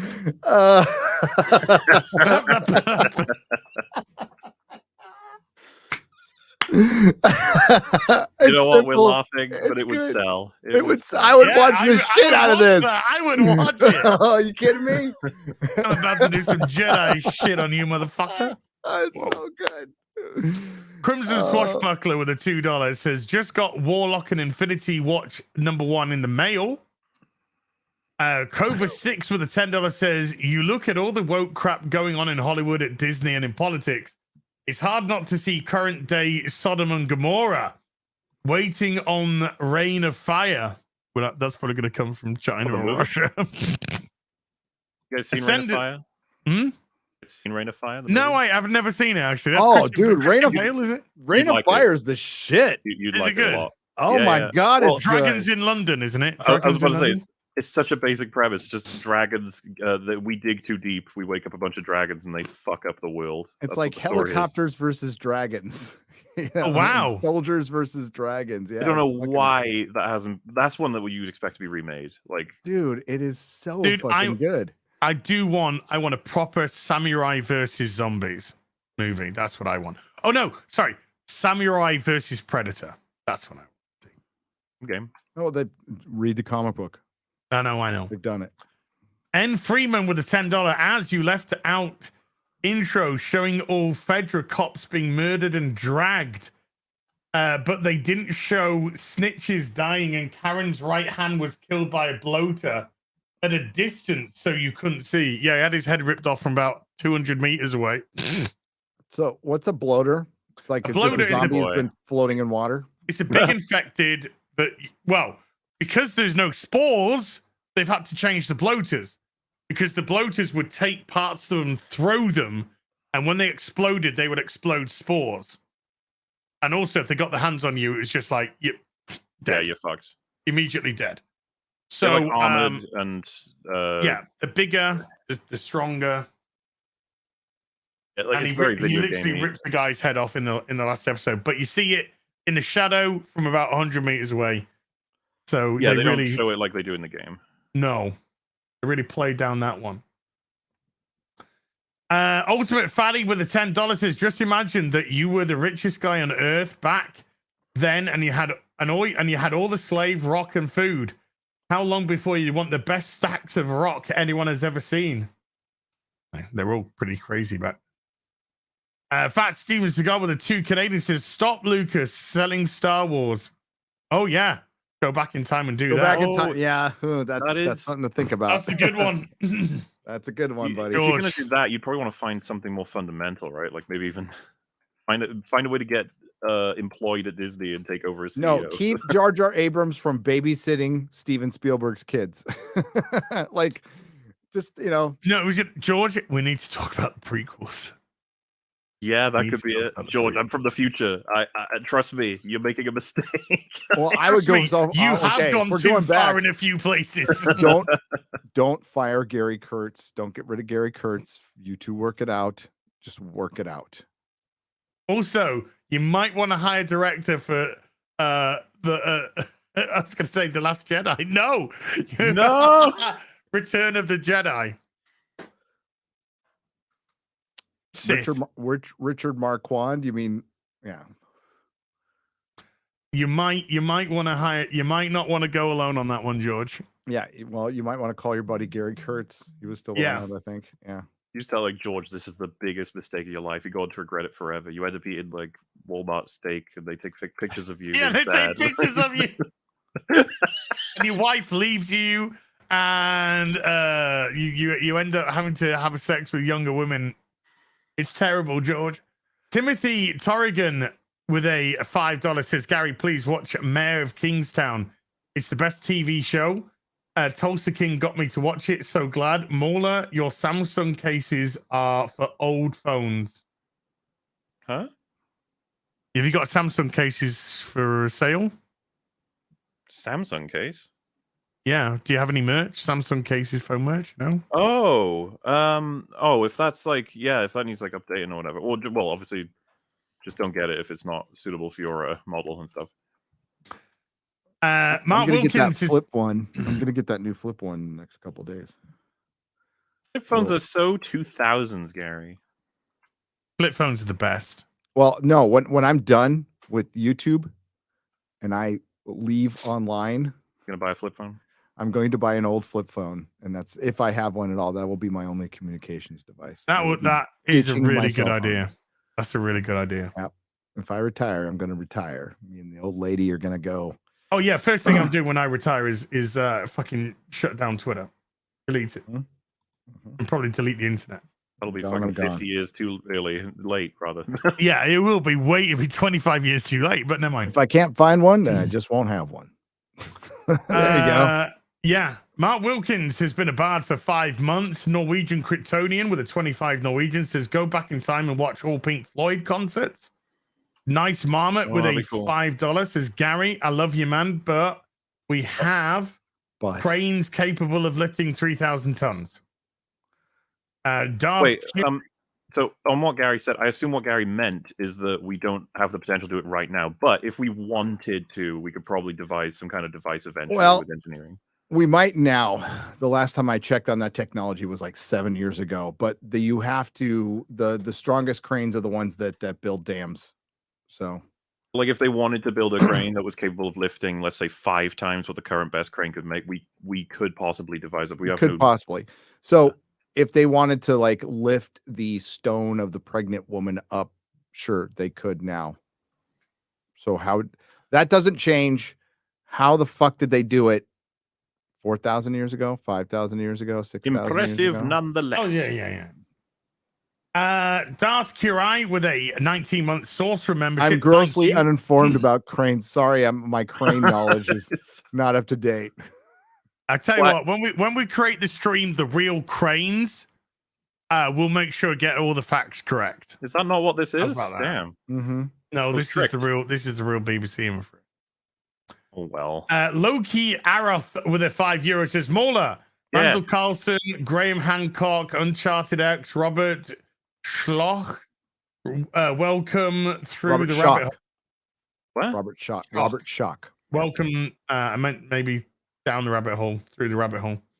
Aaron Pipes with a $5. Gary, you have managed to blow yourself playing Have you managed to blow yourself playing Hogwarts Legacy yet? I want to see you. Is that a feature in the game? Can you blow yourself? Is that a Hufflepuff thing? Yeah, that sounds like a Hufflepuff thing. And maybe slay your horse in Witcher. Aiken with a sorcerer for 22 months. Thanks for the entertainment and sanity checks over the years so far. If it wasn't for the fellowship, I'd be thinking I was a tin foil hat wearer. Mr. Tickle Trump with a 5 Canadian. Have any of you seen Gordon? The noir Batman film is fantastic. Deserves more eyes on it. Writing and actors are great, and Joker is so unique. The infamous El Guapo, maybe, has become a member at the Bard level. Fantastic Mr. Knox with the 5 Australian. Guess Mindy and co happy to fail upwards. Hearing Velma getting a second series got me in stitches. It's the likelihood is it was already made before series 1 anyway. So this was probably a portion of episodes that were already put into process. And just like Masters of the Universe, they release it in chunks. So with this one, they've done it. It's already done. It will probably make no sense to have it finished and not release it. But I don't think it's the major win that they think it's going to be. Yeah, Velma's not staying alive. No. A similar sentiment was kind of run for when Batwoman got a season 2 and then a season broken half of 3. And it was just like, you kidding me? The show's dead. And then the network came out and said it never earned a single penny of profit. Yeah, like so who fucking wins? 11 and then years. it had to be sold out of credit, basically. An estate sale. Yeah, it can be a lot of reasons why you see something get another season, other than it's got all of the viewers. Trust us, people love it. Like, Batgirl was pretty much done, but it wasn't 100%. About 95% done or something. But they've just come out and said with Batgirl. It would have harmed everybody involved in the project if we released it. And judging by what they were doing with the character, the race change character, the tokenized friend, and all that sort of business, without going too detail, I think it was setting itself up to be absolutely a mitigated disaster. And if you saw the images of Firefly, when I first saw those pictures, I thought somebody was taking the piss, saying this is Firefly. And then when I realized that was Firefly, it wouldn't end well, people. This wouldn't end well. I want to see it. No. Sometimes you just gotta walk away. Momus Mouse with a $5 says, MauLer, if you go into the future like 10,000 years and something happened to the Earth where it was destroyed, that would end your trip pretty quick. Well, that's true, but that's why I probably have to think about it real careful, right? Like, maybe you got computer imagery that tells you what the oxygen levels are and all that sort of business. Or since this is like magic shit, it could just be like humanity's gone by the time you hit this amount of time, so you're going to want to aim before then. Maybe that's part of it. It would be really awkward though if I was like, I want to see what's in 100,000 years in the future, and I just fast forward and it's just space. There's nothing. And I'm just like, oh, what the fuck is Earth? Wow, the sun's getting bigger. I know it wouldn't be that big, but MauLer, Michael Tynan. I'm gonna go with Tynan again, Michael. He was insanely generous the other day, and he's just dropped another $50. No message, just dropped a 50. Michael, you're too kind, mate. Ian Soforth gifted 5 memberships to the stream. Shake from the Hunger Team gifted 5 memberships to the stream. Thank you, the pair of you. Smoother DJ's been a bard for 4 months. Smoother DJ gifted 5 memberships to the stream. Shake from the Hunger Team gifted another 5 memberships to the stream. Smoother DJ with a €5 says, hello, massives. Fun fact, Booster Gold was in Legends of Tomorrow, played by Donald Faison. Race changed Booster Gold. In the final 2 episodes for it got canned. Race changed Booster Gold. There you go. Boom. Classy Vigilante has been a sorcerer for 3 months. This is a DC EU with Henry Cavill and Christian Bale at the head. With some good writing team behind them would destroy Marvel. It could lead to Batman Beyond as well. Erin Pipes with a $10 says Warner Brothers should have finished out the Snyderverse with 1 or 2 movies, then come out with a complete reboot, starting off with a new Superman and each major character coming out with their movies. Night of Solaire with a $10 says, what if DC did Batman Superman like James Bond? Adapt a different story, change the actor between stories? Too convoluted. Changing the actors too convoluted. People want some consistency. Brian the Broken, that's why I've got so many different Batmen at the minute. It's just like fucking ridiculous. Brian the Broken with a $10. I'd like to see a Joker origin story where the Joker is some sort of AWOL special operations super soldier, maybe gets captured by the enemy and left behind and escapes and wants revenge. Brian, thank you for the super chat. Sounds like absolute fucking garbage. What the fuck is that? Diano with a £5. Your boy Zach was saying they're trying to push other characters before Batman and Superman goes public domain in 2034. Yeah, I mean you can only use the versions of Batman from 100 years ago and the Superman from 100 years ago. But I bet you they still create way better stories. Hey, chat, tell me if I'm wrong. Did that sound good? It sounded terrible. It sounded like a terrible idea. I'm sorry. Great. Thank you for the super chat. Do appreciate super chat. But, that sounded like an awful idea. 32 Flavors of Nick Weiser with a $2. Do not come. I'm going to come. Sam Smith has been a bard for 8 months. The Gourd King with a $2 says, how many booster golds are needed to beat Captain Koof? All of them. Bubba Doom with a $5. We discovered my granddaughter, Baby Doom, loves watching Az. Boom. Hello, little Baby Doom. Alex Shaverdian with a $5 says there's performance as the Flash is going to surpass Jennifer Lawrence's interpretation of the character. Yeah. Elite Neo with a $5. Speaking of MGTOW, when are you guys going to have Drexel, the mayor of MGTOW, on Friday Night Tights? He'd be a hit with all these hot ass takes. It'd be hilarious to have Drexel on. Ultimate Fatty with a $5. Gary, watch Arcane. MauLer play Hades, you cabbage. Hail as. I need to. Jason Platin with a $2. Don't watch Arcane. Femi men and girly bosses galore. Oh, whatever. Bushin Ryu Cat with a $5. Dark World was bad, but Ragnarok was evil. They killed Asgard and its rich lore in one swoop. Imagine what the movies could have been if Asgard was spared. That's true, but it is the MCU. They were never going to be giving you really good mythology adaptation. Fucking hell, look at what they've done to the Greeks so far with just Zeus. Fat Femi Zeus. Fat Fem Zeus. Toons News with a $5 says, am I wrong in thinking the second Ezra Miller will be the Reverse Flash? He's wearing a lot of yellow in the trailer. Oh God, please no. Sam Smith with a 10 Australian. My work friend is done with The Last of Us now after episode 3.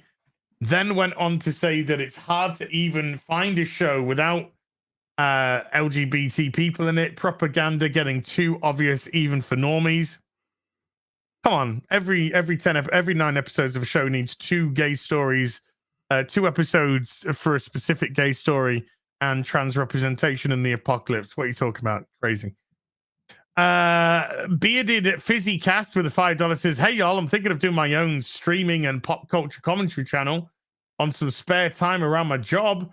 You have any suggestions? We can't tell you how to do your job, dude. Only you can do your channel.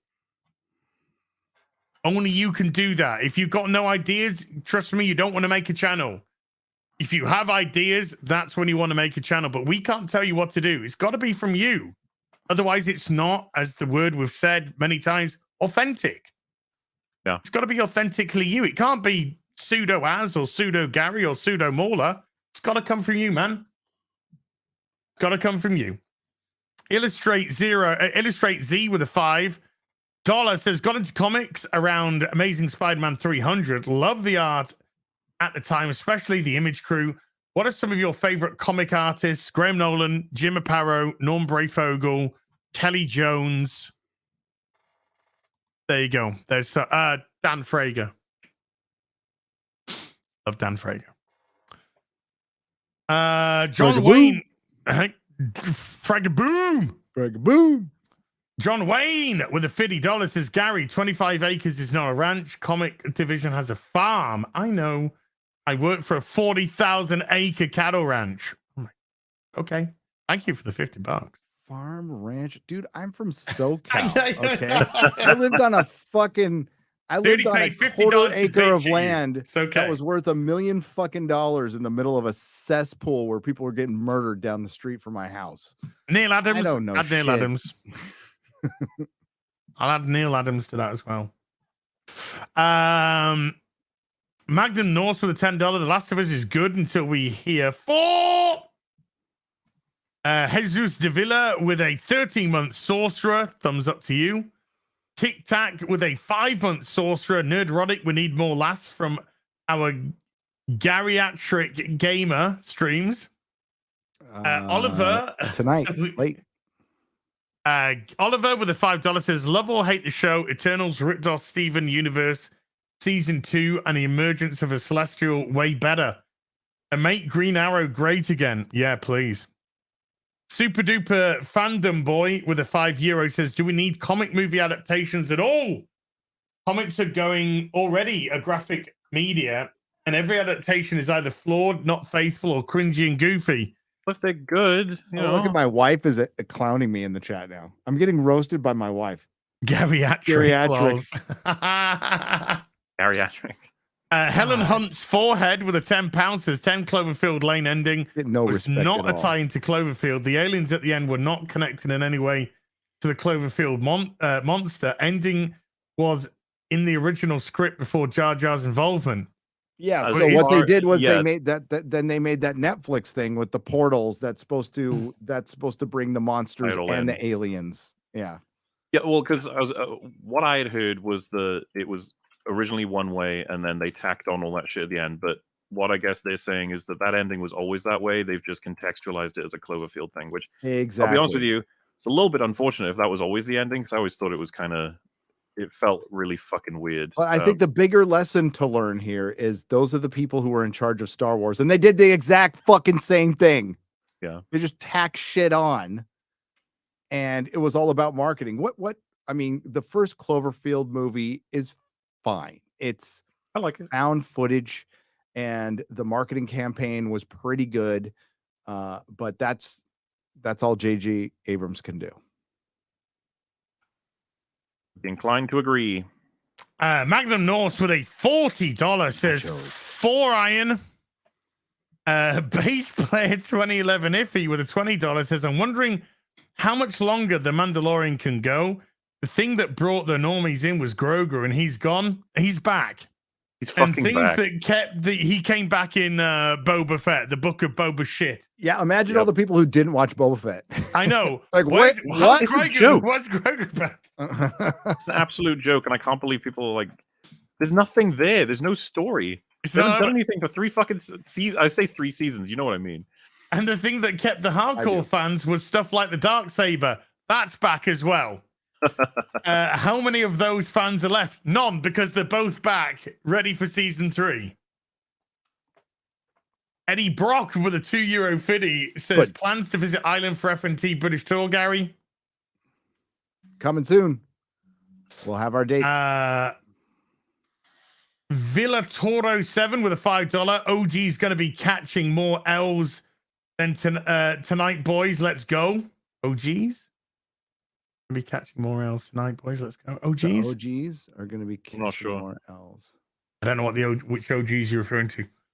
Henry back to play the $5. Gary, your last video was maybe your best. I think possibly. You had many. As a MauLer, not too shabby yourselves. Ever. Shit.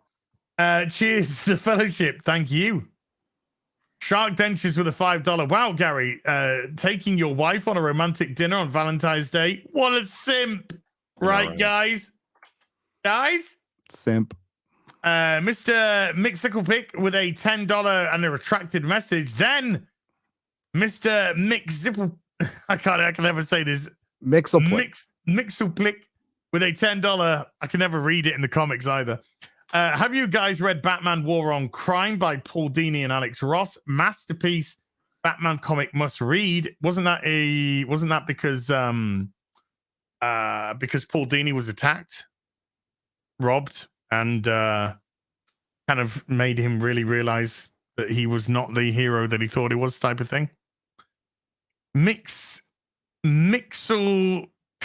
Okay.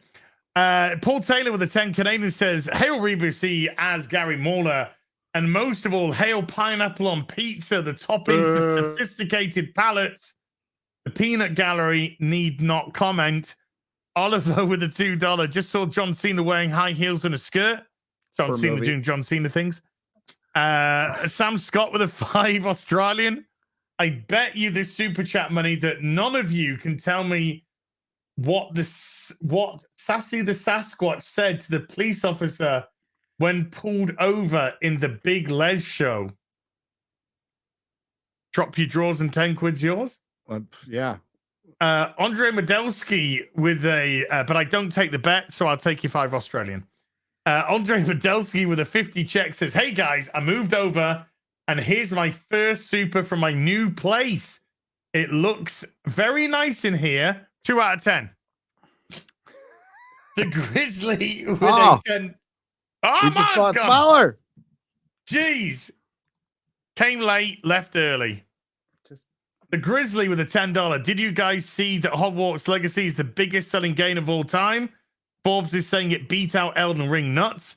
I don't know if this is the biggest selling of all time, but it sold 80% more physical copies than Elden Ring. We don't know digitals and all that yet.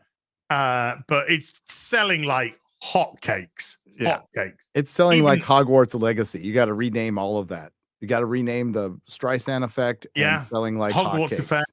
Yeah, it's selling like Hogwarts Legacy. Yep. Rick 1662 with a 4-month Bard membership. Guardian Fortress with a $5. Did you see that Anthony Mackinac, or what Anthony Mackie I think it's meant to be, said about Captain America? Yeah. Space stuff. Jedi Brooks with a 2 Canadian. Why haven't we gotten a Gargoyles remake? Kenny Justice with a $10 says, Gary, have you seen the badass statue of Batman in medieval armor? Fighting a serpent like Joker? Yeah, that's from the end of the new 52 run of Batman. If you read the comic, you won't be that excited. If you only see the statue, you'll be like, this is cool. But if you read the... also, MauLer, I heard your chat catch-up looks like... look up the fact electrician about the blade missile. It's fun. Jedi Brooks with a 2 Canadian. Arcane is glorious. Don't listen to these creatures. We did every super chat.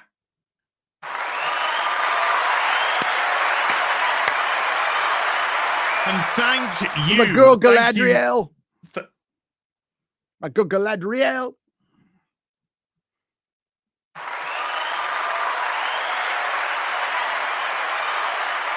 I mean, and thank you so much. You were exceedingly generous tonight. Gary, we're going to depart. MauLer's back. Oh, hi, MauLer. We are actually just finishing now. We are actually. Oh. Garrett, well, MauLer, is there anything you'd like to plug before we go? This one I bet not your internet company.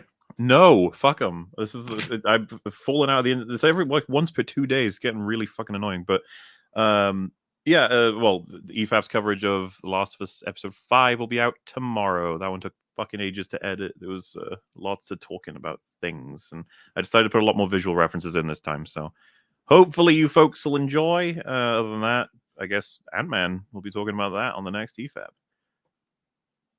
Gary, watch my last video. Thank you. He's doing really well. Friday night. Yeah, it's got the most, like, yeah, it's hard to say like how YouTube will respond to it, but it's got the most likes in like a 12-hour period than any of my videos ever, like by triple. It's insane. So I disliked it. Thank you. I mean, you got to keep it even. It's still interaction. So thank you for the algorithm. I disliked it for the algorithm. We don't like echo chambers, all right? We got the Nooner with Chris Gore, and then Chris Gore's coming back on Friday Night Tight, so we can talk all about Ant-Man and a little show called Picard, and maybe some Last of Us if I get around to watching it, which I probably won't. But I won't bother. Seriously, I won't. Yeah, a lot of stuff coming out, and like after Mrs. Nerdrotic goes to Betty Bye tonight, I'll be doing some late night Hogwarts. Josh with the $2 is one more just cause. Krusk. Thank you. Appreciate you. Tomorrow, if I can get up at a reasonable time, we're gonna do Hogwarts all day, baby. It's gonna be a Hogwarts day. And Thursday, Hot Toys, 6 p.m. UK time on this channel with George the Giant Slayer. Got a lot of stuff to go through on that one. Friday Night Tights this week. Who's the guest? Gary? Chris Gore. Chris Gore on Friday Night Tights this week. And I bit my tongue in it earlier, and it's really starting to hurt now. Oh, bite the other side. Well, no, because this is gonna swell up during the night, and then tomorrow, how many times? Just get rid of the tongue. God, it's only causing you trouble.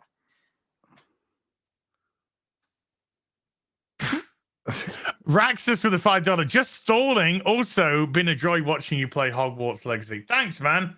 I've loved playing it. So thank you so much indeed, everyone who came to watch today. Really, really appreciate you. Over 7,000 at peak. Over 7,000. You know. And that's when I was on my own. I think we should invite RMB to come on a little bit. Let's see if maybe you can. I'll find out. Somebody brought it up in the chat on Friday. I'm like, bring him on for like an hour. Maybe. Sweet. To talk Picard. Well, you and I are going to be the only ones who watch Picard, right? And maybe Gore. But is anybody else on the panel going to watch it? Are you going to make him? No, because they're not big Star Trek fans. So I'll make a deal with you. I'll watch Picard. No, you got to watch Ant-Man. Fuck off. You got to watch Ant-Man. Dude, this is our victory lap, okay? Like, Ant-Man looks like it sucks, and I'm not that I'm happy about it. It's just like, well, we kind of told you this would happen. It's like the Yahtzee charged over the trenches and then just shot themselves. And we're like that going, yeah. Yay? Yeah, exactly. Did we win? They just shot themselves? And then we're just like poking the... Plot twist, Elliot Page is the reverse Flash. They're the reverse something. Matt Lentini with a $2 plot twist, Elliot Page is the reverse Flash. Sort of, kind of. Mods. Paul Rudd too. I know Paul Rudd's nice. I like him, but shit is shit. And we'll soon find out. I don't know because I haven't seen it yet. Massive thank you to my mods as always. Everyone who hit the super chat button and the membership button, thank you so much indeed. Massive support. Thank you so much. And we will be back with some more stuff very soon. So until then, Take care. Bye for now. Bye. Ciao, Bella.